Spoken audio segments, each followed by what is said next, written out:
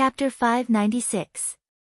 My father is Faust, little Doxim, in order to help his father gain votes in the election of the Consul of Volantis, bravely broke through the blockade of the guards of the Unsullied in Tolos, met the Dragon Queen, and stated that there was no need to detain merchant ships. The Dragon Queen humbly accepted his suggestion, allow merchants to use ransom money to redeem people and ships, and under Faust Doxim's guarantee, release a portion of Volantis merchants with prominent backgrounds in advance. However, the Dragon Queen also made a request. She could redeem people, but she did not need gold. She could use tile steel swords, magical items, and other high-grade goods. She could also use food, cloth, and other resources as collateral. It was said that in prosperous times, gold in troubled times. However, in this strange world that had developed for more than 10,000 years and had accumulated gold without consumption, gold seemed to be useless. Well, in the great celestial empire, no matter how much gold was mined, it would not be enough to bury officials and nobles. In the Battle of Toros, the Dragon Queen captured thousands of large ships. The number of merchants and sailors added up to more than 50,000.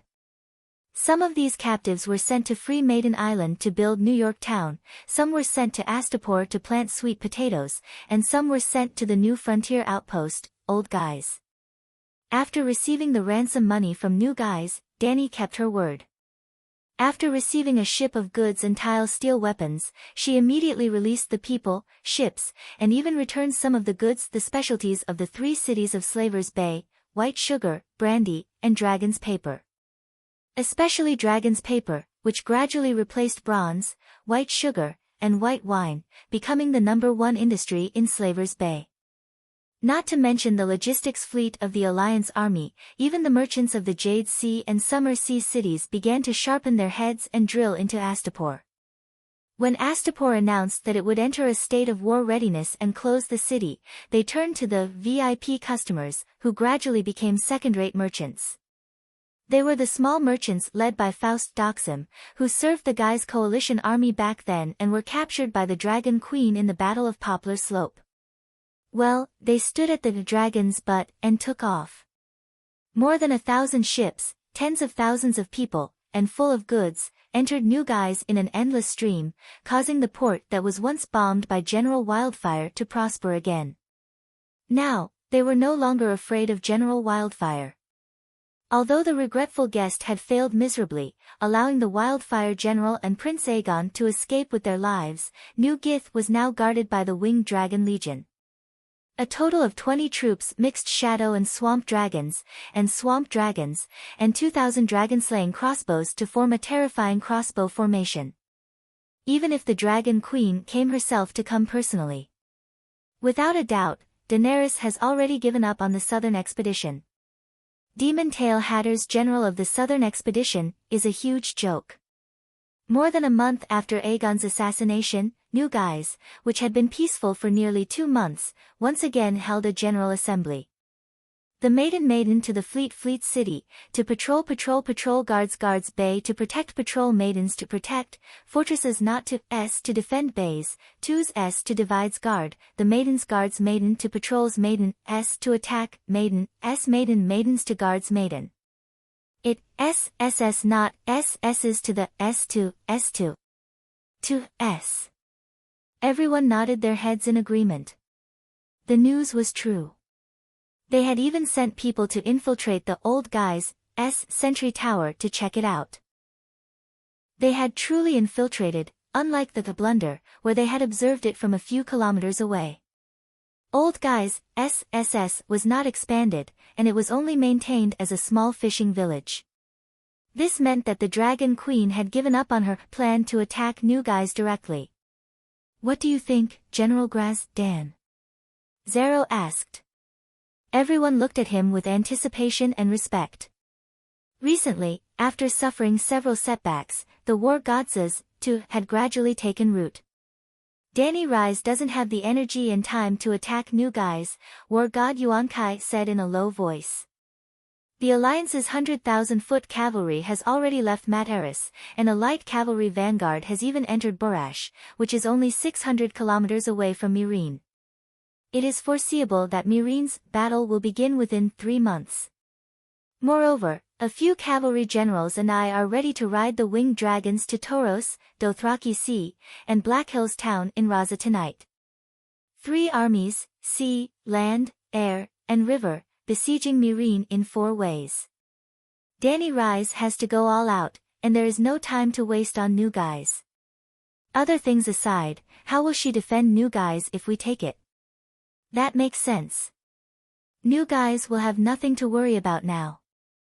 Zero nodded and sighed regretfully.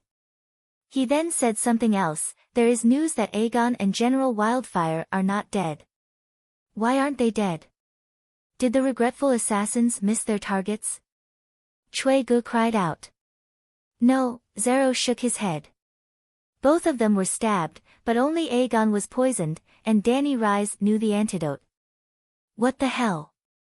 Chui Gu slammed the table in dissatisfaction and cursed. As a large assassin organization with a 1,000-year-old legacy, they don't even have a secret poison. Isn't that embarrassing? Don't worry, don't panic. If there is a first time, there will be a second time.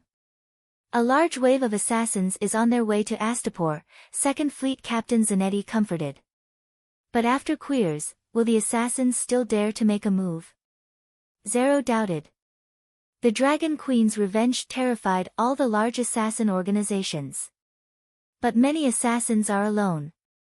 To them, the word poor is 100,000 times scarier than the Megalosaurus. As long as you can afford it, they will even assassinate the Grim Reaper. Those outlaws need money, and we have it. As long as we find the right way and use the money well, the effect will not be worse than the Megalosaurus, Zanetti sneered. Reasonable, reasonable. Everyone sighed and smiled. These people had a good plan, but it was a pity that things did not develop as they had expected. The more dangerous the situation was, the more determined Dany was to take down New Guys. The reason was simple. Before the Allied forces could surround Myrine, she had to do her best to weaken the Allied forces. Not only did she have to attack New Guys in the south, but she also had to attack the centaurs of the Dothraki Sea in the north, the slavers of the Jade Sea in the east along the Raza River, and the 100,000 infantry of the Allied forces in the west. If she did not take advantage of the encirclement to destroy them one by one, was she a masochist? Would she deliberately move according to the enemy's pace and wait for them to attack from the sea, land, air, and river? In fact, on the second night after Warlord Yuan Kai left, Dany decided to use the cargo ship strategy. It was the cargo ship version of the Trojan horse stratagem. Tyrion wanted to save young Commander Jack, so Dany pushed the boat with the current, making Jack unknowingly her spy. The son of the VIP client Fat Doxim wanted to save the captured sea merchants, so Dany beat him at his own game. She hid 2,000 Mother of Dragons guards among the 40 to 50,000 sailors and more than 1,000 ships. New Guys was about 8 kilometers long and 2 kilometers wide.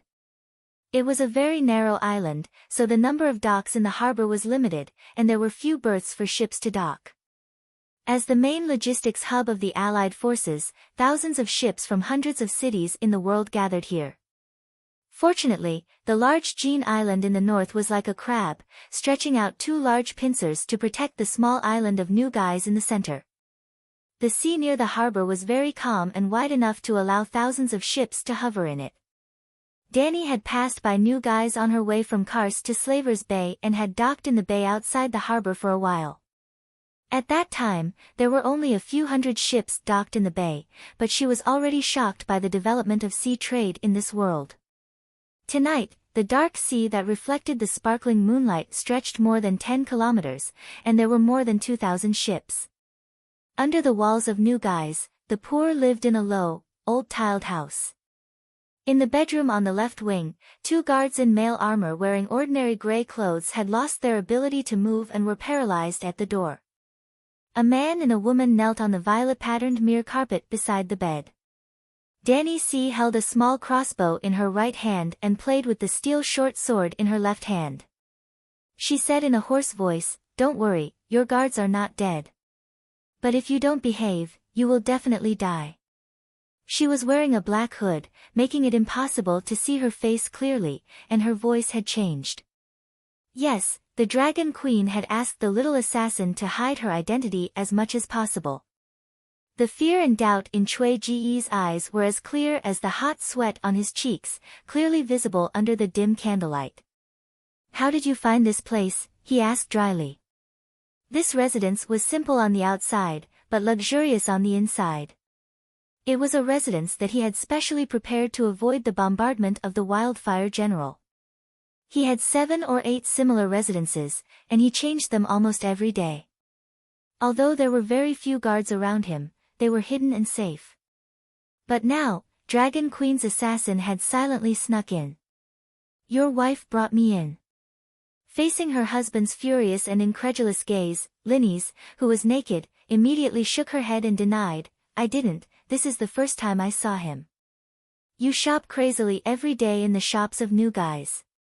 "As long as I follow you, I will naturally find this place." Danny C. lied. The shapeshifter had already figured out the location of every dragon-slaying crossbow in the city and the residence of every high-ranking member of the Alliance army. There was no need to follow them. But Prince Chuegu believed her without hesitation, because his wife was such a person. He glared at the shopaholic prodigal woman and said helplessly, "You didn't kill me immediately. What do you want?" "The queen needs your loyalty." "My loyalty?" Chuegu opened his mouth wide and said in disbelief, "I am a slave owner. Surrender, or die." Danny C. said coldly. Chuegu lowered his head and said with flickering eyes, "I surrender." "Swear." Chuegu raised his hand and swore to the gods. Danny C. picked up a ribbon from the bed and threw it on the ground, saying, "Tie your wife up." Linny's covered the big white rabbit in front of her chest and said in horror, "What are you doing?" "I know you. Even if you are wearing a hood, I can still recognize you. You are Tyrion the Kinslayer, the only dwarf under Dragon Queen's command. Who are you trying to hide it from? I also know what you want to do to me, but let me tell you, my father is." "Shut up." Chuegu roared and pulled his wife's arm away. He smiled at the dwarf and said, "Do whatever you want, I will help you tie her up." Linny's no longer struggled. She half refused and half hid, half shyly and half angrily. Chuegu skillfully tied his wife up in a pose. Danny C. almost couldn't hold it in and cursed with her original voice. The little assassin left the bed and walked to the small study beside the bedroom. She turned back and shouted at the confused Chuegu, "Come here." "Me?" Chuegu pointed at his nose and asked. "Who else is it?" The little assassin waved the crossbow and said, "I didn't expect you to be such a person." Linny's looked at the dwarf bitterly. Chapter 597. There's no need to go to the study. Chuegu stood up, raised his head, and sighed. He began to take off his silk nightgown. In the blink of an eye, he was as naked as his wife. "Right here. Do whatever you want. There's no need to hide. I won't resist either." Chuegu opened his arms, raised his chest, and faced the dwarf calmly. Danny C., who had grown up in the arena, was not a naive girl. She immediately understood Cui Ji's thoughts. She was very angry, but she did not lose her temper. She only raised her crossbow and pointed at Prince Rhys, who had sacrificed his body for justice. She said coldly, come to the study. Go." Westeros are different from Prince Rhys. They are very conservative. Even if they want to play with you, they will avoid others. Linny said to her husband, who was still in a daze, in the tone of an old hand. Chuegu had no choice but to follow the dwarf into the study. After the dwarf closed the door, he lay on the table and closed his eyes. "Come." Danny C. took out a folded piece of dragon paper from her waist. She opened it and placed it on the table. "Come. Copy everything on this list." Gu finally understood that the dwarf had no intention of neglecting his duty and taking advantage of him. What? He picked up the piece of paper and looked at it. His expression changed drastically. He said in disbelief, "Dear gods, this is the new guy's defense map. The positions and numbers of the dragon-slaying crossbow formation are, and our residence, it's all on it. Who is your spy? There are some things that even I don't know." Gu stared at the dwarf and said angrily, "Do you want to die?" The sharp tip of the sword left a red mark on the jujube. Blood immediately seeped out. Gu's expression changed. He wanted to say stubbornly, "Kill me if you dare." But he was afraid that the dwarf would really kill him if he dared. Who would dare to doubt his magnanimity if he dared to kill his nephew and father? Gu sat down with a humiliated expression. He took out a piece of dragon paper that was as wide as 2 A4 pages from the table. He picked up an ink pen and a wooden ruler and started copying. After more than half an hour, Prince Reese finally finished drawing the complicated military deployment map. And this? Danny C. put away Gu's drawing and handed him a letter. After reading the contents of the letter, Gu could no longer hold back. She said in shock and anger, "How cruel of you to use me as a scapegoat." This letter was completely a letter of loyalty written by a spy to the Dragon Queen.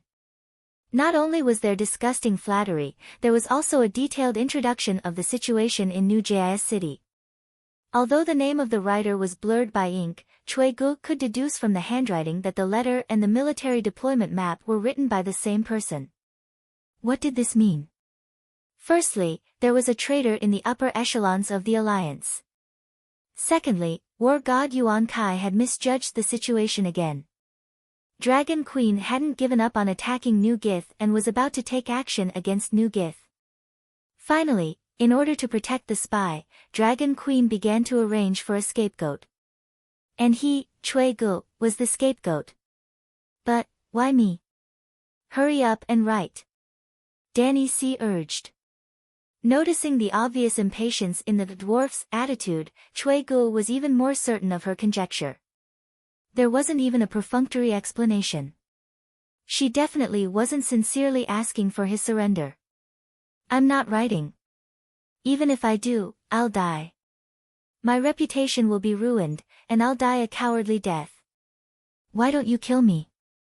At least you can keep your reputation, and you won't let that despicable person who betrayed the alliance get away with it," Gu said stiffly. "You're thinking too much." Danny C. finally gave him a perfunctory reply. Hee. Gu laughed coldly. Danny C. raised her crossbow and pointed it at Gu's forehead. She said in a low, muffled voice, "If you write, you won't necessarily die. If you don't, you'll definitely die tonight." The cold smile on Gu's face froze. After a long while, he smiled bitterly and picked up the pen. He copied the letter obediently. Without the assassin's request, he signed his name obediently. Seeing the dwarf keeping the letter and lighting the deployment map and the original manuscript of the letter on a candle, Gu's bitter smile deepened. "I can't run anymore. I'll be the scapegoat. But I can't die. I have to live. I have to live to find that bastard who betrayed the organization. This is your proof of allegiance." Danny C. shook Gu's letter and deployment map. "You know what to do from now on, right? With your status, you can come into contact with many of the Alliance's secrets. I'll keep these 2 letters and guarantee that they won't be leaked. But if you dare to lie to the Queen, you know the consequences. Furthermore, just as you thought, we have people in the upper echelons of the Alliance. You're not the first, and you won't be the last. You won't be able to hide it even if you want to." Gu's heart was filled with despair. His face was ashen. Is there any hope for this battle? Dragon Queen has the Megalosaurus, knows magic, and has an undefeatable talent for war. She also has an army of 100,000 slaves who died for her. What about my side? Pterosaur with broken wings, war god who lost every battle, and an unknown number of spies. Now, even a warrior like me who is loyal to the war against the Dragon Queen, is about to betray my ideals. It's been so long, why is there no sound at all? Chuegu walked out of the study with the assassin naked. When he returned to the bedroom, Linnes looked around curiously. She didn't hear much, but her husband's face was pale. His eyes were red and his footsteps were weak. Linnes was also a little scared. What happened to him? When the assassin used water to wake the two guards up, Linnes asked Chuegu with concern. Sigh. Chuegu had a bitter expression as he shook his head and sighed. Wow, the dwarf is actually so perverted. Chuegu was the top scholar in the Garden of Desire, a general among the courtesans. Even he, just as Linnes was thinking about how the dwarf managed to subdue her husband, the assassin walked back and started to interrogate Chuegu about some military secrets.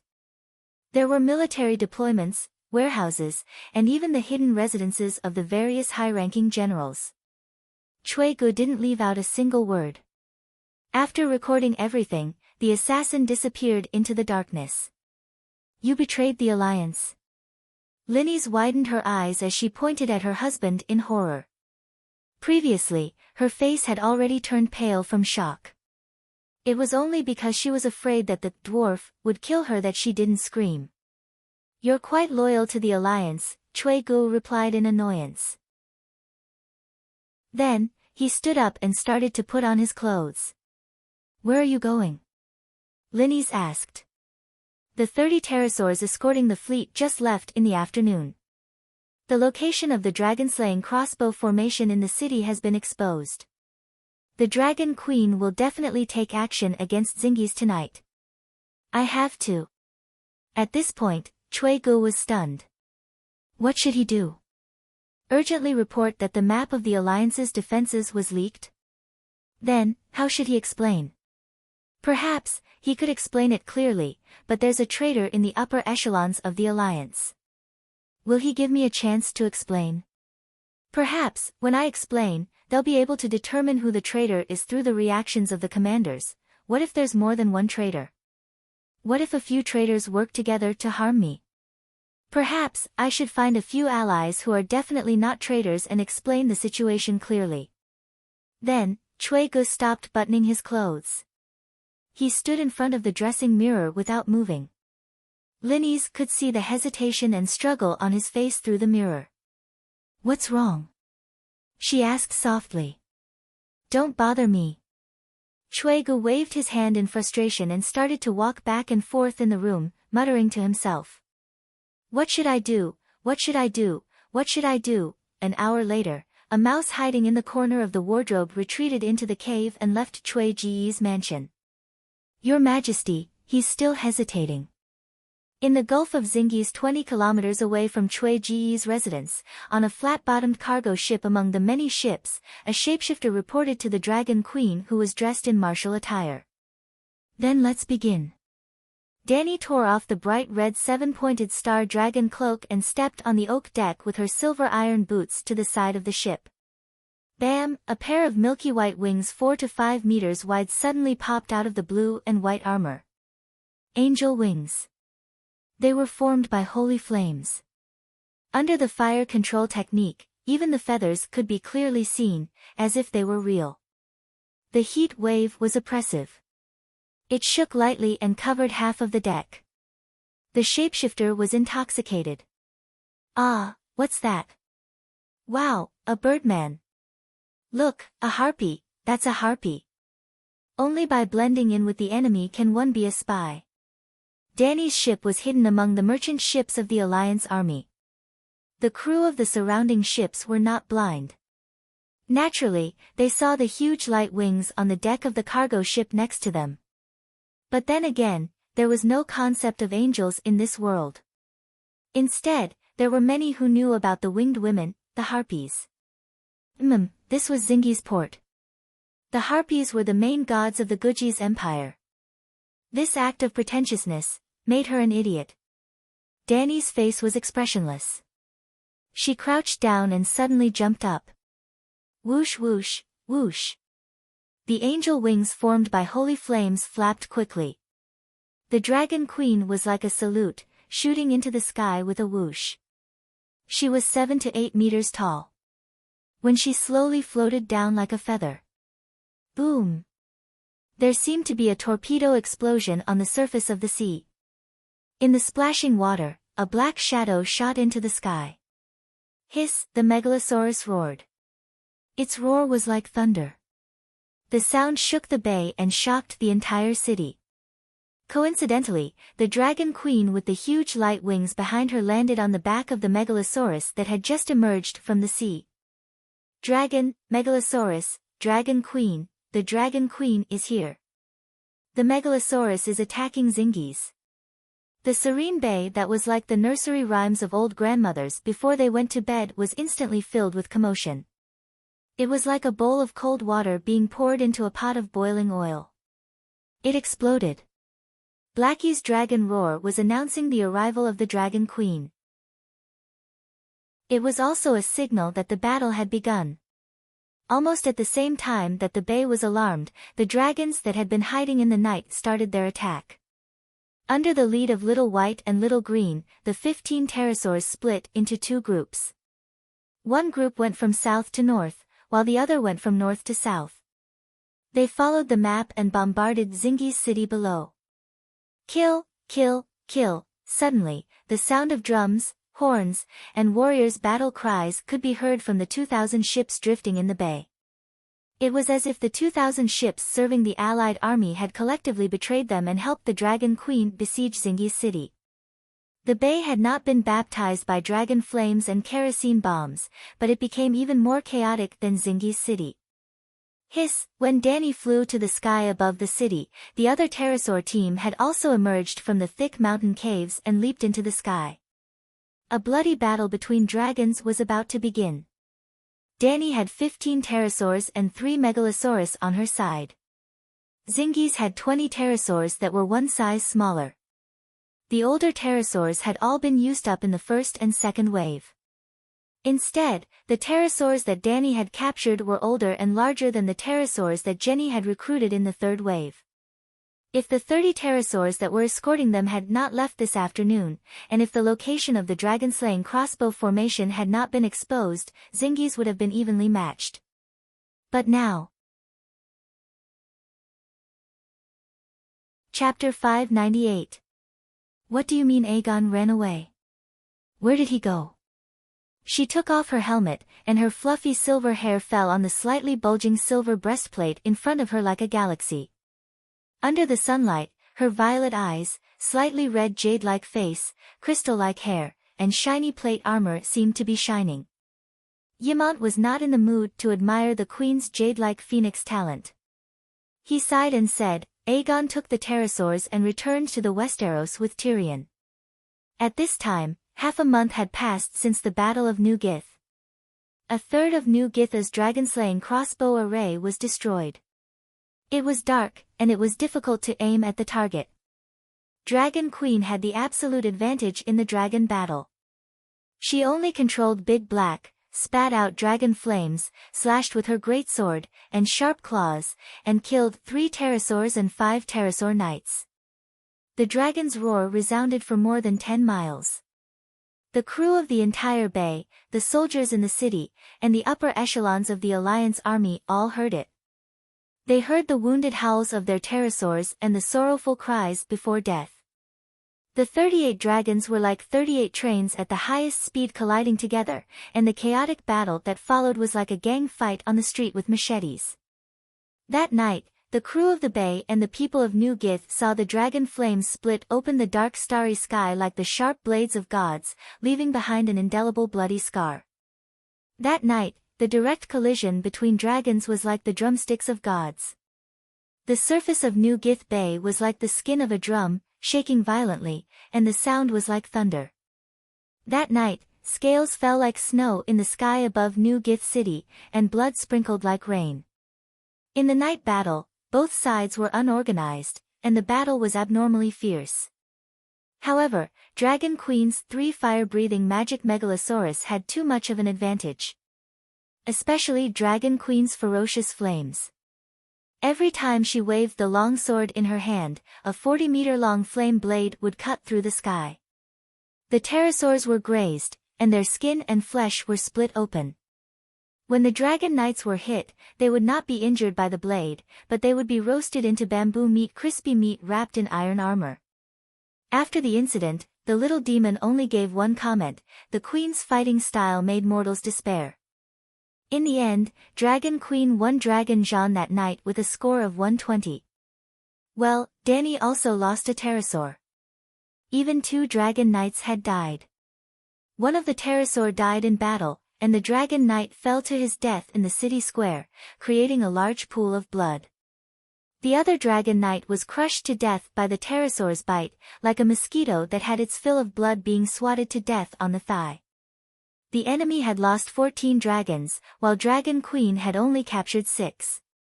It was truly tragic. Long Jean obtained a complete victory, and Danny obtained complete control of the air. The 17 dragons bombarded without restraint. In the early morning of the next day, 2,000 elite soldiers hidden in the cargo ships disarmed the new Gith dock, and the troop transport ships from the old Gith town began to disembark. By noon, Zingis, the courtyard that connected the western continent to the eastern Jade Sea, had already fallen into the hands of the Dragon Queen. The gold and silver they plundered was worth tens of millions of gold royals, and the grain and military supplies exceeded 500,000 tons. They also captured the 2nd and 3rd companies of the Iron Army Regiment, infantry, and a dozen or so mercenary groups, totaling more than 20,000 people. There were even 9 steel swords. However, Danny didn't make things difficult for the merchant ships and sailors of Zingis. Nearly half of the merchants had been captured by the Dragon Queen in Tauros, and there were even some who had just returned from Astapor after paying the ransom. Furthermore, the new Gith Bay was too wide, and there were too many ships and too many roads to stop. As a result, more than half of the Allied army commanders who had stayed in New Gith successfully escaped. Those who didn't escape either had too few guards by their side and were killed by Danny's assassins, or they were unlucky and died in the chaos, or they were defeated in the process of commanding the battle, died in battle, or were captured. The Allied army was truly valiant. In the situation where they had lost control of the air, they still maintained the good operation of the command system, and the soldiers in the city resisted stubbornly. Although there were many times where there was stubborn resistance, there were kerosene bombs falling, the Allied army didn't collapse. Well, it was also Dragon Queen's fault. This time, it was a surprise attack. She brought very few troops to New Gith, only 4,000 people, which gave the Allied army a chance to fight in the streets. Taking down New Gith wasn't the end, but the beginning of a series of conflicts. New Gith City was just a lone island. The real foundation of New Gith was Jean Island, which was more than 20,000 square kilometers in area. China's Taiwan province was only 36,000 square kilometers. Originally, the Allied army's first fleet was fast near Jean Island. That night, a large number of ships escaped to the next island. In this half a month, there were people from New Gith crossing the bay almost every night, attacking New Gith from Jean Island. That situation could be taken as a reference to how the railway guerrillas dealt with the Japanese in the city. Gith guerrillas versus true dragon Japanese. Actually, Danny's strength looked like a Japanese invading the village, but her goal was very much like the guerrillas. That was because she didn't take over New Gith to rule, but to destroy the Allied army's control of the summer sea route. Dragon Queen's strategic goal was the same as the railway guerrillas, to destroy the enemy's transportation hub and increase the enemy's cost of transporting supplies to the front lines. This scene was like the railway guerrillas taking down a crossroad in the 9 provinces. Not only did they want to blow up the railway, but they also wanted to defend that road. The railway guerrillas definitely wanted to defend a certain section of the railway and completely cut off the Japanese's transportation line, but they didn't have the strength. But Danny did. She only left 2,000 wings of liberty there. With the help of the Githa's fortifications, 2,000 people turned the 16 square kilometer island into a sea fortress. Destruction was always easier than construction. She was a destroyer, destroying the summer sea route. In this half a month, the First and Third Fleets of the Allied army took turns to bombard New Gith indiscriminately, using catapults and ballistae. The 2,000 defenders didn't care. They only shrank their forces and placed them in the Great Pyramid and the city's tunnels. Because the wildfire general burned the city with oil bombs, the people of New Gith had dug many underground tunnels and underground fortresses. Unfortunately, the catapults didn't have any lethality against the Great Pyramid. In fact, the catapults had a limited range and couldn't reach the Great Pyramid in the center of the city. In other words, other than landing on the beach, the Allied army couldn't threaten the wings of liberty in New Gith. But did the Allied army dare to land on the beach? They had tried. It wasn't easy to take down the pier and climb up the city wall. The Megalosaurus had already rushed over from Astapo. Landing on the beach obviously couldn't carry scorpion crossbows that weighed hundreds of kilograms, but the strongest single-handed crossbow, the long-arm crossbow, which was loaded with feet and very powerful, which was the crossbow that Tyrion killed Tywin in the TV series, Power Rangers, couldn't kill the Megalosaurus, not to mention that the Megalosaurus was now wearing a steel belly armor that weighed hundreds of kilograms. Dany had just returned from New Gith at this time.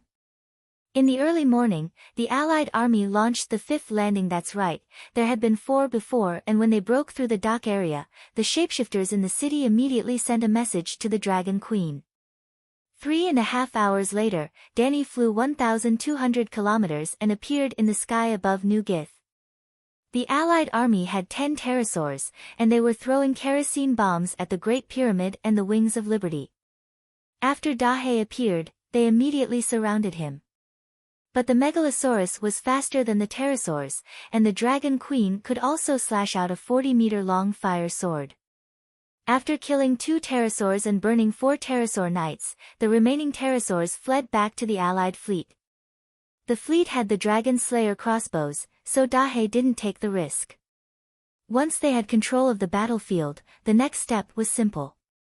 Dahe was unscrupulous. Under the control of the Dragon Queen's fire control, he no longer spewed out pillars of fire, but a 100-meter-wide carpet of fire. It only took 10 minutes for the 4,000 soldiers of the other side to all perish in the sea of fire, and no one survived. In the first 4 times, Dany still restrained herself and tried to reduce casualties, capturing almost 8,000 people. But this not only increased the burden on her side, reaching the upper limit of 2,000 soldiers, but also increased the courage of the enemy for the 5th landing. Dany believed that after today's tragedy, the Allied army would be much more cautious when deciding to launch the 6th landing. Having just defeated the 5th encirclement of the Allied army, the Dragon Queen was originally very happy, but when she returned to Astapor, she heard the news that Aegon had fled. For the Iron Throne. Aegon wants to return to the King's Landing to fight for the Iron Throne, Ymont said. Why did he suddenly have this idea? Did Tyrion bewitch him? Dany asked. Ymont said bitterly, with dragons, there is power, and the increase of power will encourage ambition. Becoming the king of the 7 kingdoms is obviously much better than being a patrolling knight in Slave Bay. According to what you said, shouldn't I be in the sky now? It's just a pterosaur. On the battlefield of Slave Bay, it doesn't even have the qualifications to fight alone. This morning, I killed 2 more shadow pterosaurs, Dany complained. You have high standards. The Westeros are different from here. Ymont frowned and thought for a moment before saying, the situation in the 7 kingdoms has changed drastically. Kevin is dead, and Cersei and Tyrell are fighting for the Iron Throne. They almost fought at the King's Landing. Aegon thinks that this is a once-in-a-lifetime opportunity, and Tyrion agrees. Aegon came to Slaver's Bay for 2 reasons, to marry you, and to become a Dragon Knight. From the beginning, he came to Slave Bay to obtain power for the Iron Throne. Now that he has obtained what he can obtain, it's not surprising that he left. As for Tyrion, he came with Aegon to bring you back to the Westeros. He wants to use your power to take revenge, to prove that he is a person, a Lannister. Sigh, I should have told him my true identity, old Ymont said, vexed. Is this a betrayal? He stole my dragons without even saying goodbye. Dany sneered. You swore that the one who ends the long night will be king. Aegon was worried that you wouldn't agree with his actions. Ymont explained, then continued, Aegon didn't betray you. He never swore loyalty to you, but Tyrion, the old man, smiled bitterly and sighed. He is a brave man with a kind heart who cherishes family. Unfortunately, he only thinks of himself as Lannister. You will probably never get his kindness and family. His bravery will not be displayed on the battlefield of Slave Bay. Don't make it sound so mushy. You make it sound like I yearn for dwarves' family. Dany cursed in her heart, but she sneered and said, Tyrion, that bastard, is usually afraid of battle, but now that the Battle of Meereen is imminent, he took my 2 largest pterosaurs. He really doesn't deserve to be human. What do you plan to do with them? Ymont asked. Dany hesitated and said, did he take Messai? No. He said that he would correct Cersei's mistake and take the Iron Throne back to Targaryen no matter what, Ymont said with a strange expression. Whether or not Tyrion took Messai determined the nature of his escape this time. Your Majesty, I'm sorry. I couldn't stop the prince. Dany was thinking about how to deal with the defector duo when John Clinton hurried over to her with a guilty look on his face. Knight, you didn't leave? Dany asked in surprise. I'm your military advisor. How can I leave on the eve of the battle? The old man said seriously. Chapter 599. Your Majesty, even if you want to leave, you have to wait until you defeat the Alliance army and win the Battle of Meereen, Old Awkward said in a low voice. Look, this is a knight, a true knight. Only this kind of person is worthy of trust. What is Aegon thinking? You didn't go with him, so how can he obtain the loyalty of the nobles of the 7 kingdoms? Dany asked doubtfully. The fight for the Iron Throne was not over just by taking down the King's Landing. You could ignore the wishes of the people, but you had to obtain the approval of the nobles, because the foundation of the king's rule was the nobles. Aegon, a prince who had been dead for 18 years in name, found it very difficult to even enter Riga and Ilya's household register, let alone obtain the loyalty of the nobles. If Clinton helped him, he might be able to rope in some of the nobles. Clinton's reputation in the 7 kingdoms might not be as good as Barristan's, but he was still a well-known figure. Among the knights of the 7 kingdoms, he was also publicly recognized as a righteous and honorable true knight. Without a doubt, Tyrion was more capable than Clinton, but his reputation was already rotten to the ground, and following Aegon would only drag him down. He has the support of the Golden Core, the dragon, and your approval, Clinton said with a complicated expression. Dany was also confused by the situation. Just based on Aegon's 50-meter-long pterosaur, the entire 7 kingdoms would be sure of one thing: whether or not Aegon was Laejazi, the Dragon Queen would definitely think that he was. Otherwise, even if she did not cut off his head, she would not give him the pterosaur. This was also one of the reasons why Illyrio and Varys had sent Aegon to Slave Bay from so far away. Tell me, what should we do? I have made an oath, and I will not go back on it. But if we tacitly agree that Aegon is using my name to fight for the Iron Throne, it will be the same as going back on the oath. Dany threw this difficult problem to the 2 honest people. Ymont was still frowning in thought when Old Awkward immediately said in a firm tone, Your Majesty, you are right, a sacred oath cannot be violated. His Highness is your junior, and also your. He is not your vassal, but he has received your help and grace. You must not sully your honor for your own selfish desires. Look, this is a true knight with honor and conviction. The words of a true knight made sense. Dany was once again convinced that the knightly culture of Westeros still had some redeeming qualities. Sir, what do you think I should do? Dany asked kindly. I don't know, Old Face said bluntly. Dragon Queen was stunned. But I know what I should do, Ol, Chon quickly added. What are you doing? Danny asked with a wooden face. I'm going to Pentos to persuade Prince Aegon to give up his irrational behavior and ensure that your oath is not violated and your honor is not tarnished, Chan said.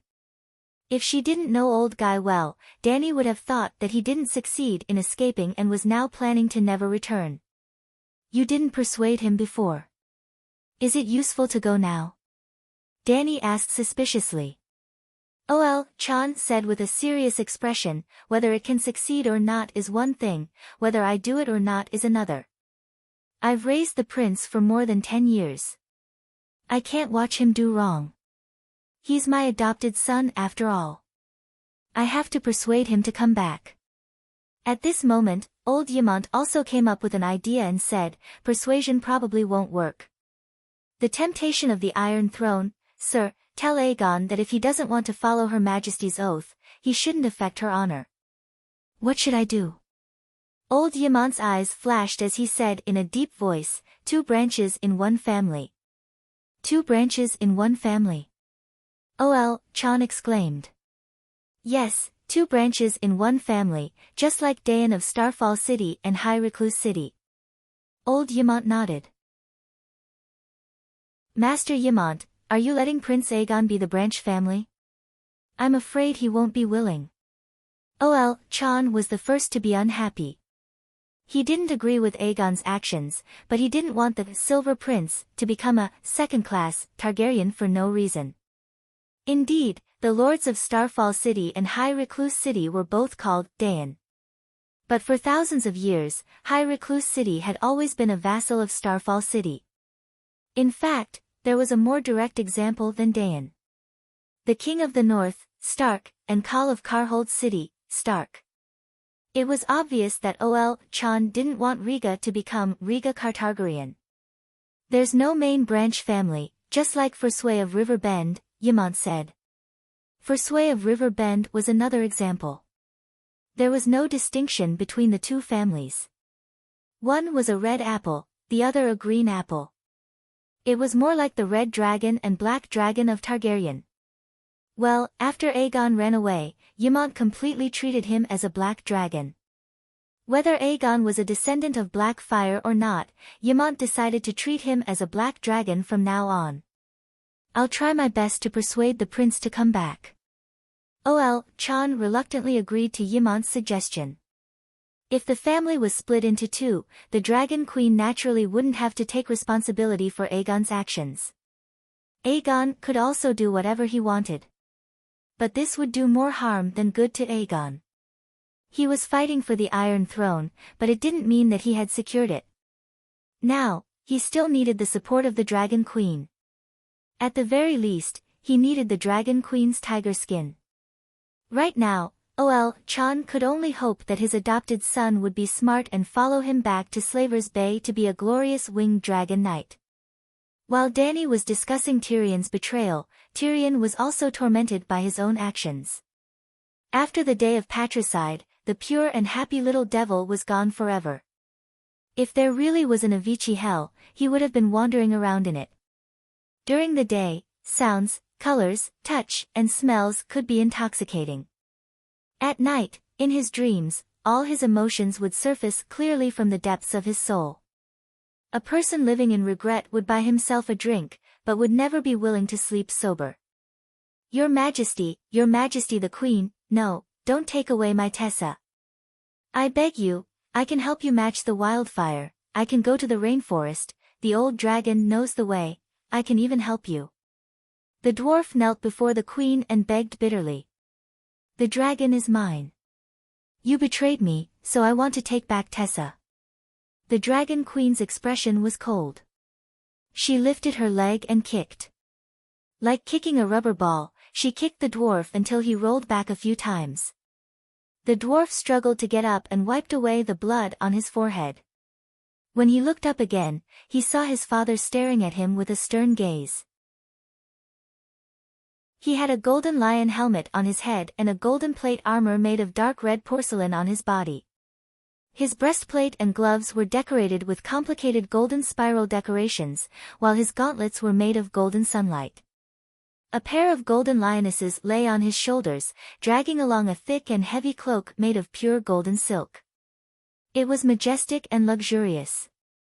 But when he looked down, he saw that Duke Tywin's lower body was bare. His dick was covered in blood, and there was a crossbow bolt stuck in it. "Father, I'm sorry." The dwarf's tears flowed down his face as he started to cry. "You're a bastard, but I shouldn't have killed you." Tywin only looked at him with his cold blue eyes, his thin lips tightly pursed. "Tyrion, you killed me." The dwarf wiped his tears and looked, only to see Uncle Kevin looking at him in place of his father. Uncle was wearing a gorgeous dark red velvet suit with golden lions embroidered on it. He had a crown on his head and sat on an iron throne full of sharp blades. His neck was empty, and his head was tucked under his left armpit. His eyes were full of resentment, and his mouth opened and closed as he spoke. "Tyrion, you said that you are a Lannister. You said that you would seek a better future for the Lannister of Casterly Rock. I believed you, and paid with my life for it. But here you are, regretting it. What's in Slaver's Bay? Do you want to free the slaves?" "Ha ha ha ha ha. No, I don't regret it. I want to return to King's Landing. I want to correct Cersei's mistake. Before the Dragon Queen officially interferes, I want to control the situation in the Seven Kingdoms awol." Tyrion howled and sat up. Before he could wake up, a furry head lifted from his crotch and said in a muffled voice, "Lord Dragon Knight, you're crazy." Tyrion looked around. He was in a luxurious palace-like room. The sea breeze blew in from the balcony, bringing him the sound of seagulls, the warmth of the sun, and the saltiness of the sea. And he was lying naked on a velvet bed. The mattress was so soft that he felt like he was wrapped in clouds. Perhaps it wasn't just the mattress, but also, the dwarf looked at the golden-haired female slave who was working hard early in the morning and asked, "How am I crazy? Did I say something? You hugged me and did that thing. You called out Dragon Queen, Cersei, and Jaime, and even Tywin and Kevin.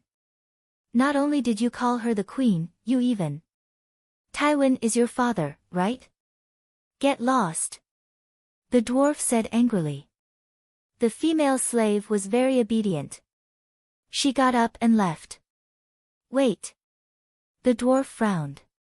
He looked at his hard as iron penis and shouted, "Come back." After he was done, Tyrion took a bath and staggered out of the bedroom. In the fountain garden in the backyard of the palace, he saw Aegon and Illyrio. The fat viceroy was sitting under a cherry tree, enjoying a jujube and glutinous rice cake. When he saw the dwarf, he immediately extended his hand, which was as thick as a carrot, and shouted, "Old friend, come and sit. I've prepared a cherry pigeon pie for you. I wanted to discuss what to do with you personally, but I heard at the door, sigh, it's good to be young. You've been busy until noon." The dwarf's ugly face was slightly red. He pointed at Aegon, who was shouting for the craftsman to paint the pterosaur by the pool and asked, "What is the prince doing?" Tyrion shook his buttocks left and right to stabilize his body. The chair was too big for the dwarf. It was originally used to seat the fat viceroy's fat buttocks. The chair was wide and deep. The dwarf felt uncomfortable, as if he had come to a kingdom of giants. "Didn't you see? Paint it black." The fat viceroy stroked the tip of his oiled yellow beard. "I saw it. But why paint it?" The dwarf moved his buttocks to the side of the armrest and sat on the chair like a soft couch. The fat viceroy frowned and then relaxed. He sighed and said, "The pterosaur sounds a few grades lower than the megalosaurus. Fortunately, Prince Aegon's Balerion is big enough and intimidating. But its scales are like the seaweed in a smelly lake. Think about it. Don't the Westeros commoners and nobles have more feelings for the black dragon?" The fat viceroy chuckled. "So, even the name was changed." The dwarf lifted the tightly sealed bronze pot lid, picked up the pigeon pie inside and chewed. The fat viceroy narrowed his eyes and inadvertently glanced at the stone sculpture in the middle of the pool. He said, "Obviously, Elia, is far less fated than Valerian. There was a naked young swordsman sculpture in the middle of the marble pool. His body was lithe and his movements were agile. It was the fat viceroy when he was young. Yes, the current Roshan had a youthful period where he could rely on his looks to make a living. The dwarf chewed on the meat pie and muttered, "But Elia is obviously more favored by Uncle Dwayne. You called the prince back in advance and did not even inform the Dragon Queen in person. You have already greatly offended her. If you lose Dwayne's support." Chapter 600. That's right, Illyrio and Varys changed their plans again. The first time, their plan was simple. They wanted Robert to work hard until he became fat and weak and lost his ability to fight. They wanted the Seven Kingdoms to empty their treasuries and lose their strength. In the end, Littlefinger came in and killed the best foster father of the Seven Kingdoms, Jon Arryn. He exposed the secret that Robert's 3 children were not his own and started a war between lions and wolves. The second time, they planned to sell Dany and Rhys in exchange for 20,000 roaring warriors from the Horse King and let Second Brother Way lead the way for the true dragon. In the end, Second Brother Way killed himself and Dany and Rhys killed the Horse King. The third time, they planned to let the true dragon Aegon go to Slaver's Bay to find the Dragon Queen, marry her, tame the dragon, and return home together. In the end, the Dragon Queen did not care about them at all. The fourth time, they realized that the chess piece had become the player. Their plan was to follow the Dragon Queen's plan. Aegon tamed Blackie and survived the long winter while the Dragon Queen led thousands of troops to help her nephew seize the Iron Throne. In the end, Aegon tamed a pterosaur. Illyrio cursed in his heart, "Fuck, 10,000 times," and, "Child, why are you so impatient," 100,000 times. If that was all, Illyrio and Varys would have just accepted it and continued to wait. However, 2 pieces of news came from Slaver's Bay and King's Landing, forcing them to change their plans. The first piece of news: Kevan and Pycelle were dead. Lannister and Tyrell, who were allies, turned against each other for the Iron Throne. King's Landing fell into chaos. The second piece of news: Aegon participated in the Battle of the New Gith Dragons. The death rate of the pterosaur knights in that battle was 215. It was terrifying. After the Battle of the Dragons, Prince Aegon also took on the task of patrolling the 3 cities of Slaver's Bay. Because the other side wanted revenge, there were even aerial battles in Meereen and Cayuan. Although Slave Bay's side won every time, there was no such thing as a complete victory in this world. Aegon's Ilya had a huge body and had been surrounded by several pterosaurs many times. But it had never succeeded. The Dragon Queen would not allow her side to be outnumbered. These 2 pieces of news could be summed up in 2 words: opportunity and crisis. In the Westeros, there was a once-in-a-lifetime opportunity to ascend to the Iron Throne. In Slaver's Bay, Aegon was in grave danger. The Battle of New Guise was just the beginning. One could imagine that the battle would only become more and more intense in the future. How could he let the true dragon Aegon die for the Dragon Queen? Illyrio did not hesitate to change his plans for the 4th time. "We've got everything we can get from Dany Rhys. If we continue to stay in Slaves Bay, there will be assassins inside and enemies outside. The disadvantages outweigh the advantages." Varys also dragged his stump to express his agreement. Oh, Kevan's death was sudden and inexplicable. Varys had snuck into the secret passageway of the Red Keep to investigate how Cersei had assassinated Kevan. In the end, he had stepped on a trap that Tyrion had suggested and Kevan had arranged for people to set up, breaking his left leg. In short, Varys and Illyrio both believed that Aegon should not continue to stay in Slaver's Bay.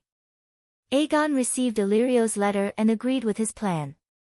To be honest, even without Illyrio's letter, he had planned to return to the Westeros after the Battle of Meereen to fight for the Iron Throne. Yes, Aegon was not completely heartless. During his time in Slaver's Bay, he had repeatedly fought at the forefront for Aunt Dany's great cause. Knowing the significance of the Battle of Meereen, Aegon had wanted to delay his departure, but Tyrion changed his mind. The dwarf told him, when the Battle of Meereen ends, the chaos in the King's Landing will have subsided. Either my sister will suppress Tyrell, or Tyrell will control the King's Landing. Either way, you will face the pressure of half of the Westeros.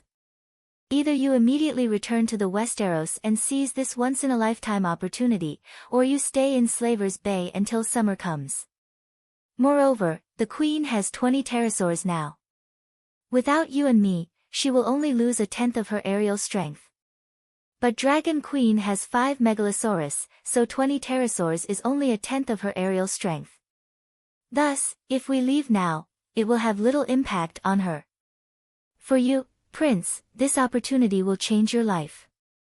If there is a long night and you hide in Slaver's Bay, you will definitely not be able to become a savior and have no fate with the Iron Throne. If there is no long night, when summer comes and the Dragon Queen helps you obtain the Iron Throne, you will only be Aegon chosen by my aunt to be king. Do you want to be Aegon the Conqueror or Aegon chosen by my aunt to be king? Of course, Aegon wanted to be Aegon the Conqueror. Even if my sister is useless and a pushover, the nobles of the 7 kingdoms will definitely not stand by and do nothing when foreign enemies invade. Under the cherry tree, the dwarf chewed on a piece of meat pie and mumbled. Prince Aegon is not a foreign enemy. He is only taking back what belongs to him. Ilio put down the rice cake and said with a serious expression. Of course, he is the son of Rhaega and Ilya. He should be the first successor to the Iron Throne. Tyrion nodded in agreement. But you have to convince the nobles of the 7 kingdoms. Varys' reputation is not better than mine. How do you plan to deal with the prince's relationship with Dorne? You even changed her name to Ilya. To think that I praised the prince in front of Princess Elaine for being filial. The prince is not a vassal of Queen Dany and Prince Mikhael. He should interact with them as a king. Ilio said in a low voice. Tyrion raised his eyebrows. How? Ilio said, we will follow your plan. We will attack and take down Storm's Rest. The prince will announce his identity and use his status as the rightful successor to the Iron Throne to summon the loyalty of the Storm Lords. After becoming the Duke of a kingdom, Prince Aegon will have the capital to form an alliance with Dorne. Then we will combine our forces and head north to King's Landing to seize the Iron Throne. This plan was indeed first proposed by the dwarf. A long time ago, when they had just arrived at Slaver's Bay. With the Golden Regiment as the backbone? Is it reliable? Tyrion frowned. The Golden Regiment is absolutely trustworthy, the fat governor said with certainty. That day, Tyrion rode Tessa and Aegon rode the Black Reaper Balerion. They brought the spice merchants and flew south to Myr. By the time the old man found Myr, the Golden Regiment had already begun to board the ship. They boarded the ship and left Myr, crossed the narrow sea, and headed straight for Storm's Rest. Harry, your contract with Myr has been terminated? Clinton found the commander of the Golden Regiment, Sir Harry Strickland, known as Homeless Harry, who was directing soldiers to transport the giant elephant onto the ship. Whoa! Harry saw the black pterosaur landing beside him and whistled. He said in surprise, I didn't expect you to become a dragon knight. Where is His Highness? Clinton learned about Aegon from butler Ilio and flew to Myr. Before he landed, he saw a dense group of marching troops at the docks. Before he looked for Harry, he circled the city and did not find any traces of the pterosaur. They went to Queen's Corner. Harry laughed and went over to give his old friend a big hug. Clinton had served in the Golden Regiment before and was an old friend and comrade with Harry for many years. If Varys had not entrusted little Aegon to him, Clinton would have been the commander of the Golden Regiment. You're fat and old. Clinton hugged his old friend's bloated and loose body and sighed. Harry looked at the old man and touched his sparse hair. He sighed. You're bald too, but you're still full of energy. Your arms are so strong that they hurt my ribs. He. Clinton laughed heartily and greeted the commanders of the Golden Regiment who had rushed over after hearing the news. He then pulled Harry to the side and frowned. "Is the prince with Ilio?" "What else?" Harry was confused. "It was that guy who encouraged the prince to leave Slave Bay." Clinton frowned. "John. Although I'm unhappy with his repeated changes in plans, I really don't think Ilio is wrong this time," Harry said. "The prince's actions went against Her Majesty's oath," Clinton said. "That's not our queen." "John, you're loyal to Prince Aegon," Harry said meaningfully. Clinton knew that the Golden Regiment had never belonged to the Dragon Queen, so he did not argue with him. "Why did the prince go to Queen's Corner?" "To seek help.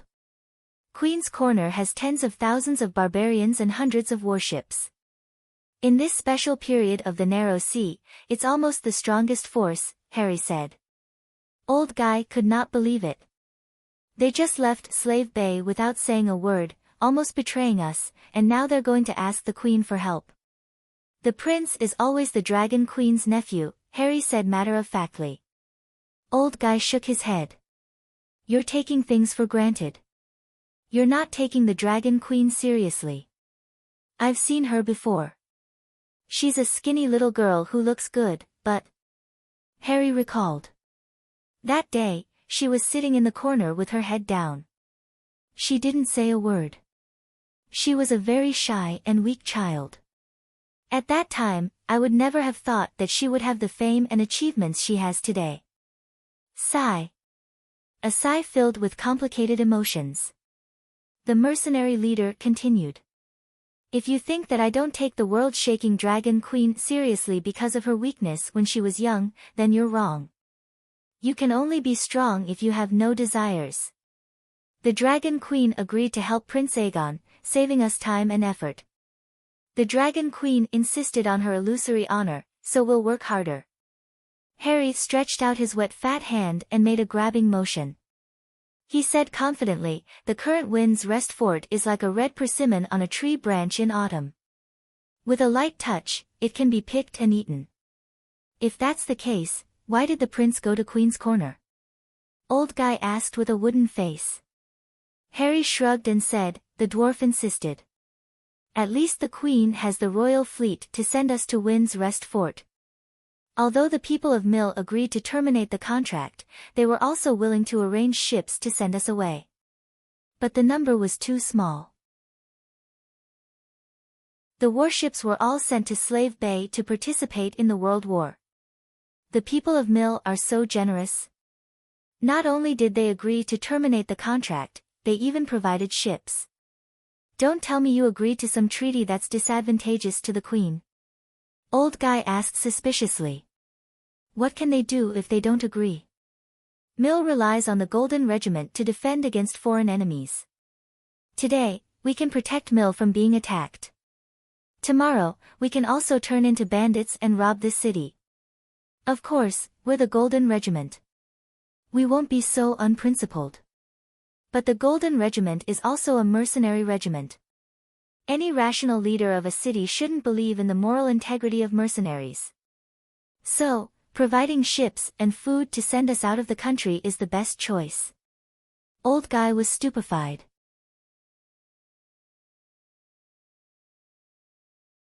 Chapter 601. Tyrion proposed going to Queen's Corner for 2 reasons. First, as Harry had said, to seek help. However, Tyrion did not expect the Dragon Queen to send barbarians and warships to help Aegon land at Storm's End Keep. He only wanted 1 or 2 barbarian shapeshifters. The imp had been a slave for almost a year and had participated in more than a dozen wars. He deeply understood how terrifying an absolute information advantage was on the battlefield. It was no exaggeration to say that if he was given a shapeshifter as a follower, he would not lose to war god Robb in the War of the Four Kings. In addition to shapeshifters, the Dragon Queen's Royal Navy, which dominated the Stone Steppes archipelago, was also the dwarf's target. It was almost 1,000 kilometers from Mill to Storm's End Keep. The Golden Regiment had 10,000 warriors, thousands of horses, hundreds of elephants, and countless military equipment and provisions. It was impossible to transport them all at once. In the original plot, the Golden Regiment used the Stone Steps Archipelago as a springboard to land at Storm's Corner, 500 kilometers to the south of Storm's End Keep, the territory of the Onion Knight. The Onion Knight's castle was most likely raided. They first took down Eagle's Nest Castle and rested for a long time at Old Awkward's house before reorganizing their 10,000 men and attacking Storm's End Keep. In addition to seeking help, Tyrion had a second goal: to obtain the Dragon Queen's forgiveness. The day before yesterday, he had run away without telling the Dragon Queen, mainly because he was afraid that the Queen would take away their dragons. The dwarf knew that Dany could do it. However, the monk could run away, but the temple could not. Tyrion's goal was the King's Landing, Lannister, and Casterly Rock City. He had to reach an understanding with the Queen, otherwise, his future efforts would be as illusory as a fortress on the beach.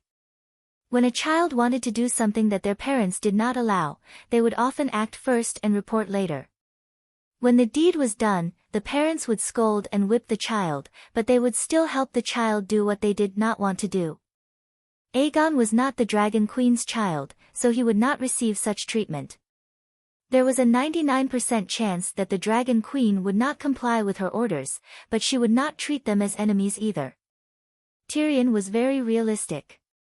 He had never asked for the Dragon Queen's protection. As long as she did not treat him as an enemy, he would be satisfied. At the end of the day, Tyrion's goal had always been clear: he had committed an unforgivable crime, but he had to protect Casterly Rock from the coming storm. He didn't care about personal honor or loss at all.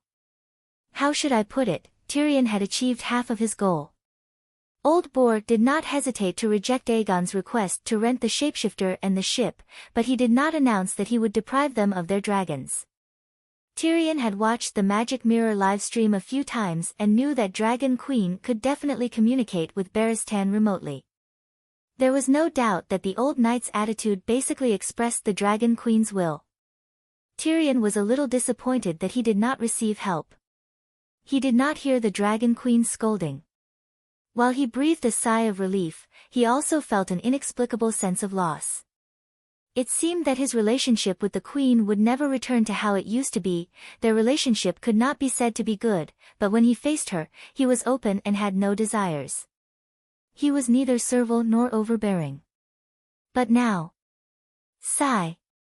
When he met John Clinton at Mere's docks, Tyrion was still a little distracted. "Ah, Sir, you're here too. Very good, we have the hand of the king." Illyrio's exaggerated laughter woke the dwarf up. "The hand of the king? Let the other ghosts bite off this fat merchant's mouth." When he and Aegon had just flown from Slave Bay to Pentos the day before yesterday, the fat viceroy had promised that he, Tyrion, would be the greatest hand of the king. But before Tyrion could mock him, he heard Clinton say solemnly, "I'm here to bring Prince Aegon back." "Back where?" Tyrion slid down from Tessa's fleshy wings and asked in confusion. "Back to Astapor." The old man looked straight into Aegon's drifting eyes and said word by word, "Prince, do you know how much criticism your actions will bring to the Queen? She made an oath, and now you are using her name to break her oath. No righteous king would do such a thing." Illyrio used his hands full of sparkling rings to straighten his robes that were wrinkled from riding the dragon as he shouted. "This is a rare opportunity. The Queen is the Queen of Slave Bay, and the Prince is the King of the Seven Kingdoms.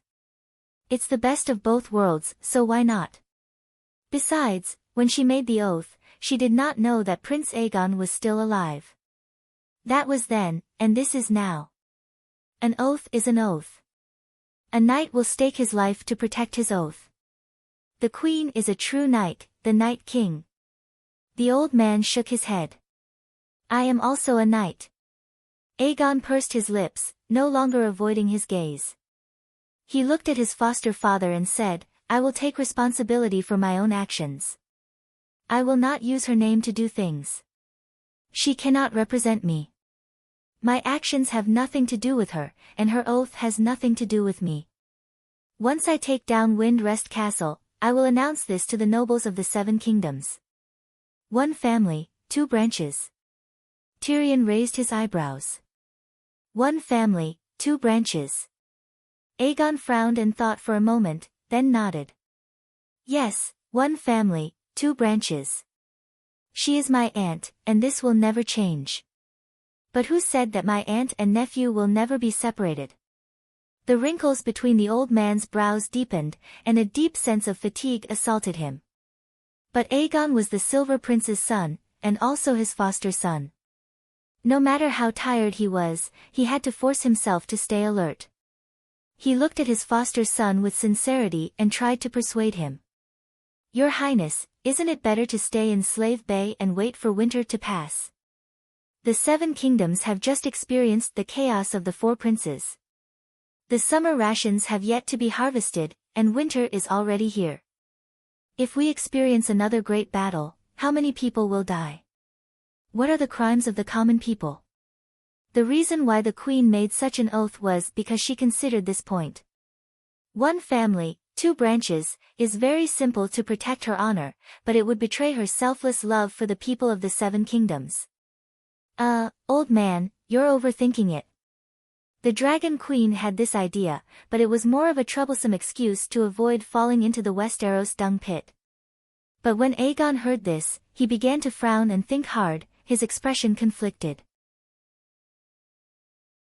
He also felt that he should not let down his aunt's benevolence, but now that the arrow was knocked, it was too difficult to retreat. He looked at the dwarf with a pleading gaze. Tyrion touched his black nostrils and said with a gloomy expression, Sir Clinton, I do not deny that the Queen's decision is a great mercy to the people of the Seven Kingdoms. I also do not deny that the Seven Kingdoms will have an upheaval that will not lose to the War of the Four Princes. But the current situation is like two hooligans fighting, and the innocent passers-by have already been killed.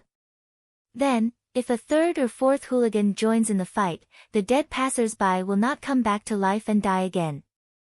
This analogy, Clinton was stupefied. Aegon said angrily, I'm not a hooligan. Ilio glared at the dwarf and said unhappily, His Highness is not a third hooligan. He will end the upheaval as an enforcer and bring eternal peace and true prosperity to the Westeros. Yes, my war to revive the Westeros will be the last war. After that, I will reduce taxes, recuperate, and help the refugees, Aegon hurriedly said. Your Highness, do not make promises beyond your ability. That will make the nobles of the Seven Kingdoms think you are frivolous and unreliable. The dwarf could not help but perform his duty as the hand of the king admonishing the emperor. I'm not boasting, Aegon said with a red face. How will you help the people?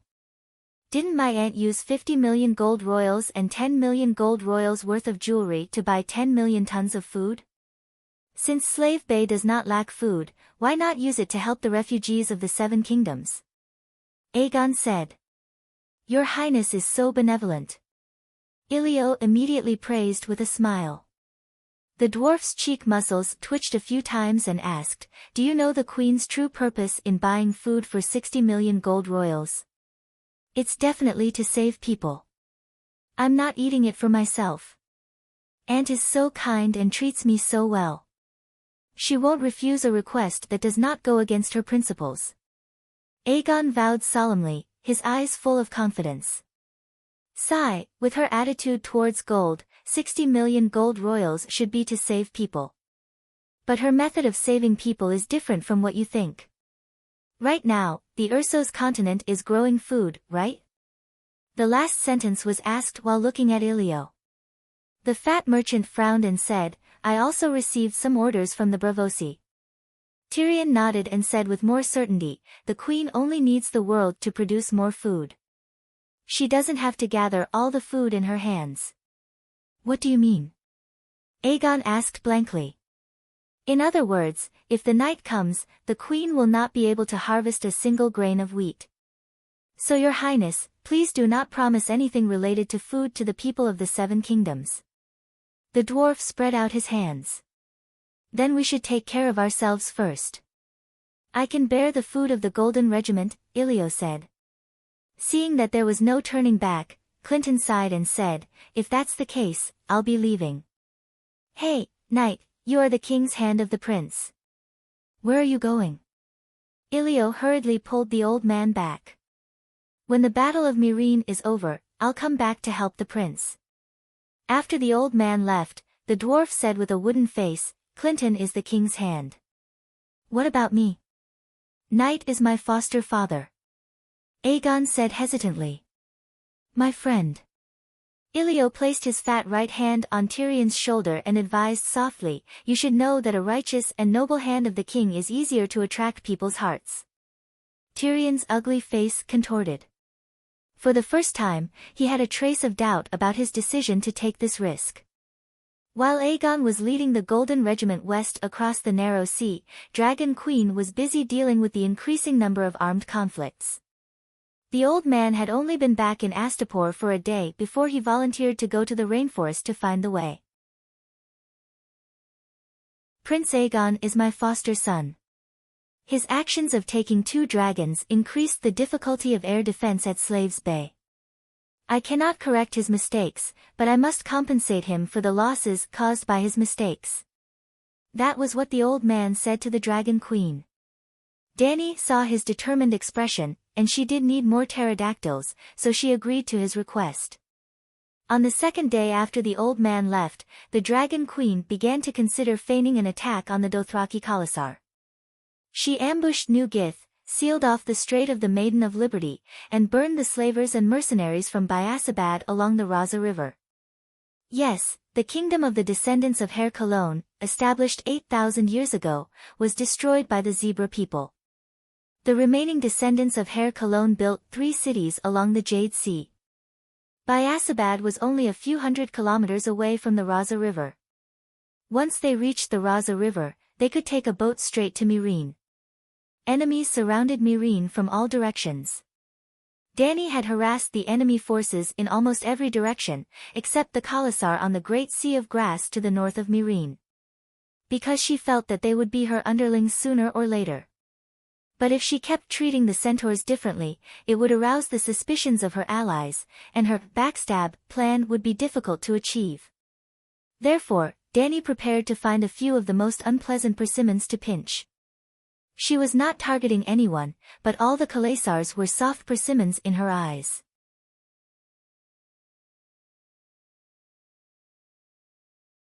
Chapter 602. Just as Dany was preparing to take action against the centaurs in the northern plains, Jon came looking for her.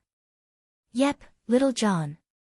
In the study, Dany looked at the young man in the mirror with a complicated expression. She lamented, looks like you've gained more than I expected. In just a few days, your magic power has increased by several folds. You didn't need anyone's help and connected to my magic network with your own strength. Yep, Jon didn't use Aunt May's help to contact her this time. Jon held a glass candle in his hand, like an experienced wizard, using the magic crystal tower on Dragonstone Island as a signal relay station to connect to Dany's magic mirror across thousands of miles. It's all thanks to Her Majesty's help. Jon had a calm temperament, and there was a strange charm between his brows. His eyes were deep, as if there was a galaxy flowing in them. Facing the powerful Dragon Queen, he didn't have his previous cautiousness and cautiousness. His expression was calm and at ease, but he didn't lose his manners. Dany wanted to ask him what he had gained, but she knew without guessing that the other party wouldn't answer such a personal question, or give her a nonsensical answer. Where did you get your glass candle? She asked a simple question. I took a section of the dragon crystal weapon you sent to the Great Wall and cast it into a glass candle. Oh, where did you learn how to make glass candles? The main material of glass candles was the dragon crystal, but it wasn't enough to elongate the dragon crystal into the shape of a candle. It involved high-level magical knowledge that ordinary mages wouldn't be able to come into contact with. For example, Dany didn't know how to make glass candles before she went to the cellar of the City of Knowledge to read Magic Network. Melisandre taught me. She's basically my magic mentor now. She believes that I'm the child of prophecy and taught me everything she knows. Jon said with a complicated tone. Damn, it's really the treatment of the child of prophecy. The people in this world were much luckier than the guy in Game of Thrones. If she didn't know about Aunt May's ability, Danny would have suspected that Bran had cast the Green Prophet's whisper on the red-robed woman. "Why are you looking for me today?" Danny asked. "I've met the people from the Iron Treasury. They've agreed to provide me with a loan service. With the northern region's taxes and minerals as collateral, the loan amount is almost unlimited. Therefore, I want to get some of the provisions from the Great Wall in advance," Jon said. "So fast?" "The Iron Treasury just happened to send His Excellency Taichu Nestos to Eastwatch. I met him there." "Taichu?" Danny was even more surprised. "Is it that long-legged, long-faced, long-bearded man Taichu who wears a long hat?"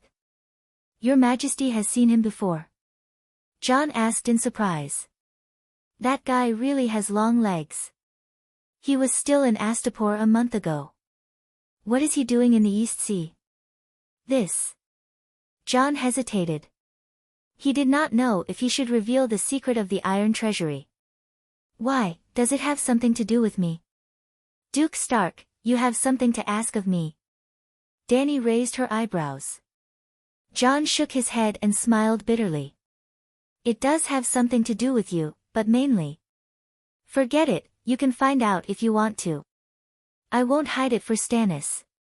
The Iron Treasury plans to provide him with financial support, but when he takes the Iron Throne, he has to pay back all the debts owed by the Iron Throne." Danny was stunned for a moment before she said in a strange tone, "Stannis is already so weak, yet he can still make a comeback. P.S. Did he agree?" "Of course." Jon nodded. "For the sake of the Iron Throne, he can even agree to such humiliating terms." "I overestimated him." Danny sneered. "Your Majesty, it's not an unfair agreement." Jon knew the inside story and decided to speak up for Erlu. The Iron Throne's debt to the Iron Treasury was all borrowed by King Robert. As his brother's successor, Stannis has no reason not to pay back the debt. That's true." Danny was surprised. During the Mad King's reign, the Iron Throne was profitable with Tywin's help. After the War of the Usurpers, the treasury accumulated millions of gold royals. Not only did they not owe the Iron Treasury money, but they also had a large amount of savings. After Robert's death, Cersei was on the Iron Treasury's list of losers because she was unwilling to pay back the interest. Not to mention borrowing money, the Iron Treasury was even funding Erlu to mess with her. So, the Iron Throne's debt was Robert's fault. If Erlu wanted to inherit his brother's throne, he had to fill the hole he left behind. But, in the end, the wool came from the sheep. The king only knew how to cut the wool of others. If Erlu really took the Iron Throne in the future, the people of the Seven Kingdoms would be the ones to pay back the debt. "Has the new Commander-in-Chief been chosen?" "I said at the Wall that as long as the Commander-in-Chief agrees, I will have no objections," Danny said. "The Commander-in-Chief is Sir Alliser Thorne." At this moment, Jon's pale face twisted slightly. His tone had a strange mixture of disgust and frustration. "He said that he will listen to everything you say. If you say he will lend it, he will lend it. If you don't, the Night Watchman will never lend it to you." Danny's mouth began to twitch. "I said that the Commander-in-Chief of the Night Watchman is a very important position. You don't have to care about my face." The position of Commander-in-Chief of the Night Watchman was very important, but it was difficult to get anything out of it. Even if a trusted member of the Dragon family was chosen as the Commander-in-Chief, it would only make it easier for the Dragon Queen to ask for money and food. Jon's pale face twisted even more. He was chosen based on his qualifications. "It has nothing to do with you." Isn't he very foul-mouthed and disliked by the Night Watchman?" Danny was puzzled. Sigh, he joined the Suicide Squad, hunted down the Deviants, and even stopped the Weeper's attack on Eastwatch. He helped tens of thousands of savages leave the Great Wall. Jon's expression was helpless. When the Dragon Queen was at the Wall, in order to show that she was fair and just, every time there was an adventure mission, she would definitely choose a trusted member of the Dragon faction. After escaping death several times, Sir Alistair suddenly realized, holy shit, I've done so much. Last time, when John killed Janos Slint, he even sent Alistair to Eastwatch, nominally because he was more suitable to manage the savages of the Great Wall. Indeed, Alistair was a trusted member of the Dragon Queen. Mansred and the other captains of the savages were very cooperative with him. When he arrived at Eastwatch, Alistair was like a dragon in the sea. Everything went according to his wishes and he performed miraculous deeds. First, as the hub of communication between the savages and the Dragon Queen, he gained the support of some of the night watchmen who were originally savages. Then, when the Weeper disguised himself as a surrendered savage and attacked Eastwatch, Alistair had a group of savage underlings. They turned the tide and performed great deeds again. After that, under the protection of his underlings, he personally entered the depths of the Great Wall and helped Giro Dane recruit the last savage tribe, Dany's orders. With the food provided by the Dragon Queen and the credibility of the Dragon Queen's promises, Alistair was very respected by the savages. He once again succeeded and performed outstanding deeds. But no matter how outstanding his contributions were, he never thought of running for commander-in-chief because the Dragon Queen had excluded him from the election list last time. In the end, he did those things not because of the honor of the night watchman or because of sympathy for the savages. He was simply loyal to the Dragon Queen. As a loyal subject of the Dragon family, he would do whatever the Queen told him to do. Even if he became one of the candidates this time, he thought that he would just be a sidekick. But when the voting results came out, he and the other higher-ups of the Night Watchman were dumbfounded. He actually received 75% of the votes and was elected the 999th Commander-in-Chief of the Night Watchman with an absolute advantage. In fact, Dany and Alistair had overlooked 2 points. First, including the savages, there were more than 2,500 night watchmen on the Great Wall. When John was elected, there were only 500 night watchmen. The new night watchmen had no prejudice against Alistair. Instead, they saw an old hero who was full of glory but indifferent to fame and fortune. Alistair really had no desires and did not do things for profit. Secondly, the impact of John's breaking of the oath was too great. Everyone subconsciously wanted to choose an old-fashioned and steadier commander-in-chief. The night was coming, and the night watchman did not want any more accidents. There was no doubt that Alistair, who had 20 years of experience as a night watchman, met their requirements. After becoming the commander-in-chief of the night watchman, Sir Alistair did not become arrogant, but his hatred for John was deep in his bones and he did not want to lend him food. That was why John went to the Dragon Queen. How about this? Go and find Blacksmith Tanner. I'll ask him for his opinion, Dany said. Lend him. The blacksmith was only surprised by the glass candle's means of communication for a while before he sighed. It's better to send Duke Stark and the savages who support him away as soon as possible. It'll be better for the stability of the Great Wall. John's face flushed red and he felt very awkward. He had actually become the existence that destroyed the stability of the Night Watchman. After that, Dany called old Ymont over and talked to the 2 old friends. Ymont had a lot of emotions when talking to Blacksmith Tanner and told him a lot about his experience in Slave Bay. Facing John Stark, complicated emotions spread in their hearts like seaweed, but they were speechless. John had failed to live up to Ymont's expectations and became a failed Night Watchman. But Ymont had also left the Great Wall and went to Slave Bay to burn his body for Targaryen. What right did he have to criticize John who had broken his oath for Stark? New Jith had fallen into Dany's hands and the Alliance's supplies were severely threatened. The army from Materis could not help but speed up their march. The Alliance hoped to start the siege of Meereen before their food ran out. At this time, there were already more than 80,000 Alliance troops stationed in Borash. Borash was the bridgehead for the attack on Meereen and was only 600 to 700 kilometers away. As such, Dany became even busier. The operation against the centaurs in the northern plains of Meereen had officially begun. She rode her dragon and burned their tents, intimidated and drove Khalasar towards Borash in the west. If not, how could she stab them in the back? Khal Joma, Khal Ziko, and Khal Moro were all driven to the west by the Dragon Queen. She did not deliberately drive the centaurs to Borash. She only used the excuse of ensuring the safety of Myrine to drive the centaurs from the northern plains to the west or east. Most of them went to the west because the alliance's main forces were in the west.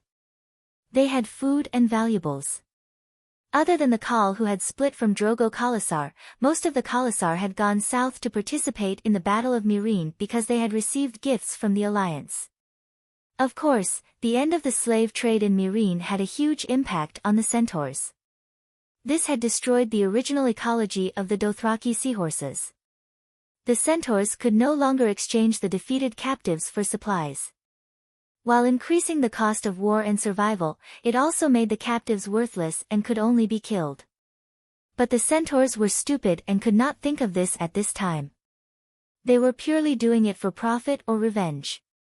Just as the Dragon Queen was attacking the enemies coming from all directions with Myrine as the center, the shapeshifters reported to her two pieces of mixed news. First, there was a blood plague in Borash. Dany was overjoyed. Bless the seven gods. On the eve of the Battle of Myrine, the Alliance troops had been infected. Second, Khal Jocko, whom the Dragon Queen had been looking for, had finally been found. His Khalasar was stationed in the plains 20 kilometers northeast of Borash. In theory, this was good news. Dany could finally bring her cheap son back. But when the two pieces of news were put together, it was a trap. Jocko's Khalasar had also been infected with the blood plague, and Khalasar was on the verge of collapse. Her cheap son was now Jocko's cheap son.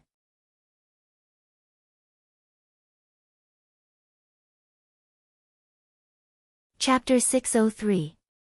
The blood plague was a highly contagious plague. The infected would have high fever, intestinal bleeding, diarrhea, and other symptoms. The way of transmission and symptoms were similar to the flu, which didn't sound serious. However, in this era where medical standards were still stuck at leeches sucking blood, the blood plague surpassed the Grey Plague and became the most notorious infectious disease. There was no cure for the blood plague and the Grey Plague. The mortality rate of the Grey Plague was almost 100%, while the blood plague only had a quarter. However, the blood plague was more contagious. It could spread silently through the air and was more likely to appear at the source of the plague. For example, the King's Landing Stinky Bay slums often had the blood plague. It was sad to say that. The blood plague had appeared frequently since human history. Before the first long night, the blood plague had already appeared before the ancestors had crossed the Dorne Arm and entered Westeros. However, after more than 10,000 years, humans still hadn't invented an effective treatment. They could only prevent the disease from occurring. Or, if they did, the patients would endure the disease. The blood plague wasn't as rare as the Grey Plague. It often appeared in areas with a large population and poor hygiene. For example, the slums of the city. For example, in large marching units. Borash was originally similar to Volantis. It was Valeglia's colonial city-state at Slave Bay. After the Great Cataclysm, without the deterrence of the Dragon King's absolute strength, Borash faced the threat of the centaurs in the northern plains. At this time, Borash was only a city ruin. There was no sewer system or street garbage collection system. However, more than 100,000 soldiers and horses gathered there. One could imagine the hygiene and safety. The blood plague wasn't usually identified when the first patient appeared. The less severe the symptoms of the blood plague were, the slower it would be discovered. If it was as terrifying as Ebola, the patient would be diagnosed within a day.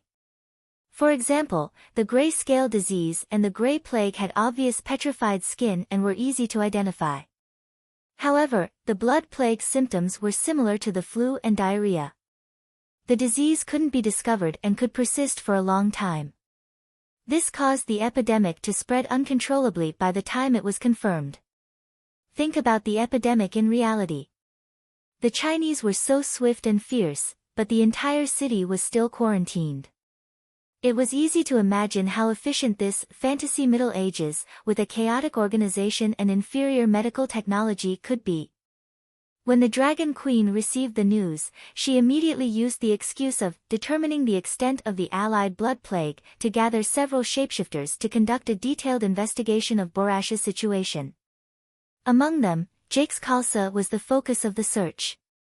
Unfortunately, Dany lost two of her old friends. Jake and his wife, Lilith, were dying from the blood plague.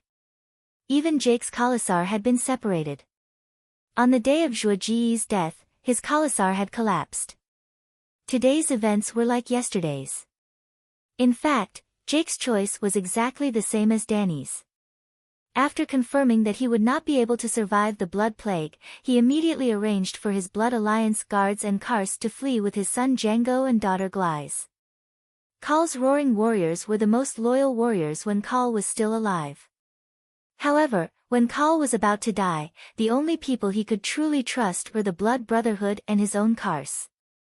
Well, Khalasar was made up of many Khas. The Khas were led by the bandits, and Khal was the leader of the bandits. At the same time, he also had his own Khas. As the saying goes, the heavenly Tao is good at reincarnation, who will the heavens spare? The blood plague was different from the Grey Plague. The mortality rate was at most 25%. If it was handled properly, the actual mortality rate might be even lower. In other words, Jake's Khalasar, which had 15,000 roaring warriors, would only have about 12,000 survivors. Khal was critically ill. Khal's son was still young, but Khalasar still had 12,000 roaring warriors. What would happen next? Back then, Jake had seized a portion of Drogo's Khalasar's power as a bandits and promoted to Khal. Then, he led his newly formed Khalasar to hunt down Drogo's son.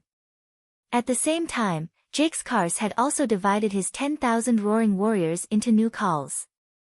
5 new Khals led their own Khalasars to hunt down Jake's son Django. Old Ymont summarized all the information he had received regarding the centaurs. After analyzing it, he told Dany.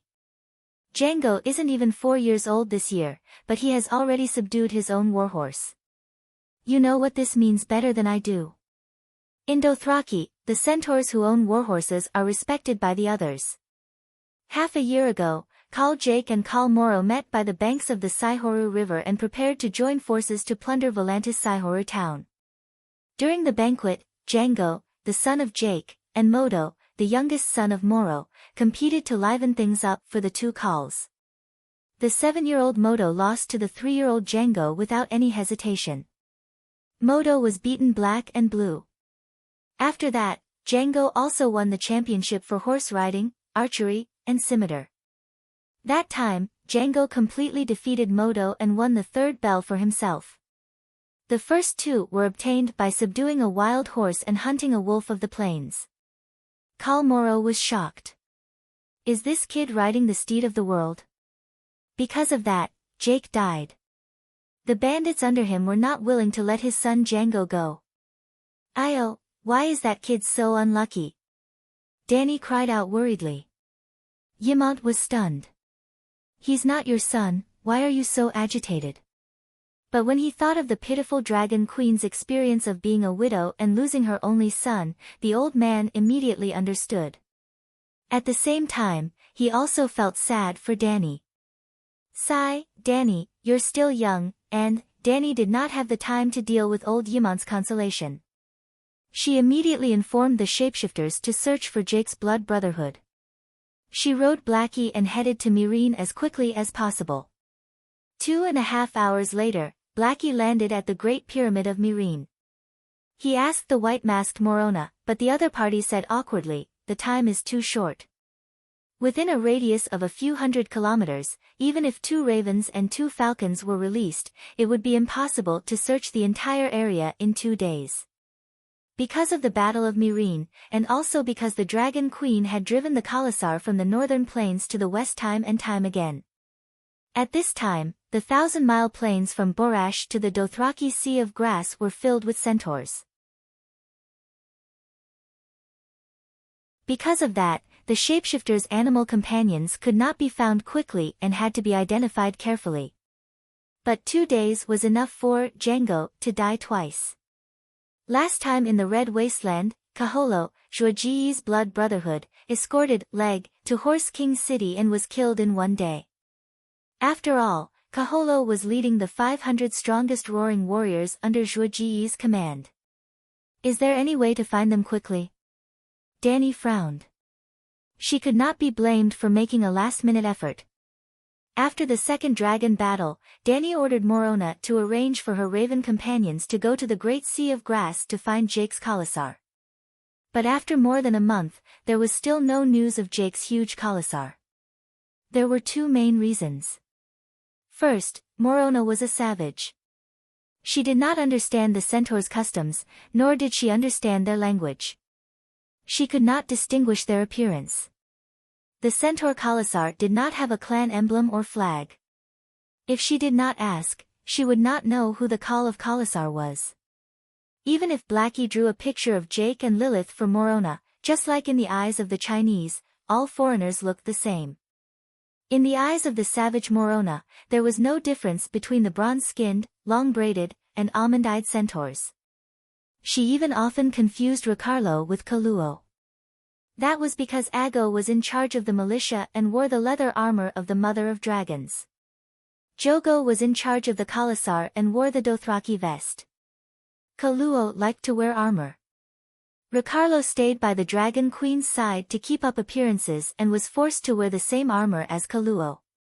In order to obtain information from the centaurs' conversations, Morona, who was almost a grandmother, had to work hard to learn the centaur language. In fact, the biggest problem with Transfiguration spies was their language and writing.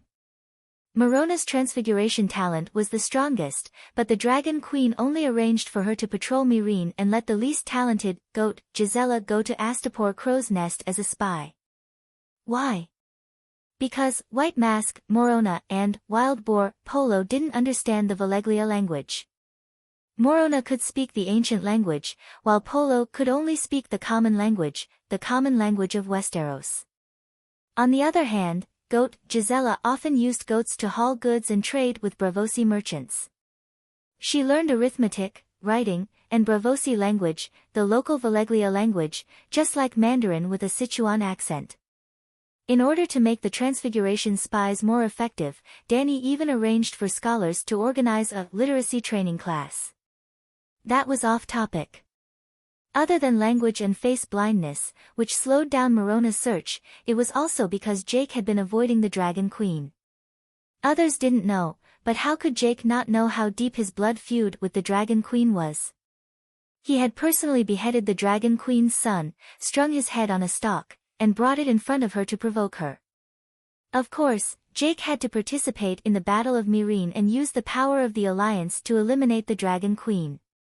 But before the battle, he had to avoid the Dragon Queen. Your Majesty, why are you looking for Jake's Blood Oath Guard? Jake is already dead. Even if the Blood Oath Guard managed to escape this time, he would still commit suicide. Since Khal is dead, the Blood Oath Guard won't live alone. Morona was confused. I swore to kill Mago with my own hands to avenge my maid Aloy. Danny said. Mago, who is that? Morona was confused. Centaurs like to call this Gu, that Gu, Ag, Hag, Jorgo, Django, Leg, Drogo, Mago. The barbarian spearwoman's head was about to explode. Sigh, it's a bit complicated. You can ask Sir Mormont or my Blood Oath Guard. Danny was anxious and didn't want to waste any more time. She waved her hand and prepared to leave. At this moment, she didn't expect Morona to provide any help or advice. Unexpectedly, the barbarian spearwoman was still thinking about the Queen's previous question. Actually, prophecies are the fastest. Morona said. Danny stopped and turned back in surprise. You can prophesy. I can, but this isn't the territory of the old gods. It's useless. Slave Bay believes in the 7 gods. Your Majesty, you can pray to the 7 gods. Morona said. Bring some people and continue to search. Danny climbed onto Blackie's back with a dark face. But just as she faced the midday sun and rose into the sky, a distant memory came to her mind in a flash. The house of memories that had been eroded by time opened its door to Danny again. It was in Queers, in the undying temple that froze the river of time. She met many doors. When she opened them, she saw many things that happened in the past, present, and future. She saw the Mad King ordering the burning of the King's Landing. She saw Rob's sad eyes in the bloody wedding. She saw 4 rats surrounding a beautiful woman called Westeros and violently violating her. She once opened a strange door. It wasn't a door, but a simple old cowhide curtain. Chapter 54, she opened the curtain and saw a vast grassland, the Dothraki Sea. A silver ribbon-like river meandered past.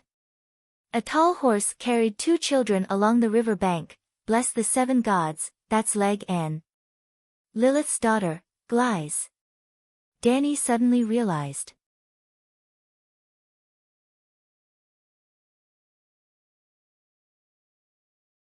Chapter 604.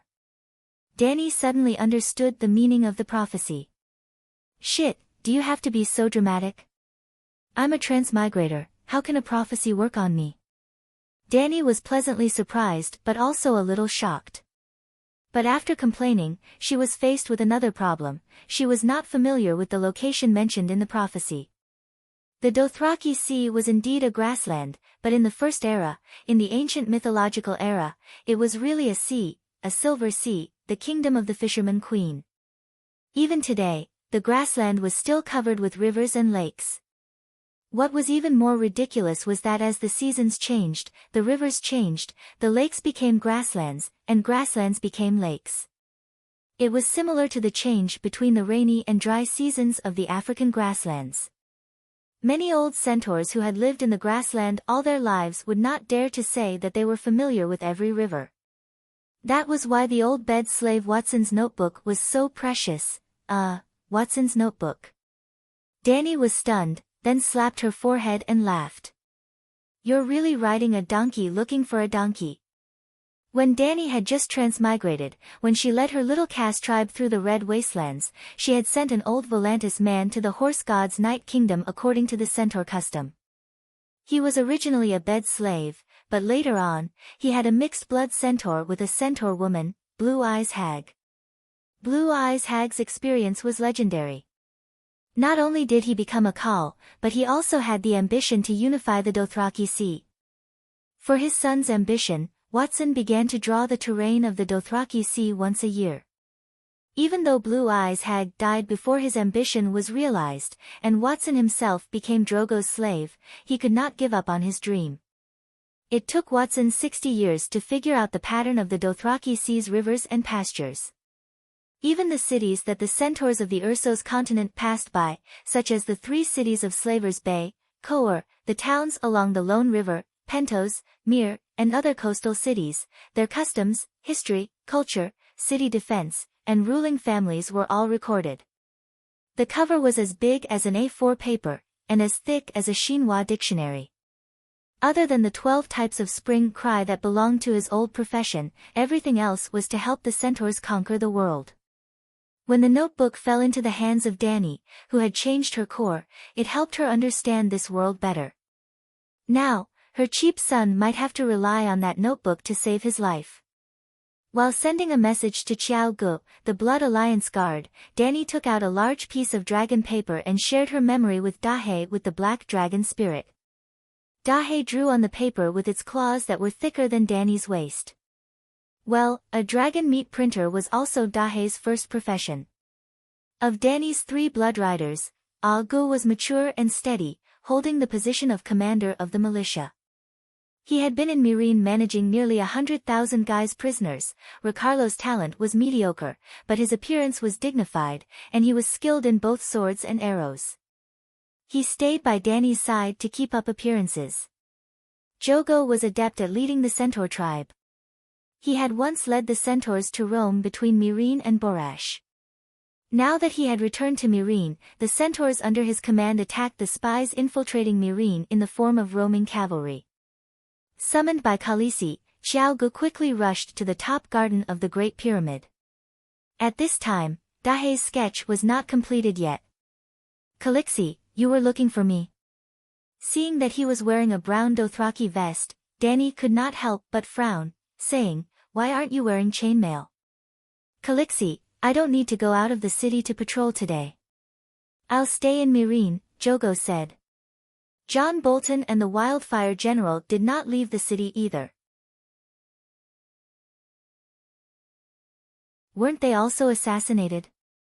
"From now on, you can't take off your armor when you eat or sleep," Dany said sternly. Knowing that Jogo did not like to wear plate armor, she had specially asked the blacksmith Tobu to forge a set of tile steel chainmail for him.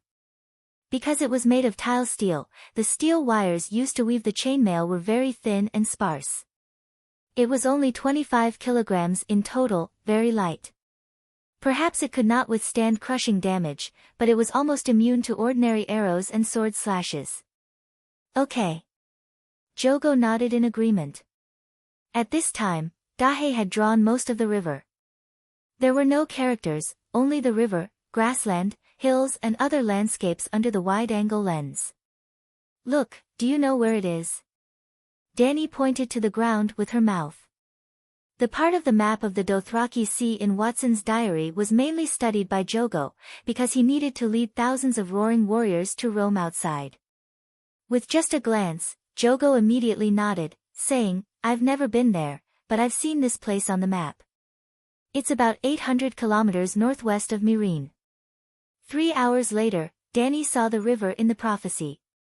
Jogo's eyesight and memory were very good. That place was exactly the same as the scene Dany saw in the Immortal Palace 3 years ago. The sun set in the west, and the open grassland was bathed in a layer of golden-red mist. The river water tinkled, and the brocade-like surface of the river undulated with a layer of slight ripples, like the bright eyes of a naughty child. Slap! Jogo slapped the nth bug that landed on his face, and asked for the nth time, "Khaleesi, what are we doing?" Dahe walked through the golden-red sunset, and Dany sat cross-legged on the grass beside the river, her eyes slightly narrowed and her expression calm. "Wait, it's not dark yet, it's not time yet." Dany looked as calm as an old dog, but her heart was beating like a drum. She did not see anyone, and for a moment, she suspected that she had overthought and misunderstood the prophecy. But inexplicably, she felt that she could wait for the person she wanted to see here. This feeling had also appeared in the Immortal Palace. At that time, she had an impulse to lift the cowhide curtain. She decided to trust her intuition. Of course, Dany was not someone who would resign herself to fate. She meditated in the clear river green, but Dahe was flying in the sky, searching for traces of centaurs in the direction of Borash. The last rays of the sun fell below the western horizon, and a waning moon cast a faint silver glow on the river. Dany, who had her eyes closed, finally opened her eyes and smiled. Malgul was a typical centaur, cruel, brave, bloodthirsty, unafraid of death, loyal and fearless. He was about the same age as Jogo and Ricardo, and had similar life experiences at least the first half of their lives. They had all been subordinates of other Khalasar, and King Drogo had defeated their Khalasar. He had chosen brave youths and healthy girls from the captives to supplement his Khalasar, and the rest of the centaurs had either been reduced to slaves or bought into slave bay. Jogo, Ricardo, Jiki, Iri, and the other youths had easily accepted their fates. They did not hold a grudge against Drogo for destroying their Khalasar, or the current Khalasar. This was a centaur custom, and everyone knew it. It was a rule of the Dothraki Sea, as natural as the seasons. But Jogo, Quero, and the others had followed Khaleesi, becoming her Kars. Malgul had been assigned to Jocko's Kars. Their fates had diverged in that moment. After taking down the town of the shepherds, Malgul had captured a beautiful young shepherdess, and he had ridden her happily. Then Khaleesi had come. She had taken the spoils from him. This was a great insult to the centaurs. Everyone knew that even the Khal could not take a centaur's spoils of war. After the Khal's death, Magu finally had a chance for revenge. He had fought bravely, following Jocko's call to intercept and take away Kaholo, who was riding the world's steed. He had dealt the final blow to Blood Guard Kaholo. Because of his bravery, Jocko had promoted him to Blood Guard, and he had reached the pinnacle of his life. He had made a bet with his Khal that the cowardly women of the Sunset Kingdom would cry at the sight of a child's head on a stalk. He had lost the bet. But he had taken back his spoils from the woman. Now, he could not even remember what the young shepherdess looked like, but he would not forget the pleasure of riding her again until the moment of his death. He still wanted to see the woman's enraged expression, and call for her companions to ride with her. Unfortunately, the woman did not get angry. She only swore softly that she would take his head one day. Magu found it rather boring. The threats from the woman's mouth were like a breeze on the plains. Many years had passed, and Magu heard more and more news about the woman. He was anxious, but not afraid. He swore that even if her demonic dragon used its mouth to bite his skull, he would not tremble or beg for mercy. On the contrary, Magu was looking forward to meeting her again. Next time, he would use his curved sword to make her suffer. Only her tears and blood could wash away the humiliation of his spoils of war. Even the Khal could not take his things, so what right did Calixi have? When Jocko finally agreed to Wizard Kaholo's request and led the Khalasar towards Borash, Magu happily pulled over the 2 female slaves and rode in front of everyone. Unfortunately, the horse god did not look after them. The pale mare, another name for the blood plague, took away the Khal's life and unfulfilled ambitions. His Khalasar split into 5 smaller Khalasars in a way that everyone knew. Then, everyone knew that the new Khal would kill the original Khal's son and bring his wife to Horse King City to become a Dash Kalan. Lilith and Calixi were also dead. The new Khal only had one goal left, to kill Django, who rode the world's steed. That woman's actions inspired Jocko. Before he died, he also wanted to send his only son to Horse King City. Magu was a blood guard and would carry out any orders from the Khal, even if it meant suicide. Thus, before Jocko completely died, he chose 300 elite knights from Kal's army and led Django and Glyze to leave the camp under the cover of the night. It was almost exactly the same as that woman back then. However, Django was just as terrifying as Leg back then. They were both so outstanding that the Dash Kalan called them riding the world's steeds. Magu suspected that riding the world's steeds was not a blessing, but a curse. Otherwise, why would they all end up in such a miserable state? They cursed their parents, cursed themselves. Yes, Django was about to die. He was a good horseman who was like a white lion on the plains. He was not even 4 years old and had killed 2 roaring warriors with his bow during the process of breaking out of the encirclement. However, there were just too many enemies, 10 times their number. Little Khal Django was still too young. His chest was slashed by the enemy's scimitar and he did not have long to live. Khal's 300 Kal's army also withered away. As a blood guard, Magu was not afraid of death. He was even glad that he could die in battle. However, he had regrets. He regretted that he could not complete the Khal's last wish. He regretted that the little Khal would be like Leg, having his head chopped off and hung on a bamboo pole. He also regretted that he could not raise his scimitar and charge at the Megalosaurus. Sigh. In order to slay a dragon, he had even practiced using grass-stuffed cloth many times.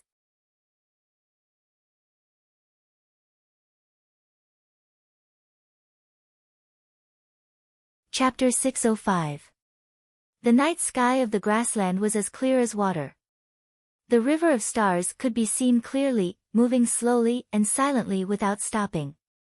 The earth was empty and desolate. The brilliant stars were like the lights on the dome. They extended from one end of the horizon to the other end of the horizon, illuminating the ancient and boundless grassland with dim silver light. Rub rub rub, In the quiet night, there was only the sound of insects and flowing water. Suddenly, there was the sound of limbs rubbing against the grass. There was also a hint of blood in the faint smell of grass. Who is it? Xiao Gu suddenly stood up, his hand on the hilt of the scimitar at his waist, and looked towards the south cautiously. A tall and strong white horse walked out from the grass beside the river. Under the moonlight, he could vaguely see two children sitting on it. The one in front was lying on the horse's neck, motionless. The 3 or 4-year-old girl behind, with long silver hair and a dothraki painted vest, heard Xiao Ji's shout. She immediately cried softly. Her cries were weak and filled with helplessness and fear. Calixi, I don't know which tribe these centaur children are from. One of them seems to be injured. Xiao Gu turned back and said to Danny, who was still sitting cross-legged on the grass. Bring them here. Danny opened her eyes, her voice was filled with complex emotions. Where are you from? Xiao Gu took the horse bit and carefully looked at the children on the saddle. The one lying on the horse's neck was a silver-haired boy, who looked to be 7 or 8 years old. The wounds seemed to be on his chest, and the blood that flowed out dyed the horse's stomach red. Hearing the sound, the girl could only cry. The boy slowly raised his head, revealing a pale face and dim purple eyes. Xiao Gu noticed that the boy was still holding a small scimitar in his hand, and his right hand was holding the scimitar tightly. Who are you? The boy's eyes were as alert as an injured lone wolf. Good boy. Xiao Ji's eyes lit up, and praised with a smile, Calixi, this little wolf cub is a good centaur. Danny stood up, and looked at the boy strangely. Different from her oval face, the boy had a chubby round face, and 2 dimples on the side of his face. Silver hair and purple eyes belonged to a foreign race, but he also had the bronze skin of a centaur and almond-shaped eyes. Boy, who are you? Danny withdrew her distracting thoughts and asked knowingly. The boy stared at Danny with his eyes wide open. There was a moment of confusion. I'm Django, the son of Khal Jako. Who are you? It is indeed a centaur. Danny face-palmed. Only centaurs would have such a hard head. Even a slightly smarter child would give a fake name when being chased for thousands of miles. Jake? The admiration in Xiao Ji's eyes quickly turned into cold killing intent. He pulled out his scimitar and was about to strike. Don't move. Danny took a step forward and pressed on Blood Alliance guard's shoulder, stopping him from moving. Calixi, he's Jake's son. We can kill him to avenge Prince Leg. Xiao Gu whispered. I know what to do. Danny said and went forward to take the scimitar from the boy's hand. The boy held it tightly and still wanted to struggle. After that, she personally carried him down from the horse's back and went to the river to clean his wounds. Ding ding dang dang, when she moved his body, the 5 or 6 bronze bells on his braid shook lightly. The girl on the horse also stopped crying. She was like a wooden stake, with lifeless eyes and a helpless expression, sitting on the saddle in a daze. You were stabbed in the chest and lost too much blood. You can't live. Danny said to the boy. The boy's chest injury was indeed very serious. He was stabbed from the right shoulder all the way to the left side of his abdomen. Under the skin of his chest, the cracked ribs and the internal organs in his lower abdomen could be faintly seen. Because of the excessive blood loss, his body was soft and had no strength at all. Oh. The boy replied, there was no fear on his face.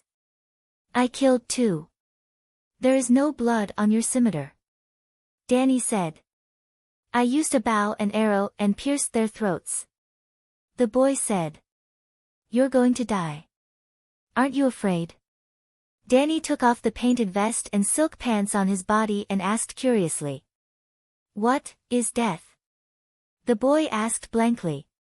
You've killed people before. Don't you know what death is? Danny's tone became more and more strange. I don't know, but I'm not afraid. My mother said that I'm riding the steed of the world. There's nothing that can scare me. The boy's face was pale. The pulled wound was so painful that his gums clenched and his body trembled. A pair of large almond-shaped eyes unconsciously flowed with tears. You're crying, and you're still saying that you're not afraid? Danny laughed. I'm so cold. I don't know. I'm cold. The boy's voice gradually weakened, and the light in his eyes disappeared bit by bit. Danny sighed and began to extract the thin spiritual essence in the world.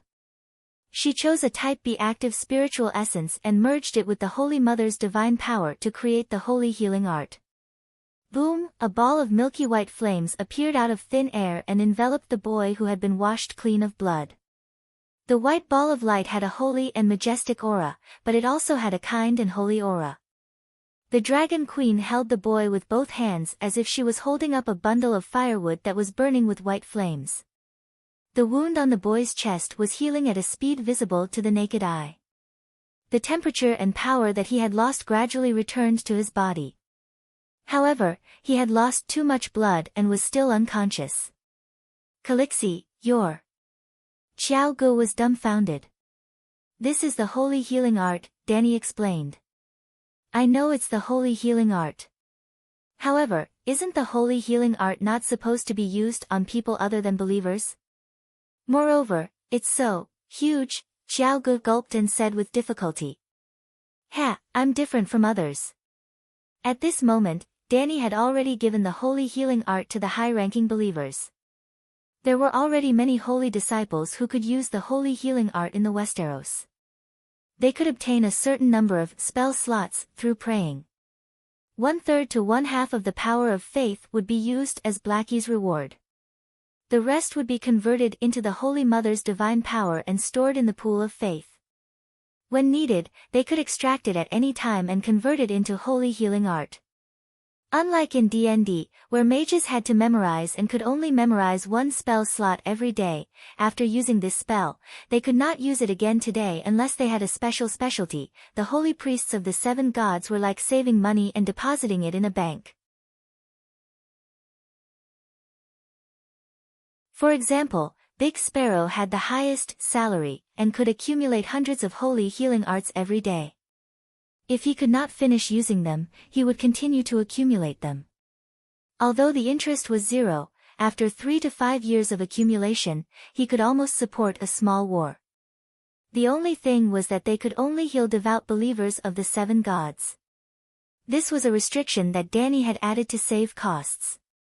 Apart from the Holy Mother's divine power, the holy healing art also required spiritual bestowment.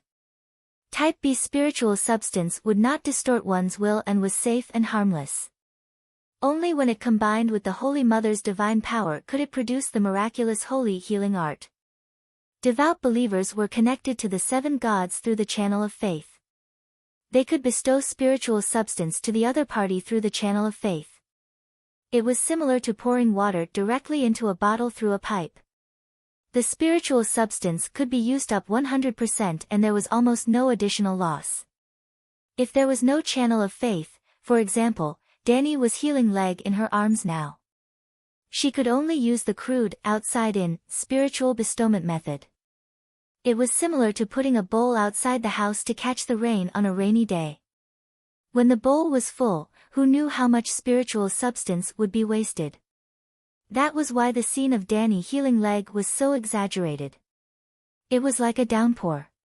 He's Jake's son, Jogo reminded with a frown. It's the custom of the Dothraki Sea to take in the children of the defeated Khalasar. From today onwards, these 2 children will join our Khalasar. Oh, someone's coming. Danny placed the boy on the grass beside the river and looked into the distance. Thud, thud, thud. Rumble. The silence of the grassland was broken. The sound of horse hooves rumbled.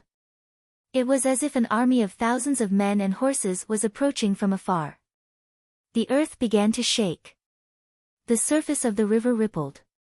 The stalks of grass that poked out of the river swayed gently, they were getting closer and closer.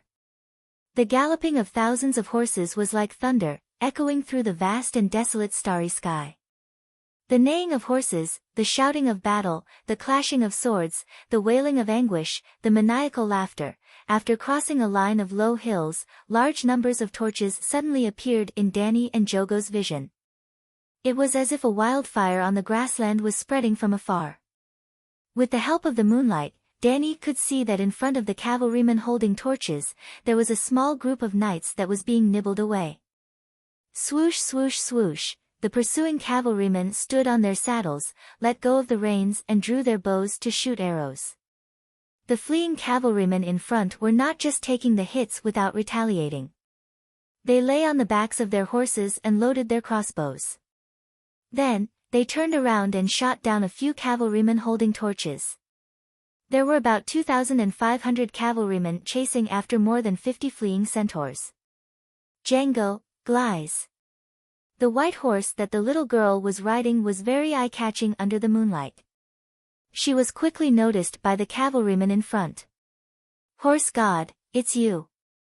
When they got closer to the white horse, the leading cavalryman in front also saw Dragon Queen standing there with both hands on her sword. He recognized the Dragon Queen. Ah, Calixie. Danny Glies of the Sea of the Setting Sun.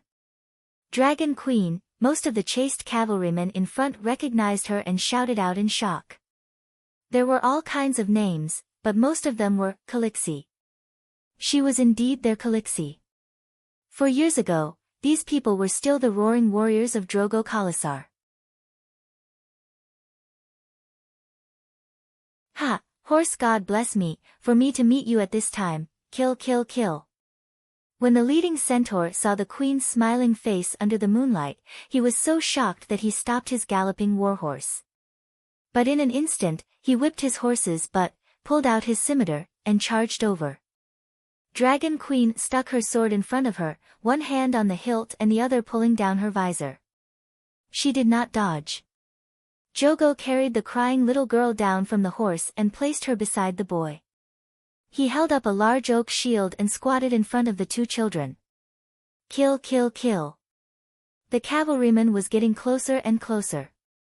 She could even see his blood-stained, twisted face and his red eyes that were shining with madness. Scram! When the cavalryman was within 10 meters of Dragon Queen, she spoke. 5 dragon spirits, imitating the soul-destroying blow of the dragon slayer horn. Hiss hiss. Bearing the brunt of the attack, the cavalryman's eyes rolled back. His warhorse's hooves trembled and fell to the ground. It slid 7 to 8 meters and stopped right beside Danny. And this was just one of them. The 50 or so cavalrymen who were running away were all thrown off their saddles and fell to the ground, groaning in pain. Their warhorses lost their strength and fell to the ground. The few hundred cavalrymen who were the most anxious at the back were too close to Dragon Queen. As if they had stepped into a horse trap, their horses lost their footing and the cavalrymen fell. The remaining cavalrymen quickly pulled on the reins and tried to calm the warhorses that were out of control.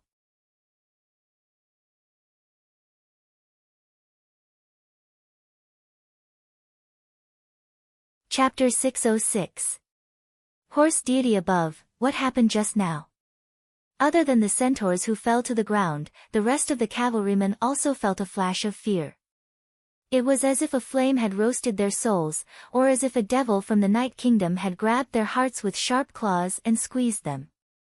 They were fearful, confused, and panicked. They pulled on the reins and hesitated until they saw a great swordsman in a blue robe and silver armor standing in front of them. They could not see her face clearly, but from the beautiful arc of her breastplate, they could tell that she was a female swordsman.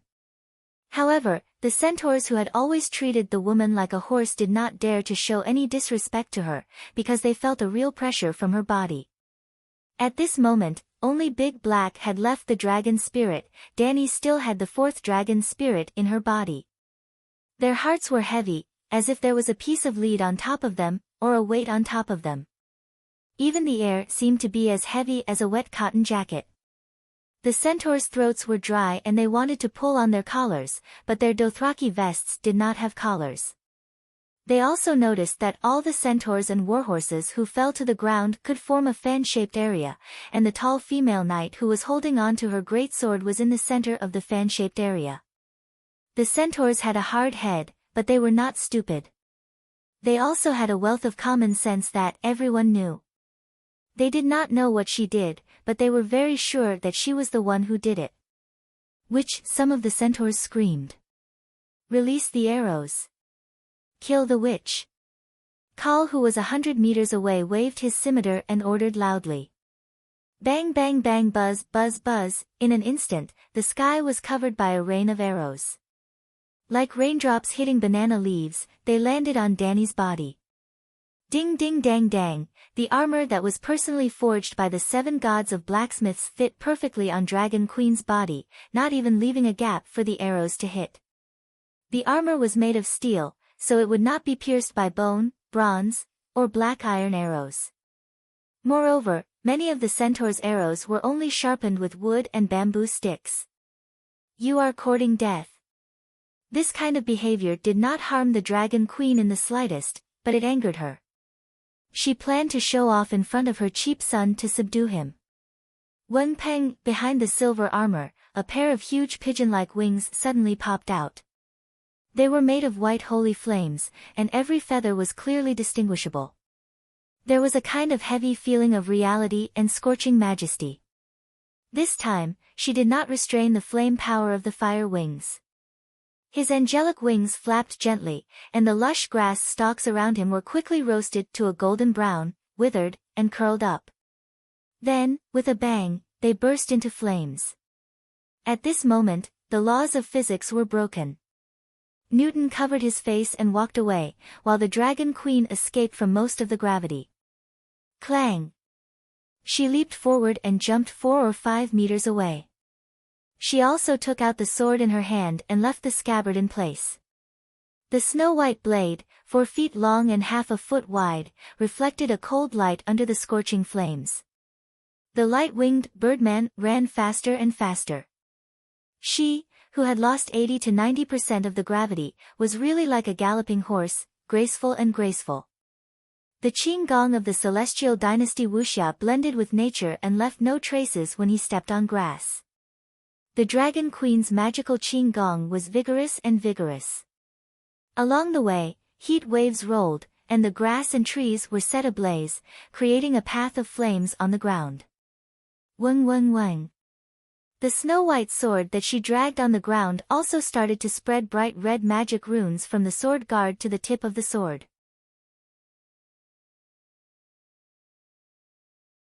In an instant, the iron sword became a burning and twisted flame.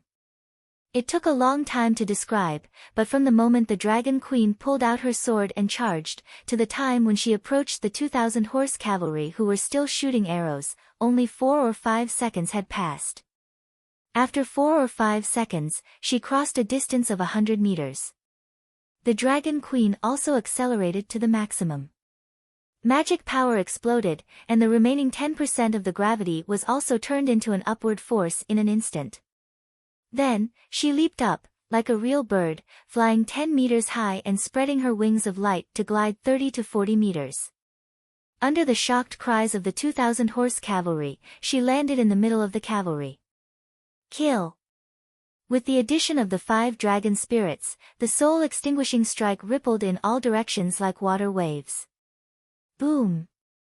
The blacksmith's flame god power caused the king's sword to explode with heat, and the air was also distorted. Chi! With a wave of the Dragon Queen's hand, a few horse cavalry within a 3-meter radius were sliced in half. Not a single drop of blood flowed out from their broken bodies, and a ball of orange flame even rose up, igniting their clothes and hair. Hiss hiss hiss, ah! With the Dragon Queen as the center, the people and horses within a 100-meter radius were thrown off their feet. The horses fell over in fear, crying out in grief. The horse cavalry fell to the ground, howling wildly. Danny raised the blazing red king's sword and stood in the middle of the chaos in a daze. This pretentious act. The dragon spirit's soul-extinguishing strike was already enough to clean up the small fries, and the flame sword had instead become a useless dragon-slaying skill. SSSS, this group of horse cavalry was too weak, making her lose interest in acting pretentious. Danny directly called Blackie down. "Ah, demon mother of dragons. Ah, Calixie. It's Calixie from the Sunset Sea." Immediately, the clear-headed horse cavalry recognized the identity of the person who was unparalleled just now. Many people called her Calixie. Jake's Blood Alliance guards and Kars came from Drogo's Khalasar. Many of the horse cavalry who were chasing after them were also Drogo's original subordinates. Back then, these horse cavalry followed Jake and betrayed Drogo. Now, these horse cavalry are still following the new call, chasing after Jake's orphan. You can't blame the horse cavalry for not being loyal. The weak are prey to the strong, and only the fittest survive. Following the strong is the social law of the Dothraki Sea. Who is the call? After Blackie burned a few hundred horse cavalry who were trying to escape, the remaining 2,000+ horse cavalry all surrendered obediently. Dragon Queen raised a dragon flame fireball and looked around. Using the Dothraki language, she shouted, "After Jake's death, there are 5 new calls. Stand out." The horse cavalry closest to her was 20 meters away. They all widened their almond-shaped eyes and looked in horror at the fireball that was wantonly releasing light and heat in the air. They looked at the inhuman Calixie under the fireball and the megalosaurus that flitted across their heads like a demonic shadow above the fireball. "Dragon Queen, I am Tripukal. I admit defeat to you." A tall horse cavalry in his 40s had the word, "door," painted blue on his face. His braids were half a meter long, and every step he took caused a string of bells to ring. When he was 10 meters away from the Dragon Queen, Tripukal knelt on one knee and pulled out the Arak scimitar at his waist. Sticking to the back of his head, he cut off the greasy black braid and threw it at the Dragon Queen's feet. "You're the only one?" Danny asked. "I am the strongest call after Jake's Khalasar. I have 3,000 roaring warriors. With me chasing after Khal Jake's Blood Alliance guards and son, they will be at ease," Tripukal said. "Where are your Blood Alliance guards?" "Tell them to come out," Danny said. Tripukal was puzzled, but he still waved to the crowd. A young and 2 middle-aged strong horse cavalry walked out. Danny raised her foot and kicked Tripukal's long braid back, causing the bells to ring. Under the shocked, angry and puzzled eyes of the 4 horse cavalry, she said, "I don't want you to admit defeat. I want your Khalasar. You're not Khal." Tripukal shouted angrily. "I'm not," Danny nodded and said loudly, "I'm riding the steed of the world. I'm the supreme Khaleesi of the Dothraki Sea of Grass. All horse cavalry must submit to me." It sounds a little embarrassing, but Danny didn't want to compete with her cheap son for this embarrassing title. Riding the steed of the world was the original translation, but the real meaning was Heavenly Khan. It could only be said that even if Leg was really riding the steed of the world in the horse cavalry's prophecy, he could only be the second-generation leader.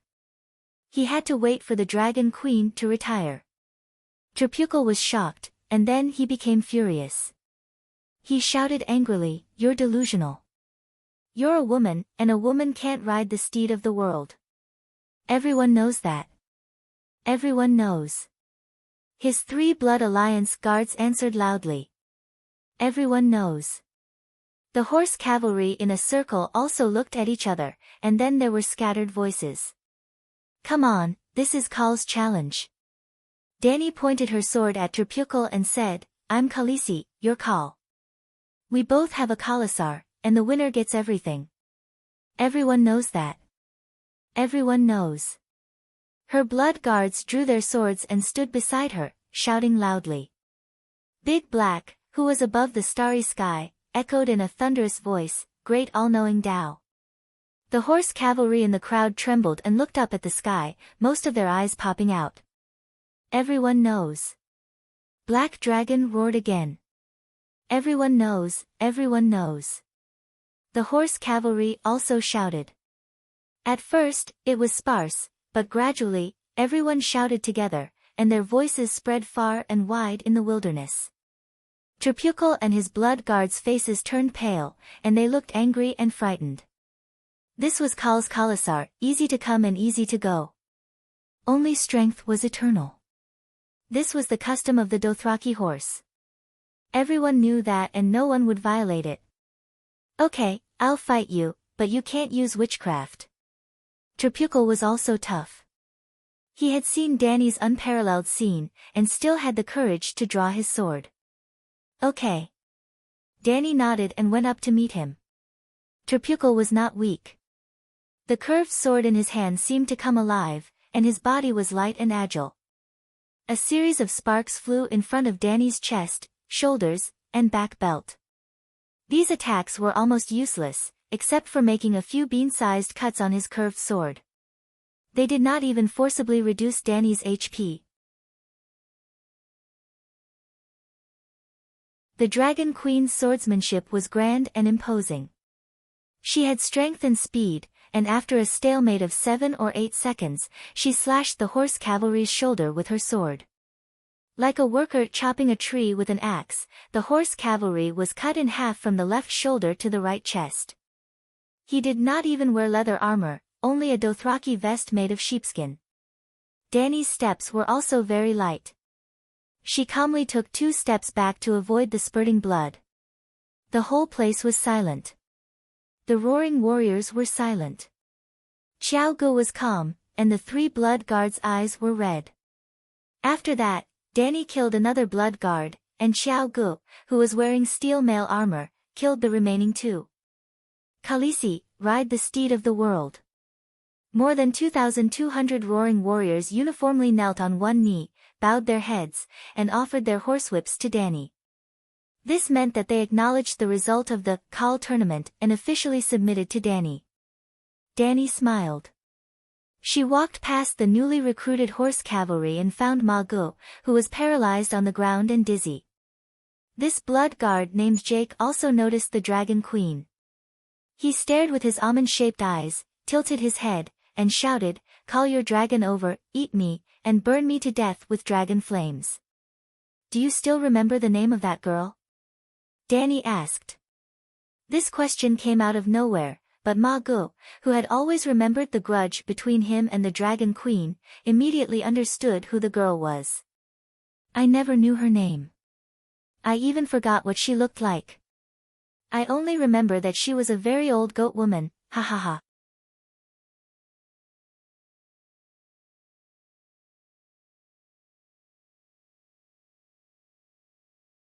Chapter 607.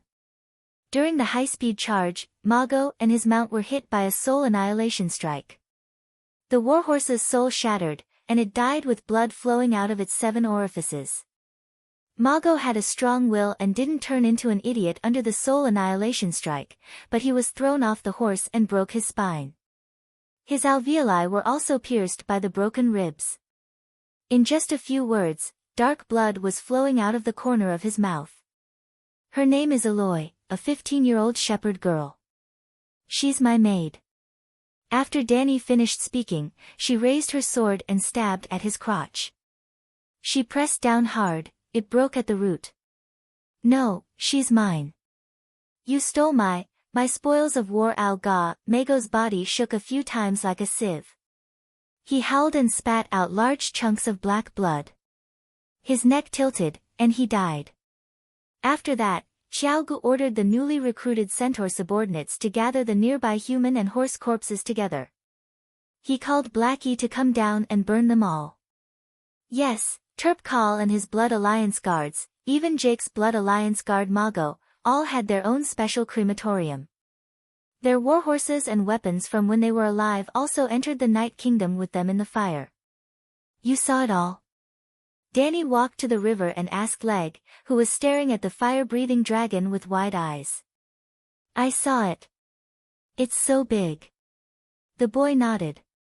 The lip-like wound on Leg's chest had already healed, leaving only a pink mark. But he still lost a lot of blood, and holy healing couldn't replenish it.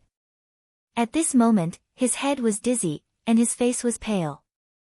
Danny laughed and shook her head. I defeated Turp Kal's 2,500 roaring warriors and killed him and his Blood Alliance guards in the Kal tournament. You saw it all?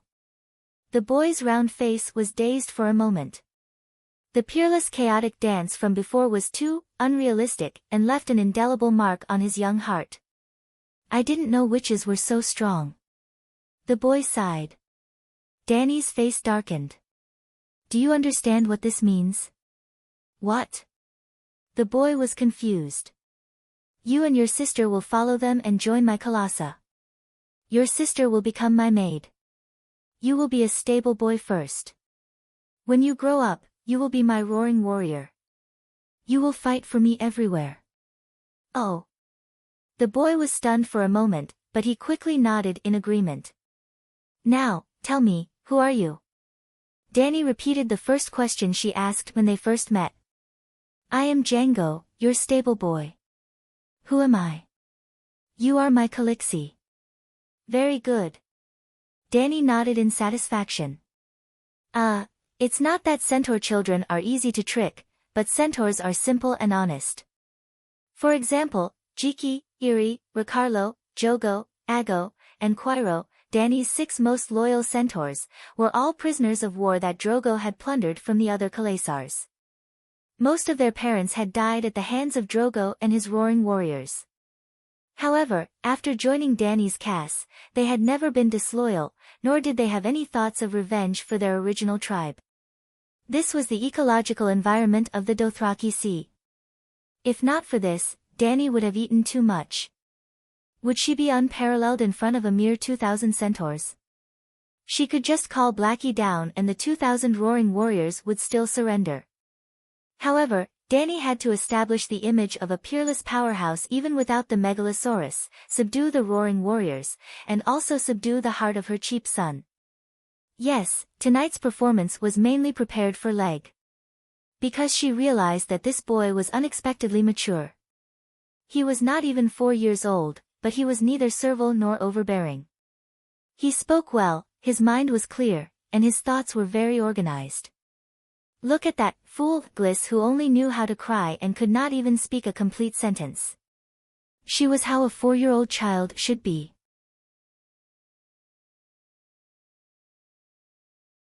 Since that was the case, she would use the method of dealing with adults to get along with him. Leg was a good centaur. He would be like Jogo and the rest, loyal and devoted to Calixi. That was enough. From today onwards, forget the name, Django. I will give you a new name. Danny frowned as she pondered. What kind of name would have both meaning and not arouse suspicion? How about following his younger brother's names, Blackie, Little White, Little Green, Little Gold, Little Red, and then call him Little Silver, because his hair was silver, or Little Purple, because his eyes were purple, or Little Round, because he had a round face. Well, Leg was born a few days earlier, so he really was Blackie and the other's older brother. However, Leg was born by cesarean section. If one counted from the birth of consciousness, Blackie, Little White, and Little Green were older than Leg. No, Little Silver, Little Purple, and Little Round were too close. People might guess something. Danny shook her head and began to recall the historical figures of the Celestial Empire. It seemed that there was no emperor with Leg's experience. How about choosing one from Genghis Khan, Nurhasai, and Aguda? It would be too different among the centaurs, too rare, and even more eye-catching. Hey, you'll be called Simba. In the end, Danny, who had run out of ideas, had no choice but to choose the name of a little lion, Lion King Simba. After that, Danny pulled Xiao Gu aside and warned him seriously, not many people know about Simba's injury. Don't tell anyone that I treated him. If someone asks you about what happened tonight, just say that there was a blood plague in the Sea of Grasses. I was worried about the centaurs, so I came out to investigate. It was purely an accident that I met Simba and these roaring warriors. Also, immediately inform me of the person who asked about this. Why? Xiao Gu asked blankly. Danny frowned and thought for a while. Xiao Gu was not as intelligent as Kue Luo, but he still had some brains. At least, he had the talent and magnanimity to be a captain. Moreover, she needed someone to secretly take care of, protect, and nurture Simba. For safety reasons, Simba would continue to hide his identity and grow up among the centaurs. Xiao Gu had always been her choice to lead the Khalsa. Thus, she decided to tell him the truth. He is Leg. Who? Xiao Gu was confused. Django, the child of Zhuo Gu and me, Leg. Danny repeated. Xiao Gu widened his almond-shaped eyes and muttered, Calixi, you miss His Highness Leg too much. It's a little. That's not your child. Leg has black hair and a small head. Simba, Leg was born 2 days earlier. I purposely used a feather pillow to disguise myself as a big belly. After Lilith's child was delivered by the witch, I swapped Leg and Django. The real Django also has silver hair. I dyed his black hair because I wanted to make the difference between the two to prevent others from making dangerous associations. Danny told Xiao Gu everything that happened that day. The centaur's large eyes almost popped out of their sockets. Are you kidding? It sounds even more exaggerated than the legends of the dock singers. Xiao Gu stammered. This kind of trick was beyond the imagination of the centaur's simple-minded brain. What's there to exaggerate? How did Aegon survive? Danny gave another example unhappily. Varys used the leathersmith's son to take the fall for Leg, and Calixi used Django to take Jake's knife for Leg. Calixi was even more vicious. Django is Jake's son, this, Xiao Gu was stunned. What kind of place are the Westeros? Why are they so? Xiao Gu immediately retracted his disrespectful thoughts towards Calixi and said thoughtfully, Calixi, do you think it's possible that Prince Aegon is also a fake? Varys used his relative's child to take over Prince Aegon's identity and usurp the Iron Throne? Centaur Xiao Gu now felt that everyone was fake. It's good that you can think so deeply. Calixi praised her little brother sincerely and said, it doesn't matter if Aegon is real or fake. I don't care about the Iron Throne at all. But I am now the enemy of the whole world, and the world also views me as an enemy that must be killed. Look at General Wildfire and Aegon. Didn't they get assassinated the last time? I'm not afraid of those rascals, but Simba is too young and overprotected. It's like a flower in a greenhouse, which is not conducive to his growth. Let my enemies think that I only have Aegon as a relative. My enemies hate me, so they can only attack Aegon. Aegon is a target, but also a magnet that draws out my enemies just like the regretful guest of Queer's last time. And Simba can be like an ordinary person, under the sun, in the rain, and without any worries, he can grow up without any psychological trauma. Calixi, you are so cunning. Xiao Gu also praised sincerely. Calixi was not angry and only sighed, don't blame me for being cunning, but the world is too difficult. Following that, she said, now that you know Simba's identity, you have to nurture him well. Teach him archery, riding, using the scimitar, leading the roaring warriors, managing the Kala Lassa, don't be too obvious. Choose a batch of outstanding centaur youths and let them grow together. They will be his future companions and also his cover. Don't worry, I will definitely teach His Highness Leg well and protect him well. Xiao Gu suddenly had a holy and great sense of mission. His fighting spirit was high as he said excitedly. Centaurs are simple. When you were in the Kala Lassa, you took special care of Simba, and the centaurs did not find it strange. But when facing others? Sigh, the people in the city are cunning and have many tricks up their sleeves. You have to be careful. If you don't know how to lie, try to be taciturn. If you don't know how to hide your expression, just keep a straight face. Calixi instructed the Blood Alliance guard earnestly. The excitement on Xiao Ji's face immediately disappeared. He said woodenly, got it.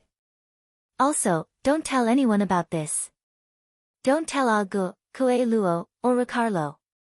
Danny reminded again.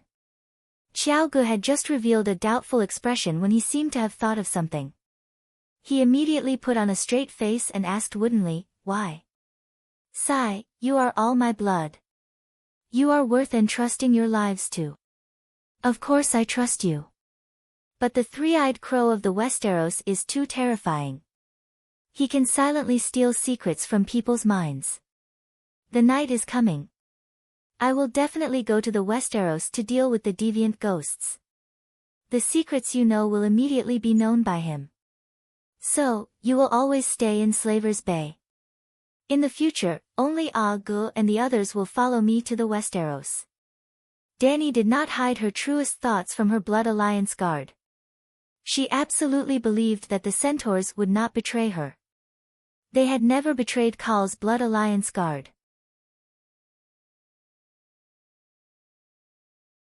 As for the White Knight, De Xiong, Barristan, and the others were also trustworthy in the matter of Leg. After all, Leg was the successor of the Dragon Queen. The White Knight had no reason to harm him. But just as she said, one day, the night would come. She would not let Slaver's Bay fill up the huge cesspool of the Westeros. But she would definitely lead the White Knight and Blood Alliance Guard to guard Dragonstone Island. "I understand," Xiao Gu said woodenly.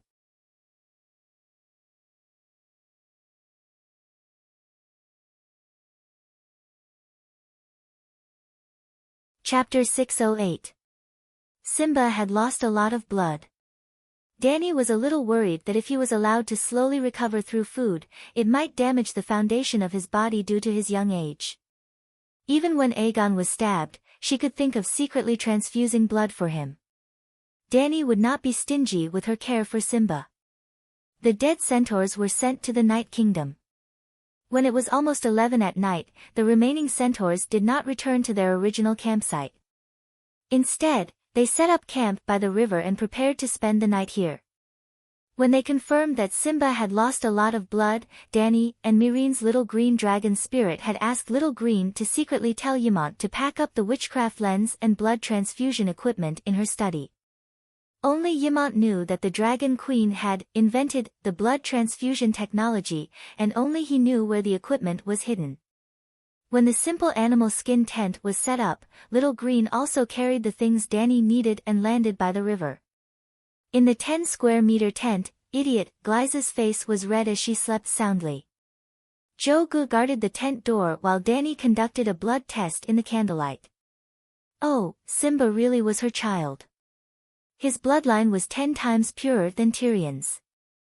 In other words, judging by bloodline, Liga, Aerys, and Dany belonged to a completely different race. Tyrion had Aerys's direct bloodline, and his true dragon bloodline was already very pure. But Simba was he had the feeling of a child of God. To be more direct, Simba was the most likely person to inherit the legacy of the great wizard Valeglia after Dany. Dany even speculated that he had the talent of a dragon spirit. But in this world, there was no Megalosaurus and his dragon spirit. Without a dragon spirit, no one knew if he could become a dragon spirit. When Dany hatched the dragons, every dragon had already had a dragon spirit with her before they were born. Unless she died, those 5 dragons would not have a dragon spirit with anyone else, and there would not be a second dragon knight who was willingly accepted by the Megalosaurus. Simba was not born at the right time. Of course, mother dragon's 5 dragons might give birth to dragon eggs in the future. At that time, the dragon mother talent would no longer be needed to hatch the dragon eggs. The live dragon eggs could naturally mature and hatch. If Simba really did have the dragon spirit talent, as long as he lived long enough, he might be able to compete with the new second-generation Megalosaurus. Perhaps, Simba and his descendants could develop a dragon and magic civilization, based on the Targaryen bloodline. The only question was, could Dany's 5 dragons lay eggs? This would take time to verify. At this moment, after testing Simba's blood type, Dany was surprised to find that his blood type was exactly the same as hers. Previously, she was prepared to choose a blood donor from the 2,000 roaring warriors. Of course, in the real world of science, direct blood transfusions between immediate family members were forbidden, because there was a high probability of transfusion immunity. Well, the plot that often appeared in TV dramas, which one of you is the child's parent? Prepare to do a blood test and give him a blood transfusion, was wrong. The TV dramas only wanted to use blood transfusions to lead to a conflict in the plot of The Old Man Next Door, or The Hospital Changing the Baby. Any doctor with a proper academic background would not say that. Dani's medical master's degree was not obtained through the back door. She knew this from the beginning, and from the beginning, she had used the witch lens to study possible anti-host diseases. She worried for nothing. In this world, status was divided into high and low, and bloodlines were high and low. This was not a boast by the nobles to flaunt their status. The power contained in their bloodlines was stronger than that of the commoners, and the blood of the king was especially domineering. Blood transfusion was not without rejection, but it had nothing to do with immune cells such as lymphoids. The attribute and energy level of the magic in the blood were the key. It was very unscientific, but very magical. Dani's blood contained powerful and ultra-high energy level magic, and others could not accept it at all. Simba was directly related to her by blood, but unscientifically, there was no rejection. There was even an additional benefit. In just 2 or 3 minutes, his pale and dim round face became rosy and lustrous. He also woke up from the dizziness of low energy, opened his eyes wide, looked curiously at the tube on his right wrist, and asked, "Calixi, what are you doing?" Dani raised her right hand that was also inserted with an iron needle, shook it gently at him, and asked with a smile, "What do you think?" The blood transfusion tubes between the two were not directly connected, and there was a pressure difference conversion device in the middle. Simba frowned and thought for a moment, and said uncertainly, "Calixi is a witch, and she is using blood magic on me?" "Well, it's not wrong," Dani nodded and said strangely, "You don't seem to be afraid?"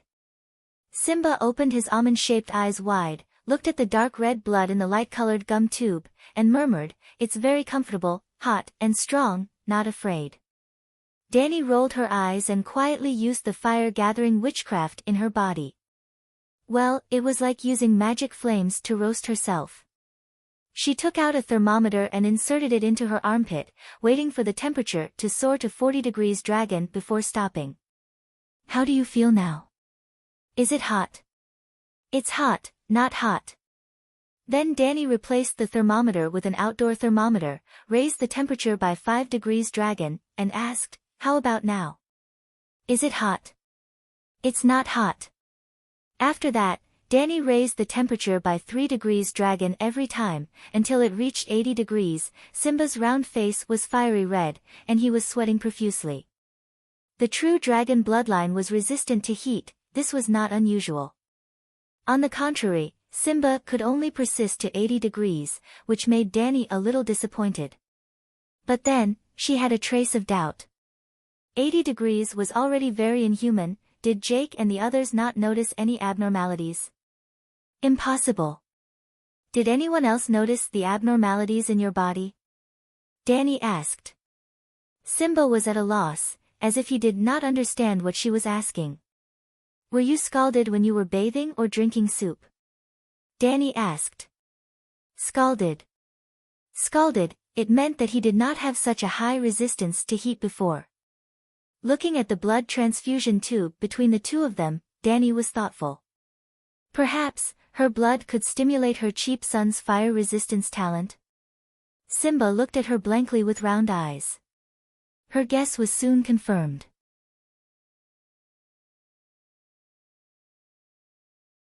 After Simba completed the blood transfusion, Dani tested it with hot water and found that he could now withstand a high temperature of 90 degrees dragon.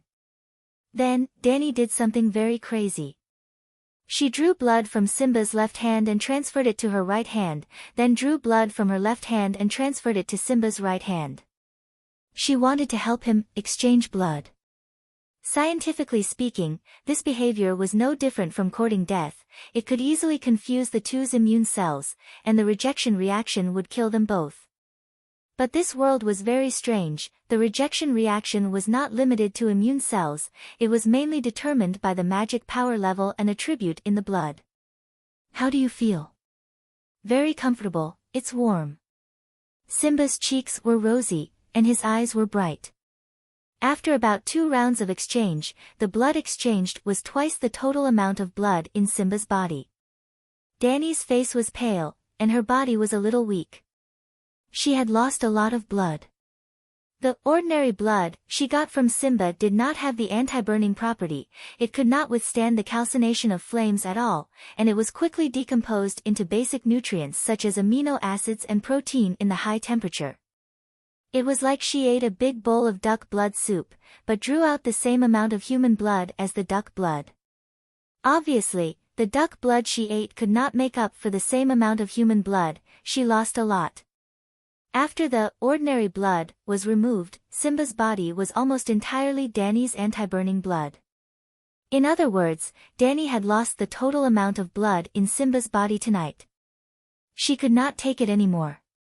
But the effect was gratifying. Simba's fire resistance had almost undergone a qualitative change, from 90 degrees to, the thermometer specially used to measure the outdoor temperature in Astapor could only reach 100 degrees. Anyway, Simba was no longer afraid of scalding his mouth when eating hot pot. Danny was not sure how long this state would last. After all, leaving her body, the anti-burning blood would slowly lose its magic power. Joe would stay in the grasslands, leading the newly subdued howling warriors back to Myrene from the grasslands. After Danny helped Simba exchange blood, she rode Blackie and left alone. Yep, Simba stayed with the group, with the many centaur children.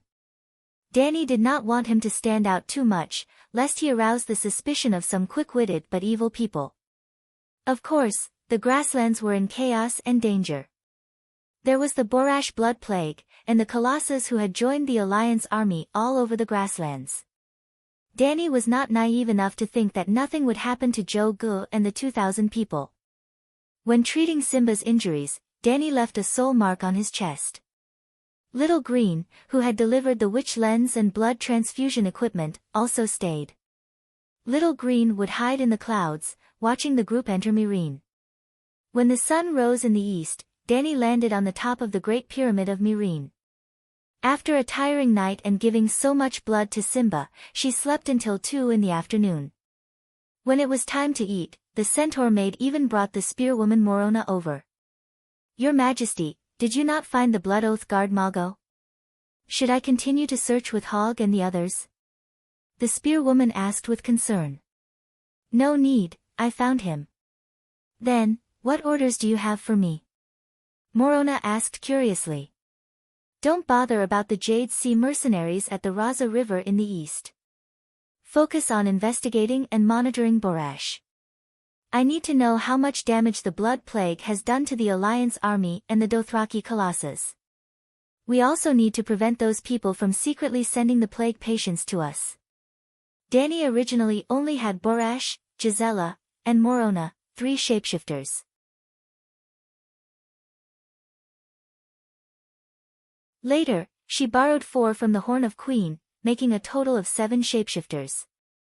But the 3 cities of Slave Bay had a wide area of air defense, and they also had to monitor the Alliance army.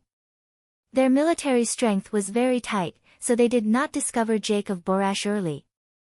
Now that the Blood Plague had appeared, Danny had to strengthen the quarantine of the epidemic before she could create an antidote for the Blood Plague. She also had to prevent the plague patients from falling from the sky. Danny was sure that the slave master with no moral integrity would do such a wicked thing. After arranging work, Danny waved to Morona and called her to her side. She whispered, "Don't tell anyone else about me asking you to find Mago." "Your Majesty, I don't know many people in Myrene." "Who should I tell?" "It's best if you don't tell anyone," Danny said. Morona nodded and agreed. She then asked curiously, "Why can't I tell anyone?" "Sigh, chasing a small fry thousands of miles away makes me seem too petty and narrow-minded." The spearwoman's face was distorted. "If you say that, don't you seem even more petty and narrow-minded?" Looking at her expression, Danny guessed her thoughts. She asked, "Tell me, should I keep the sacred oath I made?" "Of course. 4 years ago, Mago raped and killed my maid, Eloy. I swore to take revenge. Last night, I used the king's sword to cut off his lower body. What do you think?"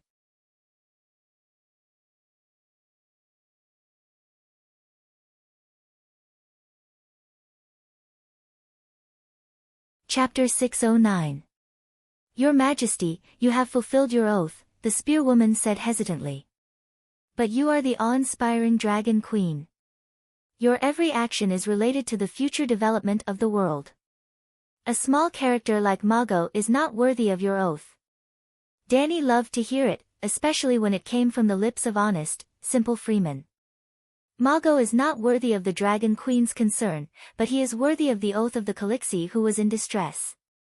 The me 4 years ago was completely different from the me now. I didn't have a dragon then, and I only had a few dozen centaurs under me. The other party was the Blood Alliance Guard who commanded thousands of roaring warriors. Morona was stunned. Wasn't that the case? Now it seemed that the Dragon Queen's oath to kill a Blood Alliance Guard was a little petty. But at that time, the weak and sickly woman with a bleak future swore to kill a general who controlled millions of troops. How heroic, confident, and brave was that? 4 years later, even though the difference in strength and status between the two of them is huge, because Targaryen's words are as heavy as a mountain, the queen risked being misunderstood by others as petty and narrow-minded to carry out her vow even though she was thousands of miles away. This spirit, thinking of this, Morona looked at Dany with more admiration. Well, when the content was reasonable, Dany's whispers were really powerful. "Your Majesty, I understand. I will keep the matter of sending ravens to search for the Blood Alliance Guard Mago in my heart. I will not tell anyone."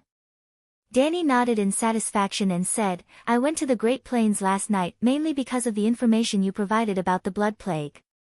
I was worried about the epidemic in the Great Plains, so when I rode a dragon to check it out, I accidentally met Turpkal's Khalasar. After being offended by Turpkal, I killed him and took his Khalasar." "Yes, I understand." Morona was already a few decades old, and she used to be in charge of a tribe. She was not stupid. After everyone's confession was agreed upon, Dany immediately began to arrange the epidemic prevention mission.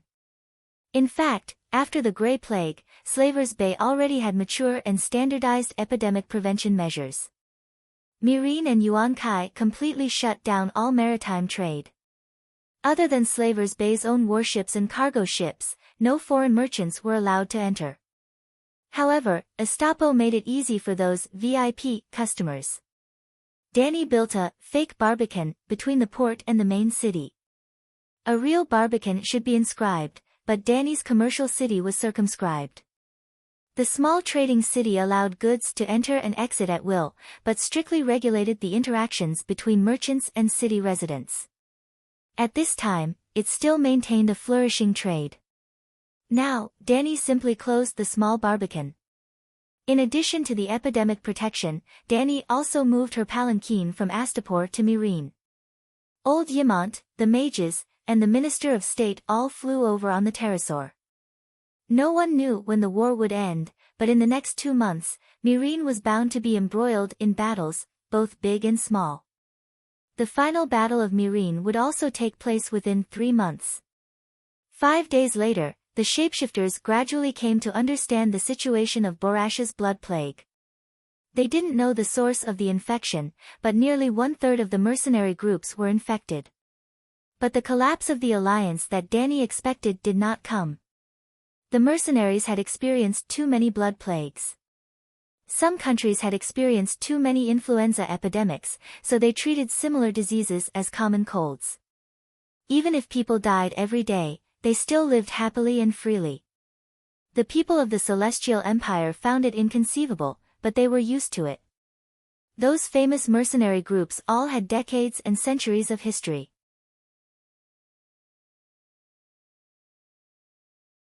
Similar to the Second Sons Regiment, they even had thousands of years of history. Even if they were wiped out by the Dragon Queen, a large number of mercenaries immediately rushed to rebuild the Second Sun's regiment. These old mercenary groups fought every year and every month. The number of blood plagues they experienced was really more than the number of colds Dany had in her life. If they collapsed after encountering a blood plague, their mercenary groups wouldn't be able to hold on for more than a few years. How could they create a century-old mercenary group? Therefore, the Borash alliance, which mainly consisted of mercenary groups, was very calm. They began to treat the patients according to the thousands of years of experience, isolated the areas where the epidemic was concentrated, and then continued to march and fight. The centaurs, on the other hand, were a little panicked. Once, when they encountered the White Cloud City in the Red Wasteland, everyone knew that there were ghosts in the dead city. They couldn't enter as they would be cursed. It was obvious that the centaurs' way of dealing with the plague was to hide. Stay far away. The 7 to 8 colossus that swarmed towards Borash were like frightened birds in the forest. They scattered in all directions and escaped into the Sea of Grass in the north. This made Dany very disappointed, because her original plan was to let the centaurs eat, drink and use the Alliance's food, and deplete the Alliance's resources. When they reached Meereen City, they would launch a surprise attack into the centaurs' camp and challenge all the cars to a call contest. They would seize control of the colossus, lead 100,000 roaring warriors, and attack the Alliance's waste like a flood. After half a month, they finally managed to drive all the centaurs in the north of Meereen to Borash. In the end, an unexpected blood plague caused all the centaurs to run away. Motherfucker. Dany was cursing motherfucker, but the Alliance was cursing even more viciously, and they were more frustrated than her. On the outskirts of Borash, under the mountains, there was a secret room that was modified from a cave. There was a chandelier with 8 candles, a 30-square-meter cave, and an oval-shaped stone table. There were 4 to 5 people sitting around it. At the head of the table was a beautiful young lady. She had long silver blonde hair, a white priestess robe with gold trim, a small face, big blue eyes, and a cute and sweet appearance. The few people sitting around her were intimidated by her majestic aura, and did not have any thoughts. Their attitude towards her was respectful and a little fearful. A middle-aged man with a triangular face said, "High Priestess Jenny, Khal Bono was worried that he would be taken away by the Pale Mare, so he refused to come back. He wanted to go to the Horse King City to pray to the Mother of God." Yes, Dany's guess was right. After Benny died, Jenny personally went to the battlefield.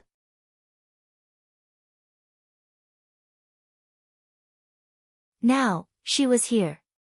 The triangular-faced man was called Sibirio, and he was one of the 3 archons of Volantis. He came from the Tiger Gang, and was proficient in the art of commanding large-scale battles. He had never fought in a real battle, but he had read a basket of military books passed down from his ancestors. According to the Alliance's original plan, there would be 4 armies on land attacking Meereen from the east, west, north, and south. The centaurs from the Sea of Grass to the north, the Alliance's main force from the Valeglia Avenue to the west, and the Jade Sea mercenaries and slave hunters from the Lazar River to the east.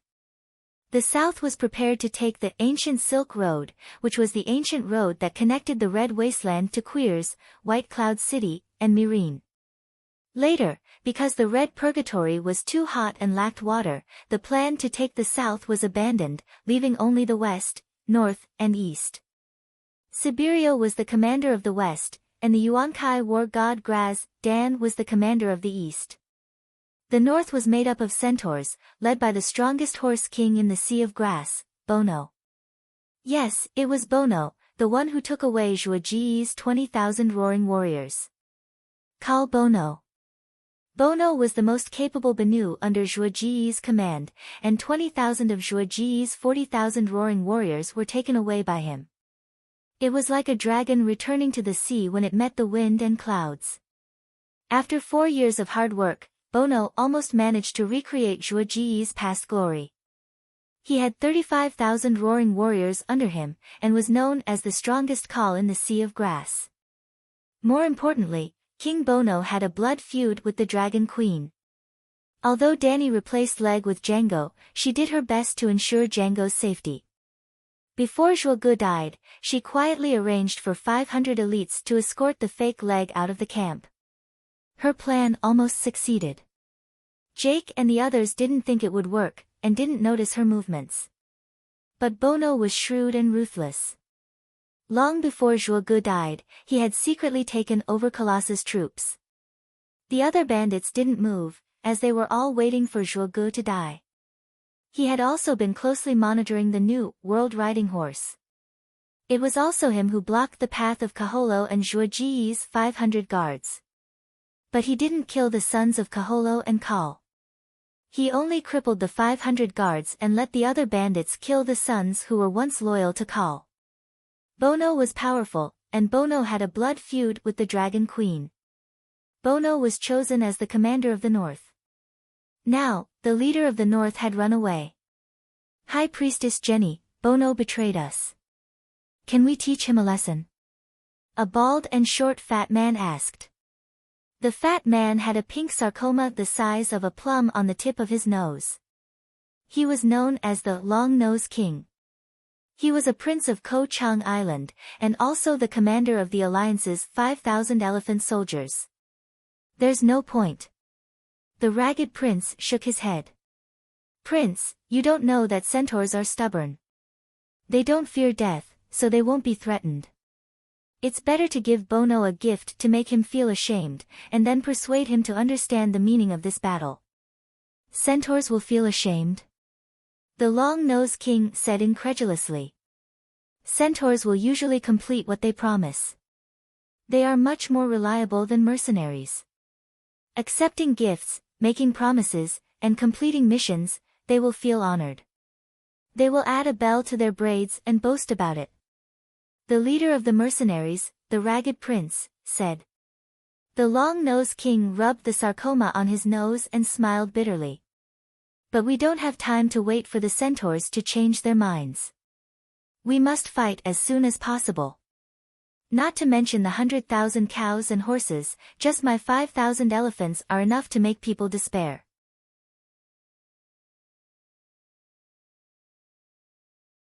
Fortunately, the whole world is providing us with food. Sigh, it's hard to be fast. Tauros has been robbed, New JIS has been lost, the Dragon Queen is attacking everywhere, and the Alliance is having a hard time. Now, we have the Blood Plague. Sibirio's triangular face was almost drooping. What about Myrene? Did we throw in the plague corpses? The Long-Nose King asked. We arranged 4 waves, but all of them failed. Before we even got close to Slaver's Bay, we were intercepted by the Megalosaurus. 5 pterosaurs died, and 3 were captured. Sibirio said dejectedly. Not even once. Isn't that too strange? The Long-Nose King was shocked. There must be a traitor. Maybe we should form a disciplinary team to catch the traitor. Sibirio's triangular face showed a hint of hesitation.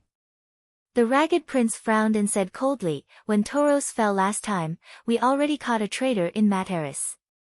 Jack Harley, the young leader of the Spear Corps, was fed to the dragons. All the large mercenary groups were terrified and felt insecure. When New JIS fell, there were rumors of a traitor. The upper echelons of the Alliance gathered to catch the traitor.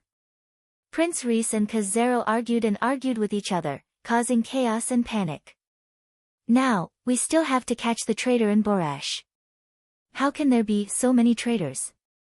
If they don't hate the Dragon Queen, who would come all the way to Slaver's Bay to suffer? If there are no traitors, why have we failed so many times? This doesn't make sense. Sibirio said. The Ragged Prince thought for a moment and said, could it be a supernatural power? Princess Jenny said that Dragonstone Island should be rebuilt with magic power networks. Everyone turned their eyes to Jenny, who had only listened and not said a word at the head of the table. Jenny frowned, and her beautiful face showed some confusion. The magic power networks can transmit information, but they can't eavesdrop. Who? Suddenly, the young priestess's expression changed. She turned to look at a stone puppet in the corner, her eyes sharp and cold.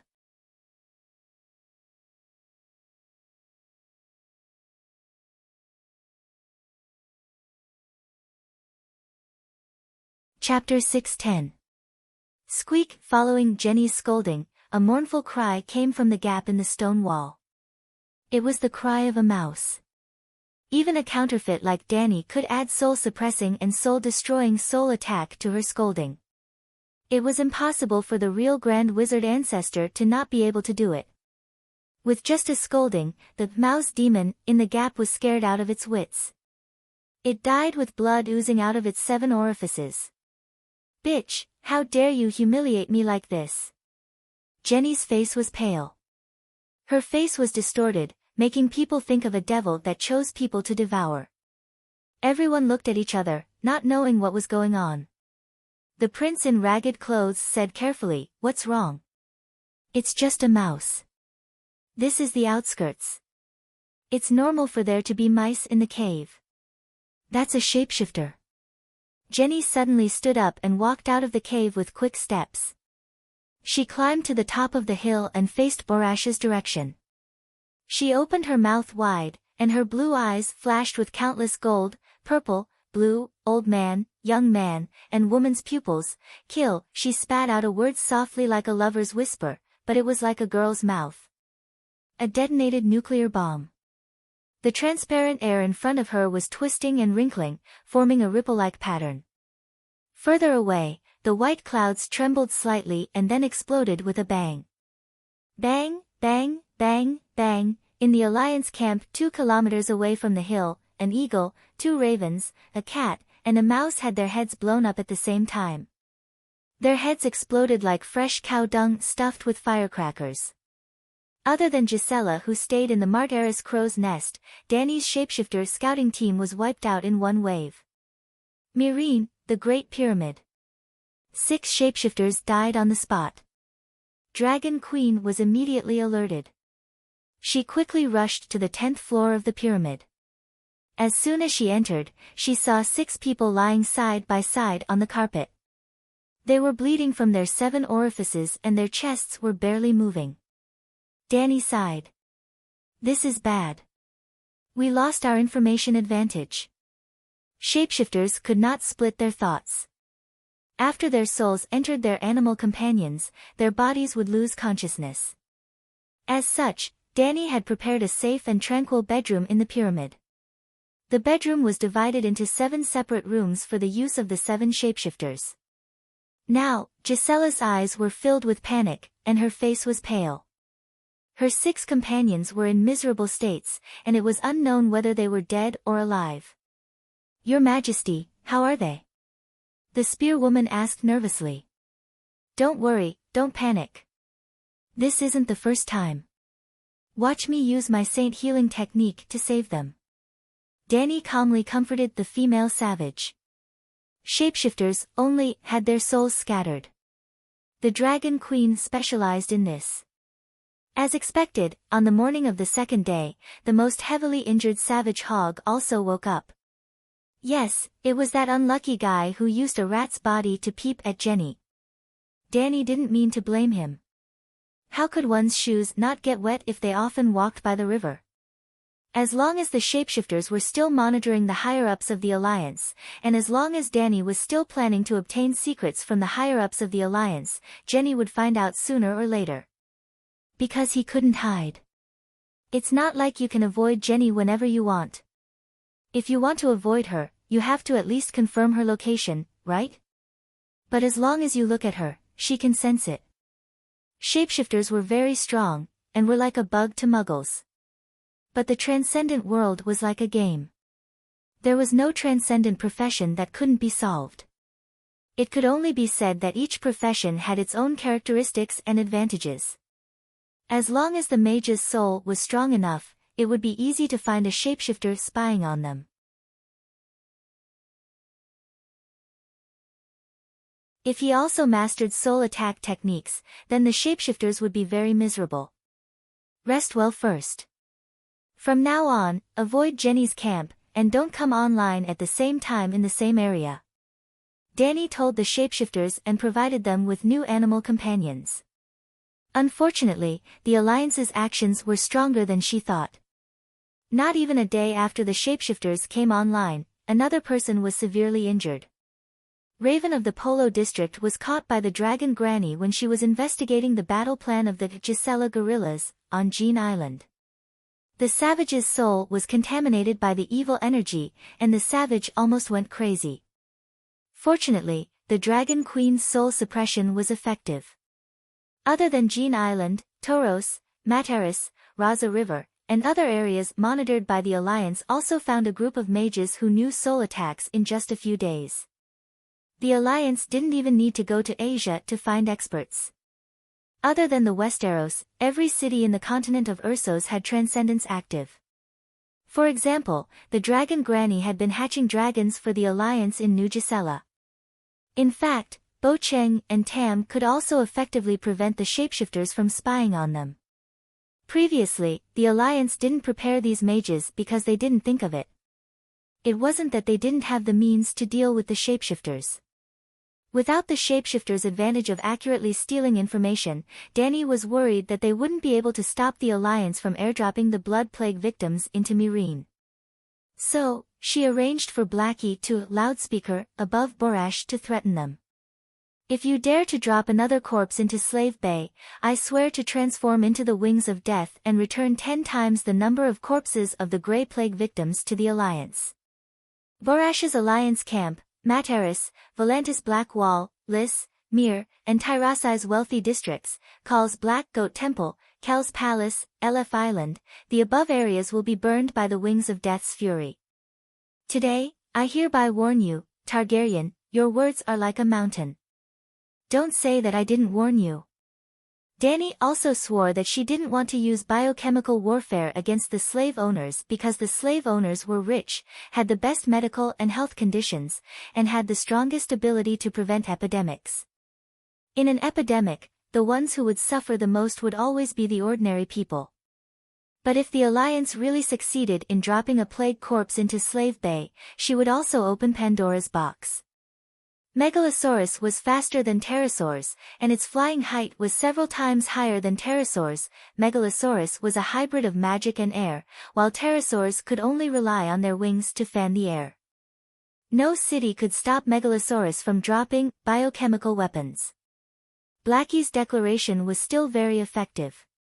After that, no pterosaurs entered Meereen's airspace.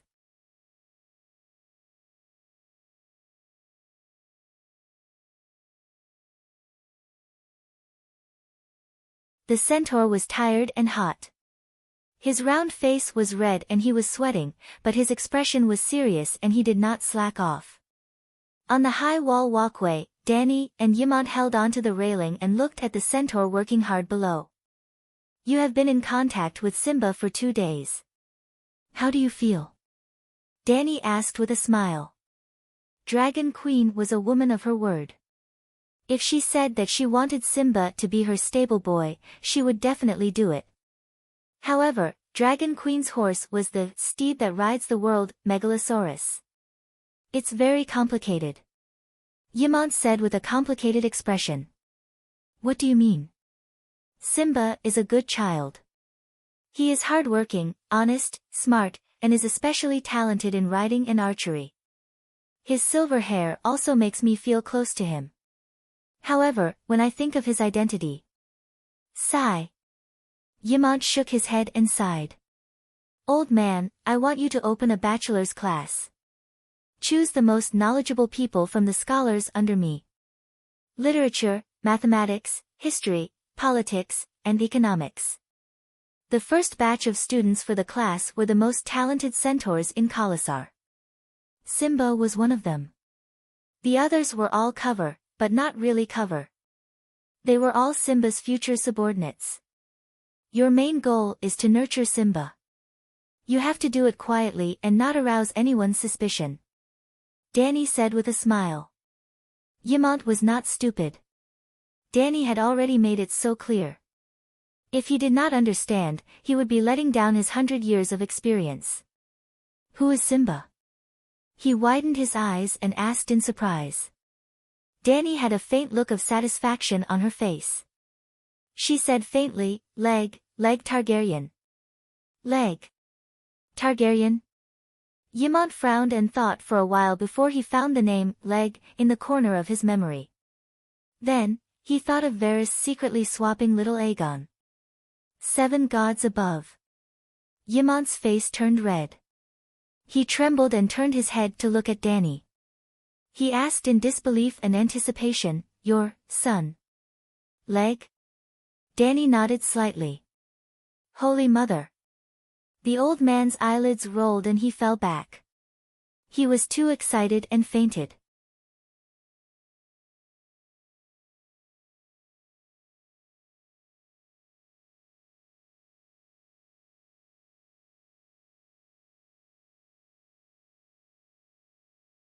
The 5th step was to announce to the nobles of the 7 nations that he had the right to inherit the Iron Throne and rope in the vassals of the 7 nations who had a relationship with Targaryen and a grudge against Lannister. The 6th step was to form an alliance of Dorne, the Stormlands, and the Dragon Society. Aegon, as the leader of the alliance, would lead his troops north to the King's Landing and ascend the Iron Throne.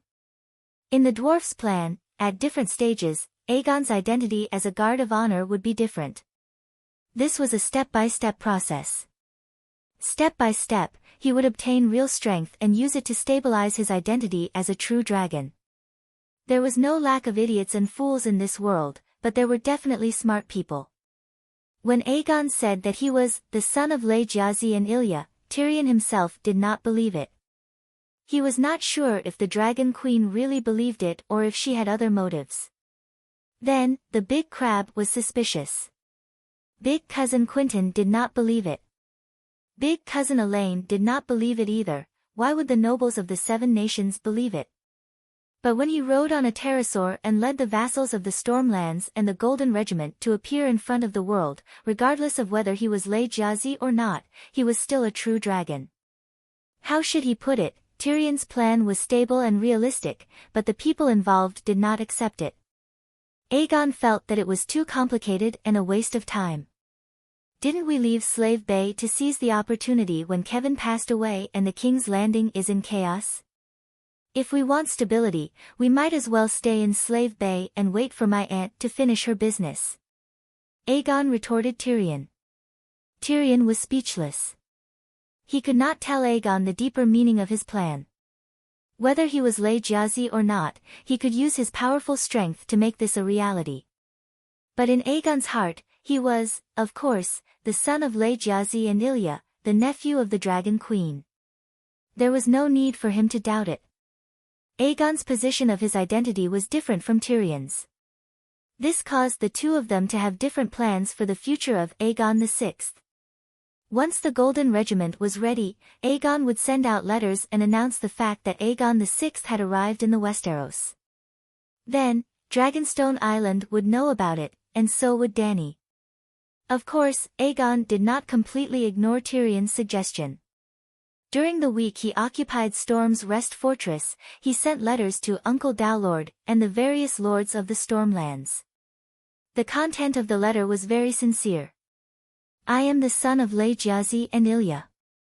Count Varys saved me by swapping me for someone else. For the past 17 years, I grew up under the care of Sir John Clinton. In the past year, I went to Slave Bay and learned the art of governance by Aunt Dany's side. Dany wanted him to be the magistrate of Meereen, but he did not go. Instead, Ymont taught him the art of governance.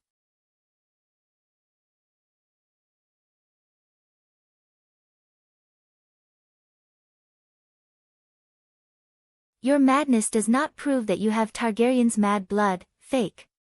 From Stonehelm City, Count Gillian Sven, his second son is Balon Sven, a White Knight. He is currently loyal to Lannister, but during the rebellion of the Four Princes, he was loyal to Renly and Erlu. Some were very impolite because of the interests involved. There were also neutral forces that intended to sit on the fence. They did not ridicule Aegon, but they said perfunctory words. There were also dragon partisans in Storm's End Castle, or nobles who favored the dragon partisans, who gave Aegon reasonable advice. For example, Count Aston Selmy, old Bart's nephew, of the Harvest Hall felt the sincerity in Aegon's letter, so he also gave a very sincere suggestion. Lord Aegon, since your actions only represent yourself and have nothing to do with the Dragon Queen, you need Count Varys. You need him to personally stand up and bask in the glory of the seven gods. Under the leadership of a person of virtue and prestige, he needs to explain in detail what happened in the past in front of everyone. After all, Count Varys was the instigator and the only witness. This was the wise and prudent words. Even Aegon felt that he should meet the elusive eight-clawed spider. He can be my chief of intelligence. Good idea, but don't ask me. I don't know where he is. Tyrion's eyes flashed as he shook his head. The chief of intelligence was nowhere to be found, but the Chancellor of the Exchequer came looking for him.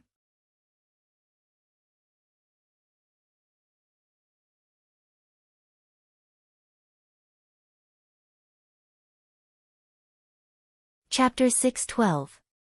Uncle Finger had been waiting for Aegon like a drought waiting for rain. He had been waiting for him for far too long. It was said that the eight-clawed spider controlled the largest intelligence network in the Westeros. Varysman had the support of the royal family and Illyrio had invested a large sum of money into him. He also provided a large number of little birds that could read and write even though their tongues were cut off. However, Uncle Finger's intelligence network was not weak either. In some aspects, it was even better. Uncle Finger's intelligence network was made up of three parts: the brothels, the customs officials, and the spies planted in the various families. He was the largest procuress in the Seven Kingdoms. Most of the brothels in King's Landing were his property.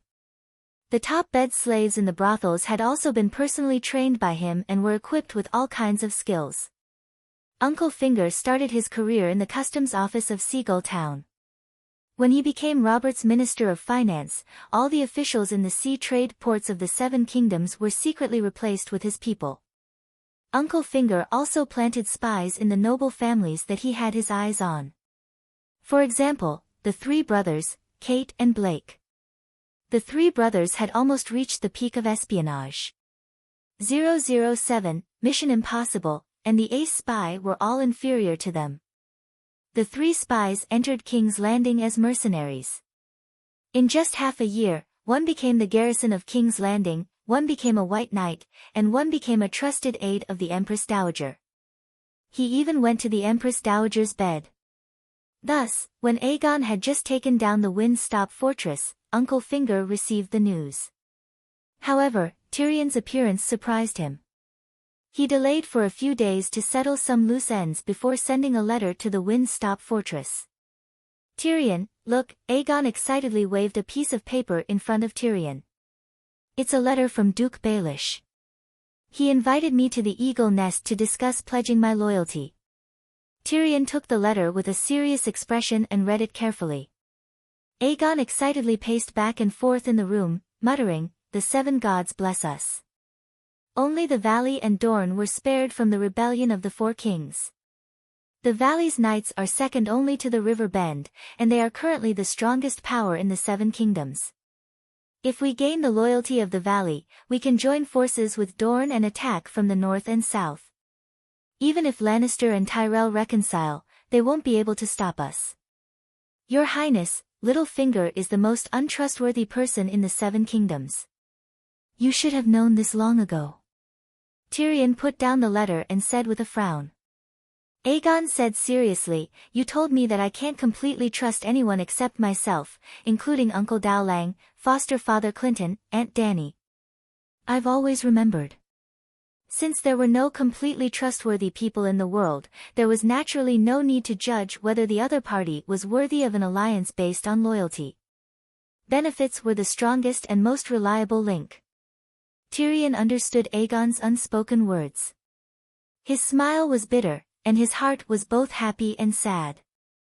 "I didn't expect you to remember it all this time and even apply what you've learned." "Yes, I remember."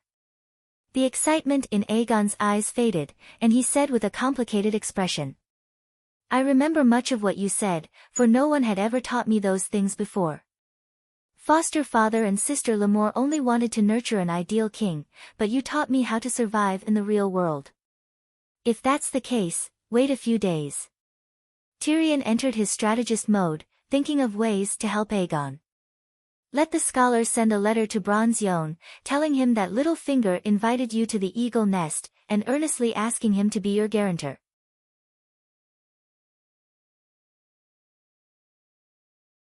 Bronze Yohn, who? Why do I need to earnestly ask? Aegon said with a frown. Tyrion explained slowly, do you know the Roose family of the valley? They are the old nobles of the valley, and their status in the valley is equivalent to the Bolton of the Northern Territory, Hyder of the Riverbay, Starfall City of Dorne. Bronze Yohn is the leader of the Roose family, and is worthy of the respect of any prince. He once formed an alliance of justice with the vassals of the valley, and almost chased Littlefinger's wifeless son-in-law out of the family, but in the end. Sigh. Tyrion did not hide his disappointment as he shook his head and continued, Bronze Yohn is an old-fashioned knight who values honor. As long as he agrees to be your guarantor, Littlefinger will not be able to do it even if he wants to learn from Wade Fry. I see.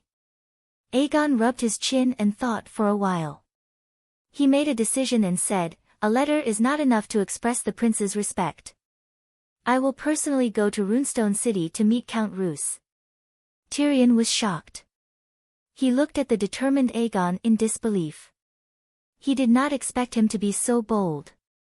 Aegon's boldness also shocked Bronze Yohn, Uncle Finger, and the vassals of the valley. That day, he rode on a dragon and landed in Runestone City. With the most sincere attitude, he told Bronze Yohn about his experience and his request. To be honest, Count Yohn had mixed feelings at that time. He was touched by Prince Aegon's sincerity and how much he valued him, but he also wished that he had never come to him. Because, he also suspected Aegon's identity, especially when Aegon told him honestly that even Uncle Dowlang and Aunt Dany were kept in the dark about Varys's actions. Looking at Aegon's earnest and sincere eyes, Bronze Yohn wanted to ask, Your Highness, do you think this is reasonable?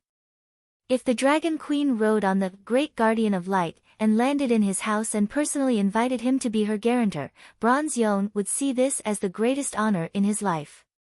He would be willing to protect the rights of the Queen's guests with the lives of his entire family. Even if it was not the Dragon Queen, Second Brother Way would still be able to do it. No matter how crazy Second Brother was, there was no doubt about his true dragon bloodline. But to ask him to be the guarantor of a suspected fake prince, fortunately, Prince Aegon did not want him to be the guarantor of his true dragon identity. Protecting the guests' rights from being violated was a very righteous and honorable thing in itself. Hence, Bronze Yohn reluctantly agreed even though he felt uncomfortable. When Littlefinger heard about this, he was shocked for a moment. Then, he nodded in agreement and handed the safety of the Eagle Nest's Moon Gate Hall to Bronze Yohn. My dear, your husband is a brave, smart, and magnanimous man. He is a knight. That night, when Littlefinger was working, Littlefinger commented on Sansa's fiancé. When he said this, he was very excited. Sansa was also very excited.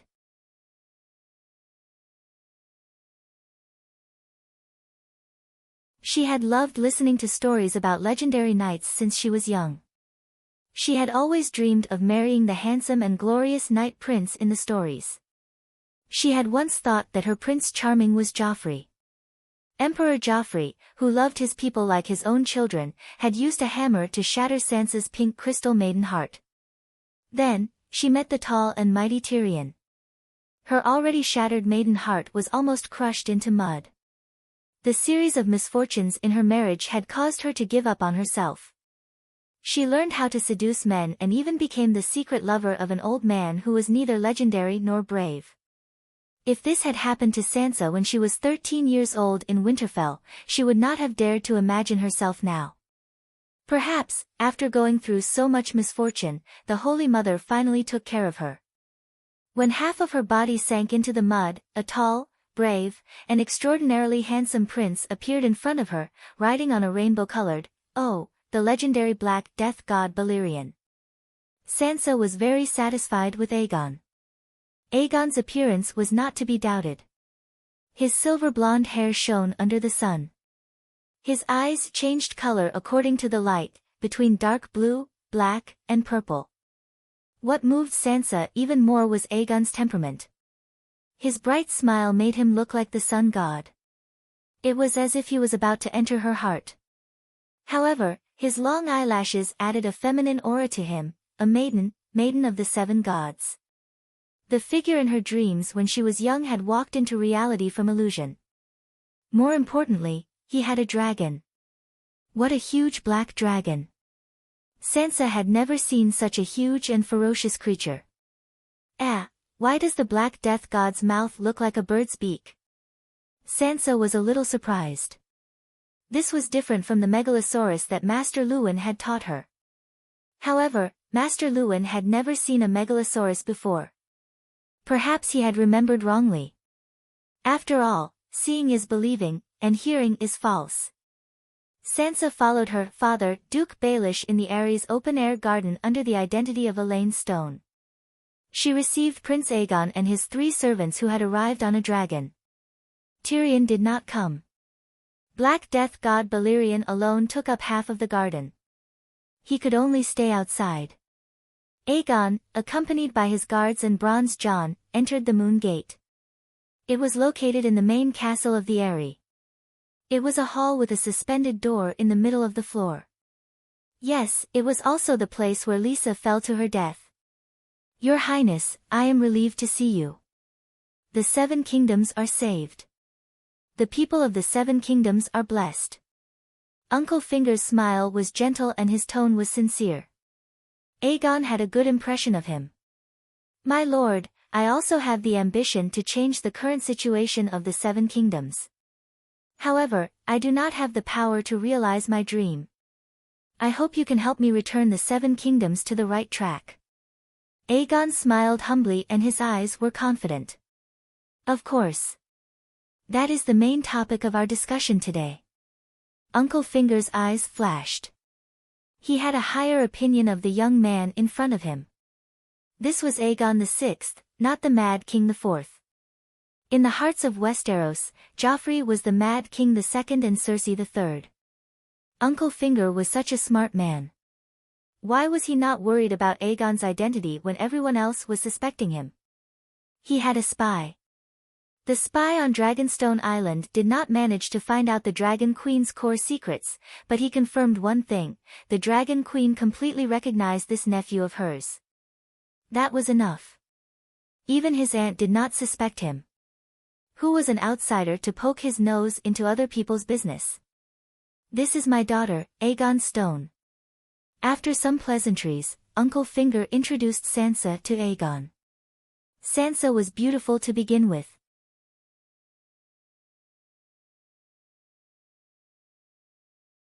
She had exquisite cheekbones, delicate facial features, smooth skin, big and charming blue eyes, and thick red hair that fell behind her head. Today, she dressed up for Aegon. She wore a dress made of ivory and silver thread. The edges were trimmed with silver satin. When she lowered her arms, her long sleeves almost touched the floor. She looked pure, elegant, and very girlish. However, the deep V-neck corset and her slim waist created a strong visual impact. It showed her mature and seductive womanly charm. Aegon was stunned. He had seen beauties before. He had seen Aunt Dany. However, among the women who had given him sexual hints, Aegon was the most beautiful, charming, noble, and elegant. She really looked like a princess. Aegon thought. However, Aegon still had his manners. Clinton and Ashera were both direct descendants of great nobles. Their earnest teachings made it so that Aegon did not lose his composure today. There was only admiration in his eyes. There was no lust. He kissed her hand like a gentleman and said, Lady Aegon, you are the moon in the sky above the Eyrie. Sansa was like a young girl meeting a man for the first time. She blushed and smiled sweetly. Uncle Finger also smiled in relief. There was a high chance of a marriage alliance. he did not feel uncomfortable at all about his woman marrying someone else. Instead, he was very happy. Look at how sincere his smile is.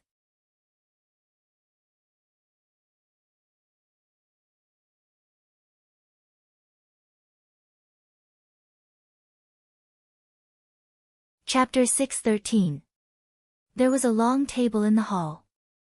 Aegon and Uncle Finger sat on the left and right respectively. Elaine did not sit at the table and Bronze John sat in the middle.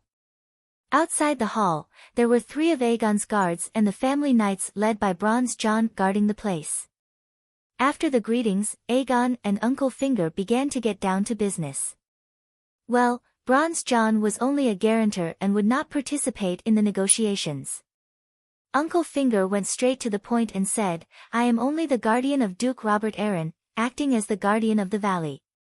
As for the matter of the valley pledging loyalty to Targaryen, we can only reach a preliminary agreement today. I will not make the final decision for the nobles of the valley. Bronze John nodded in satisfaction. Littlefinger was very sensible and did not consider himself as the master of the valley. I will not hide my intentions. I need the support of the valley. With your cooperation, I am confident that I can take down the King's Landing within 2 months and completely quell the turmoil of the 7 countries, Aegon said confidently and sincerely. To be frank, when the news of the Dragon Queen first reached the valley, I discussed the future of the valley with the various vassals. The knights of the valley are not afraid of battle, but meaningless war is not good for us. It will only make the Westeros worse. Winter has arrived and the night is unknown. So, the valley hopes for peace, a peace led by justice. Littlefinger looked at the youth opposite him and said meaningfully. Aegon frowned. At this moment, he suddenly missed Tyrion who helped him manage the Storm's End fortress. Littlefinger obviously wanted to make a request and negotiate, but he suddenly realized that he could not guess the other party's bottom line and was not used to this kind of conversation. If only everyone were as frank and honest as Aunt Dany. How good it would be. Aegon sighed in his heart and asked tactfully, Duke Baelish, as the guardian of the valley, what expectations do you have for the future of the 7 countries? This was to let Uncle Finger make the first request. I don't dare to have any extravagant hopes for the 7 kingdoms. That is a matter for the king to consider. You are the king of Loina, the Undulls, and the ancestors. As for me, I am Robin, Robert Arryn. Robin is his nickname, S adoptive father. My only hope is that he will be safe and sound, and that he will be able to preserve the legacy of his ancestors in the new dynasty. To put it simply, Uncle Finger's only request for Arryn Vale to join Aegon was for Targaryen to forgive Jon Arryn's crimes in the War of the Usurpers. Bronze Yohn nodded slightly, satisfied with Uncle Finger's performance. On the other hand, Aegon was a little surprised. According to Aunt Dany and Tyrion, Littlefinger was sinister and cunning. He had no bottom line and only wanted to climb up the social ladder. He should not be so selfless and selfless. Aegon trusted Aunt Dany and Tyrion's judgment more. Therefore, he believed that Littlefinger was saying beautiful words. As for the grudges of the previous generation, I will not directly announce who to forgive or punish. My aunt recognizes my right to inherit, but she has not given up on the grudges of my father's generation. On the day of the long night. If there is no long night, it will be in the 2nd year of the next summer. She will convene a great council. In the Great Council, she will openly and fairly judge all the dishonorable things that have happened since my grandfather ascended the throne.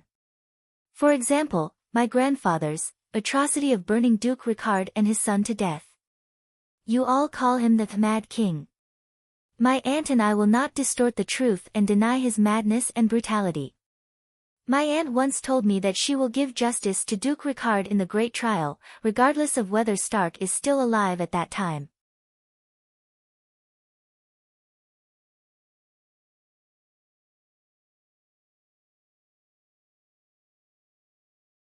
Both sides reached a consensus on the grudge between House Arryn and House Targaryen. It could be considered as clearing the first obstacle on the road to cooperation. However, whether the alliance would succeed in the end depended on the outcome of the meeting between the Aran vassals.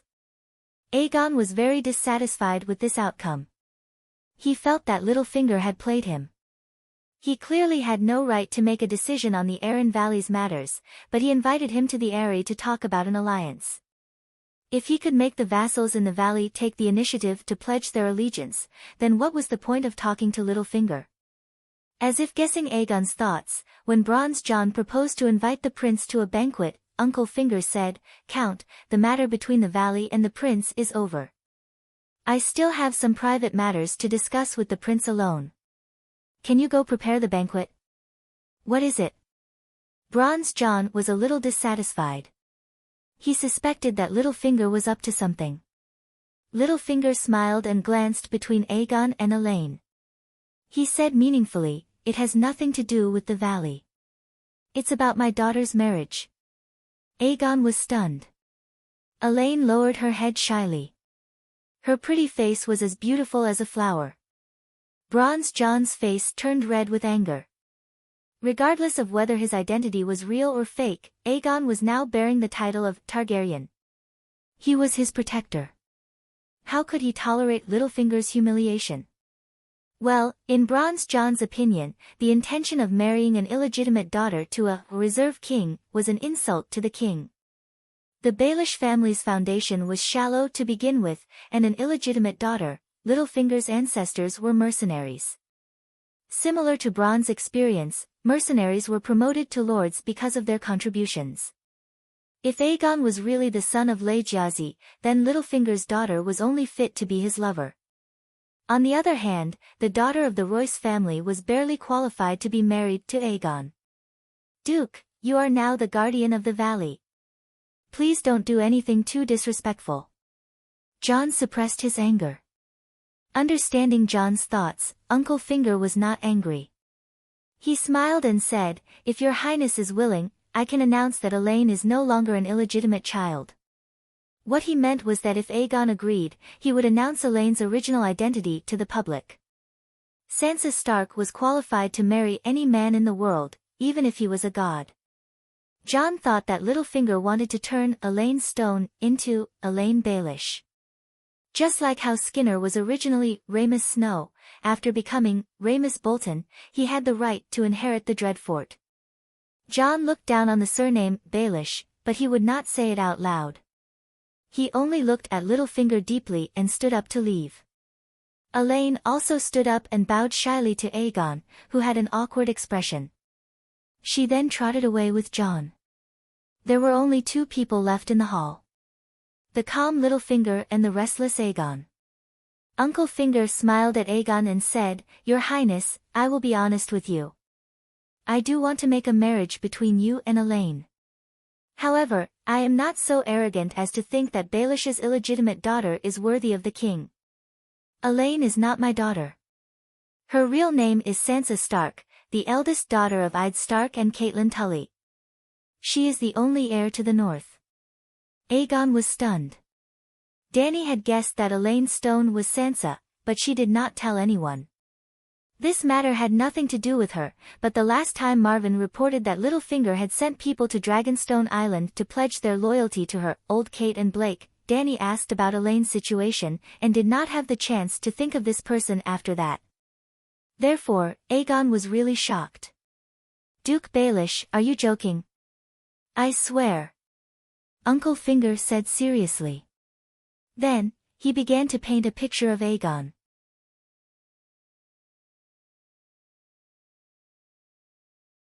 "Your Highness, I am not Sansa's biological father, but I am her adoptive father. Sansa is also Duke Robert's cousin, the rightful heir to the King of the North. The King of the North, Rob's territory is not only the North, but also Hajin. In other words, if you marry Sansa, you will gain the allegiance of the North, Hajin and Valley kingdoms. A sacred betrothal is more secure than any oath." Aegon's expression was uncertain. "Losing the North and Hajin are just burdens to me." Littlefinger was delighted. He did not refuse immediately, which meant that he was tempted. Sansa looked pitiful. She had nothing and could not even go back to her home. However, the truth was that Tywin and Old Rose were very fond of her identity. Your Highness, do you want to be the King of King's Landing or the King of the Seven Kingdoms? Littlefinger asked. What do you mean? The King of King's Landing only needs to take over King's Landing and only control King's Landing. The King of the Seven Kingdoms is like your ancestors, the King of the Undulls, Loinars, and the Ancients, the protector of the realm. Of course I am the King of the Seven Kingdoms, Aegon said. Littlefinger stopped smiling and said seriously, then you must solve the problem of the North and Hejin.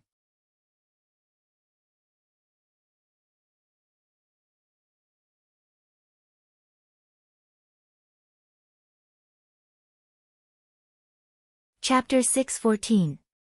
Littlefinger said, Bolton will definitely not join you, and you cannot accept the loyalty of people who violate the rights of guests. Fry in Hejin is in the same situation. Marrying Sansa will allow you to easily gain the loyalty of the nobles in the Northern Territory, and overthrowing Bolton will be easy. Yes, the situation in the Northern Territory is very special, the Northerners only recognize Stark. If your queen is Sansa, the vassals in Hejin who once pledged their loyalty to Robb will also join you. Aegon looked at Littlefinger and asked meaningfully, marrying Lady Sansa is beneficial to ruling the Northern Territory in Hejin, then, how useful is it to winning over the Valley? Littlefinger smiled and said, Your Highness, Lady Catelyn and I are childhood sweethearts, our relationship is extraordinary, my love for Sansa is no less than her father's. Your love for Sansa's body must be more than I'd Stark. Aegon sneered in his heart. He did not know that Sherdong and Elaine were Sansa, but he had heard from Aunt Dany's analysis that Littlefinger had participated in the Purple Wedding, Joffrey's death, kidnapped Sansa, and most likely cheated on Tyrion. For this, he had deeply sympathized with the dwarf. Now, Sansa was indeed by his side, so the dwarf was most likely cheated on. Damn it! It seemed like it was his turn to be the one to take over. Aegon was very upset, but he said calmly, Duke Baelish, forgive me for being blunt, but your power in the valley seems not to be of much help to me. Your Highness, you don't think that the previous meeting was the reason why I invited you here, do you? Littlefinger said with a smile. Is it only now? Aegon asked blankly. Littlefinger nodded slightly and said in disdain, Bronze Yohn is an old-fashioned knight who cherishes his reputation, and he is also very prestigious in the valley, but prestige and reputation do not equal power, or else Barristan would be the king of the Seven Kingdoms. You can influence the decision of the Alliance of Justice? Aegon said seriously. I can lead the valley to pledge loyalty to you, Littlefinger said confidently. Aegon did not ask him how he did it. He only thought carefully for a moment and asked, if I compensate you in other ways, can I not marry Miss Sansa, and you will immediately take the valley and pledge your loyalty to me? What kind of compensation? Littlefinger asked with interest. The eagle nest. Aegon's eyes flashed as he said softly. Littlefinger's pupils constricted, and his heart skipped a beat. He put on a puzzled expression and asked, aren't I in the eagle nest now? Aegon smiled faintly, Duke Belise, living in someone else's house is completely different from living in your own. I've experienced it myself. In Slaves Bay, my aunt treated me extremely well, but I still felt more comfortable in Storm's End Castle. I didn't deceive you and Earl Royce before. Robert Arryn had nothing to do with the War of the Usurpers, and Targaryen was not Lannister. He would not harm an innocent child. But Targaryen had no reason to protect House Arryn's lands and titles. I can leave the grudges of the previous generation until my aunt's great judgment. But I will not help Arryn, Stark, Theon Bella, and Tully protect their endangered and even lost positions without any benefits. For example, if I take over Storm's End Castle, Theon Bella will forever lose his clan's lands. For example, right now, no matter who it is, as long as he can lead the valley to pledge loyalty to me, even if he uses dishonorable means to take away Arryn's title, I will still recognize his identity. Littlefinger shook his head and said, Your Highness, you misunderstand.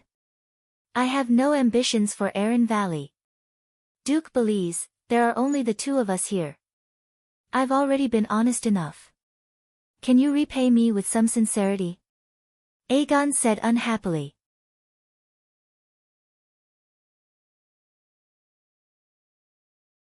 Sigh, back then, after your grandfather killed Duke Ricard and his son, he still felt that it wasn't enough. He asked Jon Arryn to hand over Ide and Robert. What do you think Lord Jon should do? Now we all know that he was the first to rebel against the Iron Throne for the sake of his two adopted sons who had no blood relations. He was also the one who facilitated the marriage between Tully, Arryn, and Stark families. In the entire War of the Usurpers, Jon Arryn paid the greatest price, but he never thought of asking for any benefits. The safety of his two adopted sons is his greatest reward. Littlefinger spoke slowly as if he was telling a story. You want to be the Jon Arryn of Robert Arryn and Sansa Stark? Aegon's eyes widened in disbelief. Lord Jon is my benefactor. Uncle Finger rose to fame in Seagull Town and benefited from Lisa's pillow talk. Later, Uncle Finger rose all the way to King's Landing, which also helped him a lot. He is also my idol, just like how the younger generation of knights worship Sir Barristan. I'm willing to learn from Lord Jon. Littlefinger's eyes were clear, and his expression was serious. Aegon almost believed him. My daughter Sansa is charming, gentle, kind, and noble. Why do you keep rejecting her? Littlefinger asked in confusion. Aegon said, to be honest, even if we ignore her identity, Lady Sansa is the most charming lady I've ever seen in terms of appearance and temperament. However, I can't let down someone's loyalty. Who? Tyrion. He's my friend, and he taught me a lot of how to be a person. He's still my Hand of the King. His reputation isn't very good. He's the Prime Minister, but he doesn't have the title of Prime Minister. I can't steal his wife. Aegon said firmly. Littlefinger smiled and asked, is this the biggest obstacle between you and Sansa? Something like that. Aegon nodded and said hesitantly, actually, my cousin Elaine also wants to marry me. Littlefinger stood up and took out a craft paper bag from the cupboard by the wall. He returned to the table.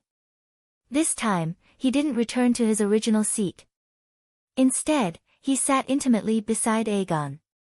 Under Aegon's confused gaze, Uncle Finger opened the craft paper bag and took out a piece of parchment the size of a certificate. Take a look. Aegon took it.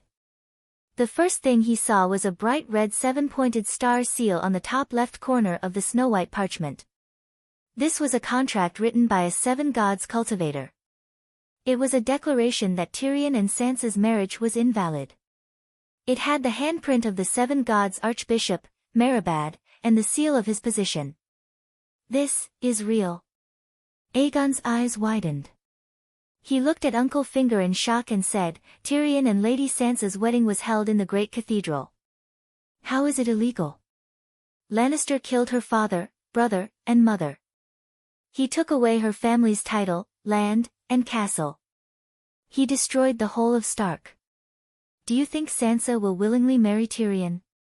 Uncle Finger asked.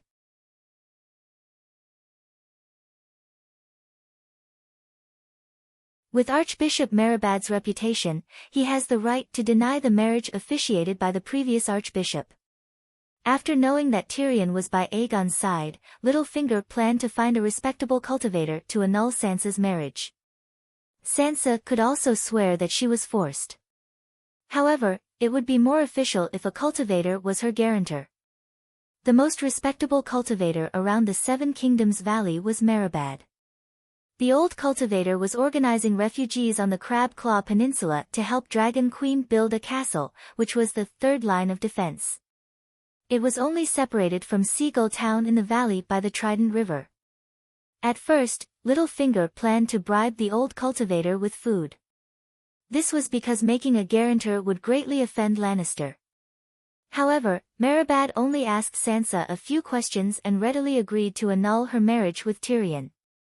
He understood the grudge between Stark and Lannister.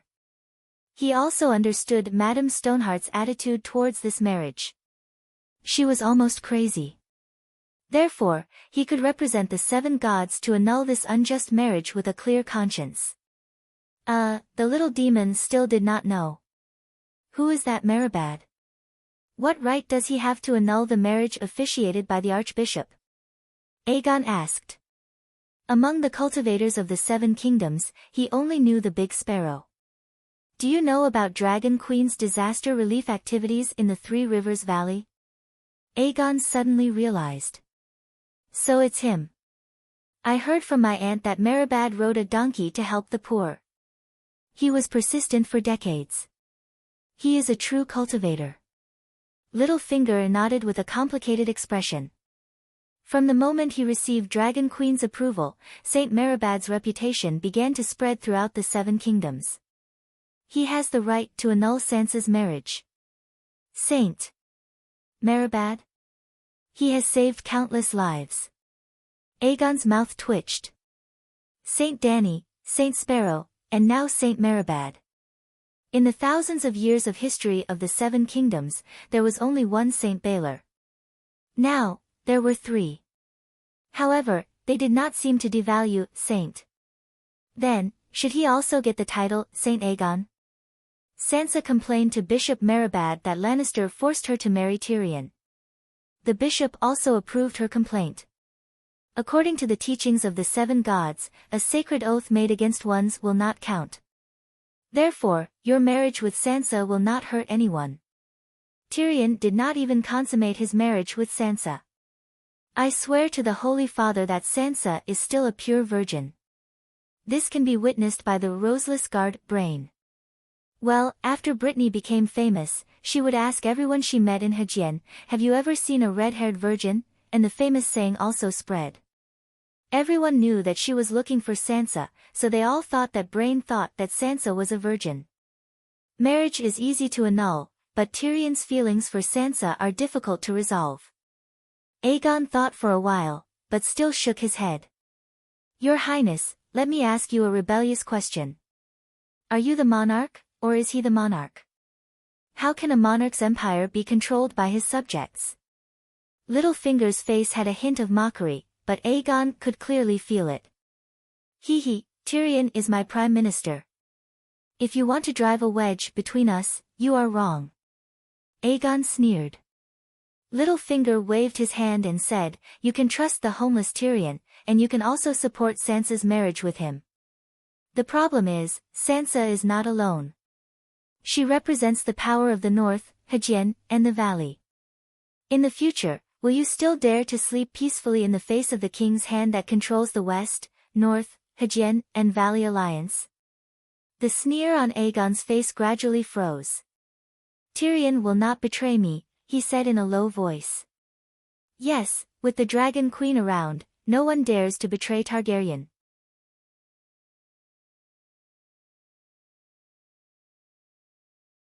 But if you rely on her for everything, why return to the Westeros now?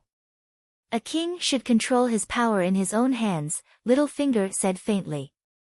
Aegon hesitated. At least Littlefinger was right about one thing. Sansa represented power, and power should be controlled in one's own hands. Seeing his struggle, Littlefinger smiled and said, you can choose another noble girl to marry Tyrion, and complete the friendship between monarch and subject. You are already so concerned about his feelings, and he should also think about your great cause. Aegon was somewhat convinced. But Dorne seems to have the idea of a marriage alliance with me.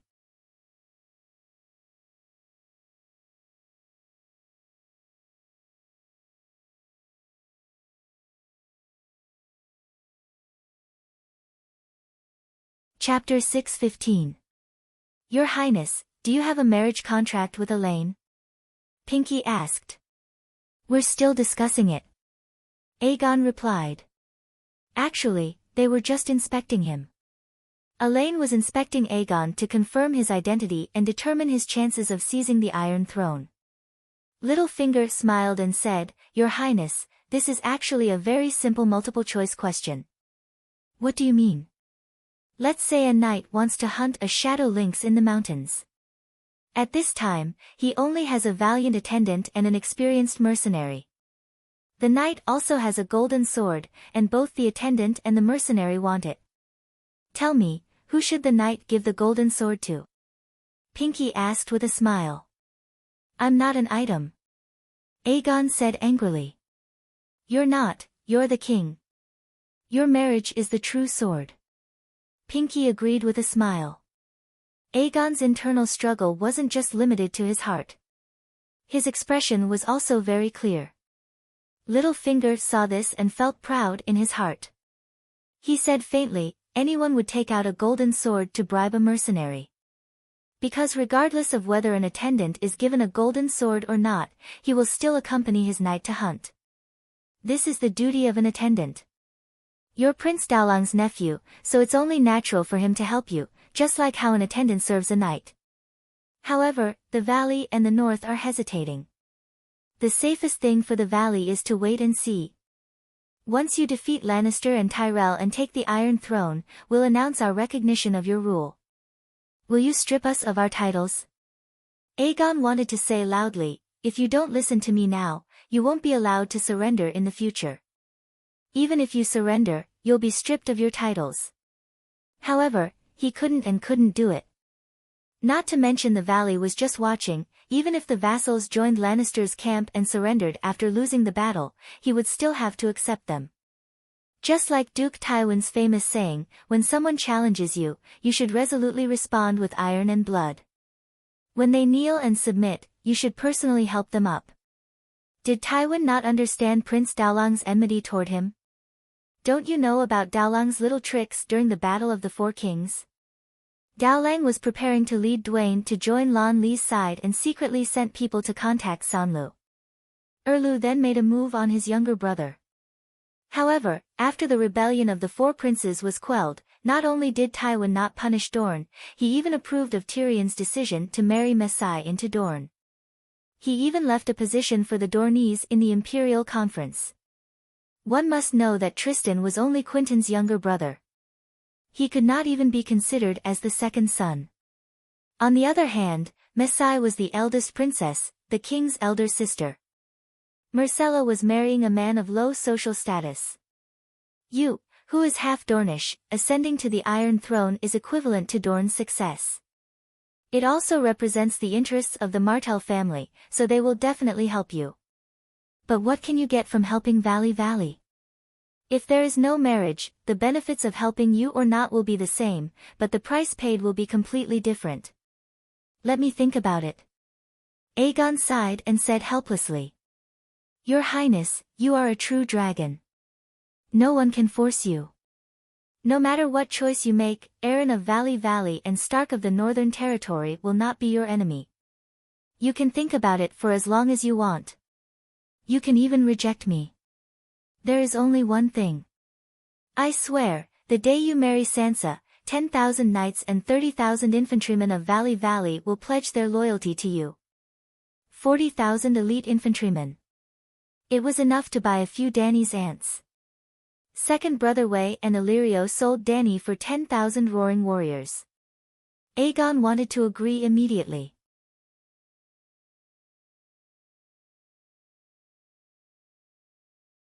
However, Littlefinger stood up and calmly invited Aegon with a faint smile to attend the welcoming banquet held by the vassals of Valley. At the ball, Aegon and Sansa were like a couple that had walked out of a painting. The man was tall and handsome, the woman was charming and charming. The harmonious atmosphere and noble aura between the two of them made it impossible for the surrounding men and women to get in between them. As their ears rubbed against each other, he smelled her virgin fragrance, touched her tender and smooth skin, and was intoxicated by her charming smile, which was either naive, innocent, or seductive. Aegon suddenly realized that his heart was thumping. Tyrion, I finally met my first love. Back at Wind's End Castle, Aegon looked out of the window with a disappointed expression and sighed. Now I finally understand what you told me that day about the feeling of being with Tessa. Just by looking at her, it seems like the whole world is brighter. The air around her seems to carry the sweet fragrance of roses. Other than her, everyone else's image is fading and blurring. That's a good thing. If a person doesn't meet a girl who moves his heart in this lifetime, it's like a quarter of his life has dimmed. Tyrion was very happy for his little brother. But she... Aegon's face was filled with guilt. But she's Sansa. You're right, Sansa is really charming. Tyrion's face contorted. After a while, he gritted his teeth and said, "Where did you meet Sansa?" Sigh, Aunt Dany guessed right. Littlefinger kidnapped Sansa and went to the eagle nest with him under the identity of Elaine Stone. Aegon did not hide anything. He told the dwarf everything that happened in the Hall of the Moon Gate yesterday. My betrothal has been annulled again. Tyrion muttered in a daze. Should I agree to Littlefinger's marriage proposal? Aegon asked carefully. His voice was very soft, afraid that he would agitate the dwarf. He knew that this question was very hurtful to the dwarf, but if he did it behind his back, it would only hurt their relationship even more. He might as well be frank with him. Sansa is my wife. Tyrion growled. But she doesn't love you. She even hates you. She hates every Lannister to the bone. She told me this herself. Even Saint Maribad thinks that your marriage is blasphemy against the seven gods, Aegon said. Tyrion's eyes were red. He shouted, she cannot love me, she can break off the marriage with me, but not because of you. Even if Littlefinger fucked her, you can't take her. Let's talk nicely. This is not the Garden of Desire, and Sansa is not the Red Saintess. She is a noble and pure virgin. The roseless iron guard that my aunt conferred can testify to that. Aegon frowned and said angrily. Virgin? Tyrion raised two middle fingers at Aegon and sneered. Have you asked me about these 3 sticks? Aegon suddenly stood up and shouted at the dwarf, if you talk like that again, I'm going to get angry. The dwarf was really angry.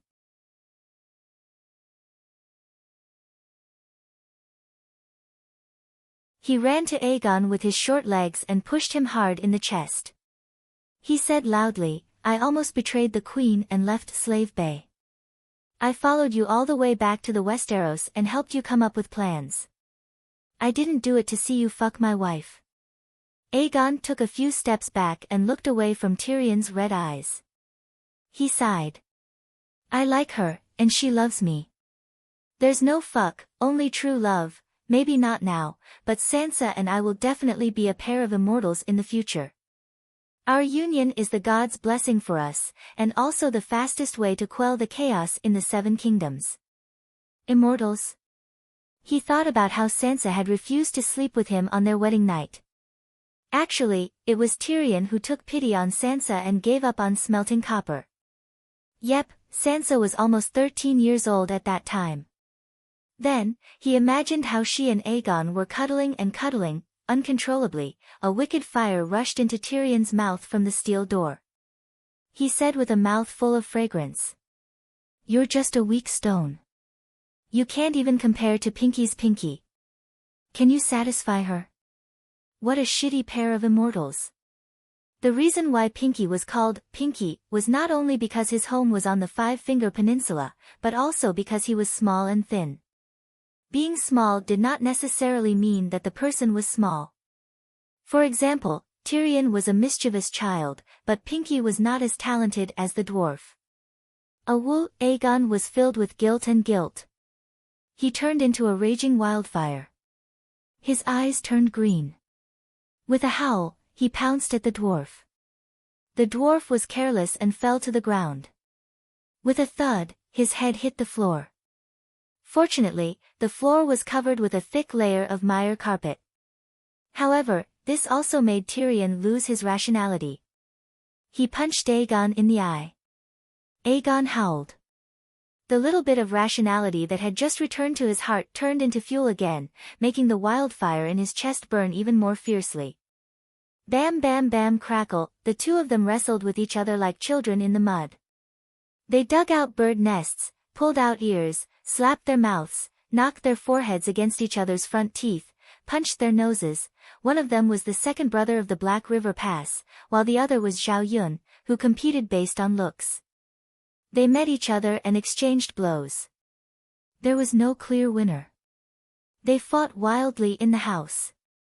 Soon, they were noticed by the guards and reported to the leader of the Golden Army, Harry. After a while, Harry brought people to separate the two of them. Seeing the prince beaten black and blue, Harry had already ordered the guards to lock up the dwarf. However, Aegon got up from the ground and stopped him. Coldly looking at Tyrion, who was looking at him coldly, Aegon rode the Black Death God and left the Wind's End fortress. That's it. Dragonstone Island, the Magic Net Crystal Tower. A dejected Aegon was complaining to Aunt Dany about the grievances in his heart. Dany was in a good mood after eating a big melon. She did not show any displeasure to her nephew and spoke in a calm tone, "So, why did you come looking for me?" Well, this was the first time the two of them had spoken since Aegon left. "Aunt Dany, what do you think I should do?" Aegon sighed. "Kill Tyrion." In ancient times, when an emperor wanted to take his minister's wife, he would first arrange a suicide mission for his minister. Dany held back her laughter. Aegon shook his head and said, "But he didn't do anything wrong. If it were me, I would also be very angry. Any man would be very angry." "Then restrain your lust. It's not because of her beauty." A hint of awkwardness flashed across Aegon's bruised face. "Marrying Sansa is equivalent to controlling the Northern Territory. I can also subdue the nobles in the valley and Hajin. This won't do, that won't do. Think of a way yourself." Dragon Queen turned off the magic mirror communication.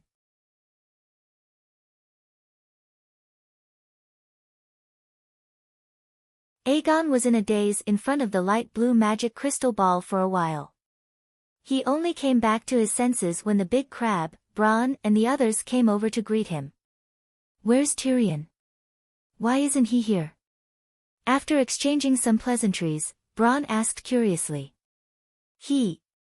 Aegon hesitated for a moment and said, "He's helping me manage the Wind's End fortress.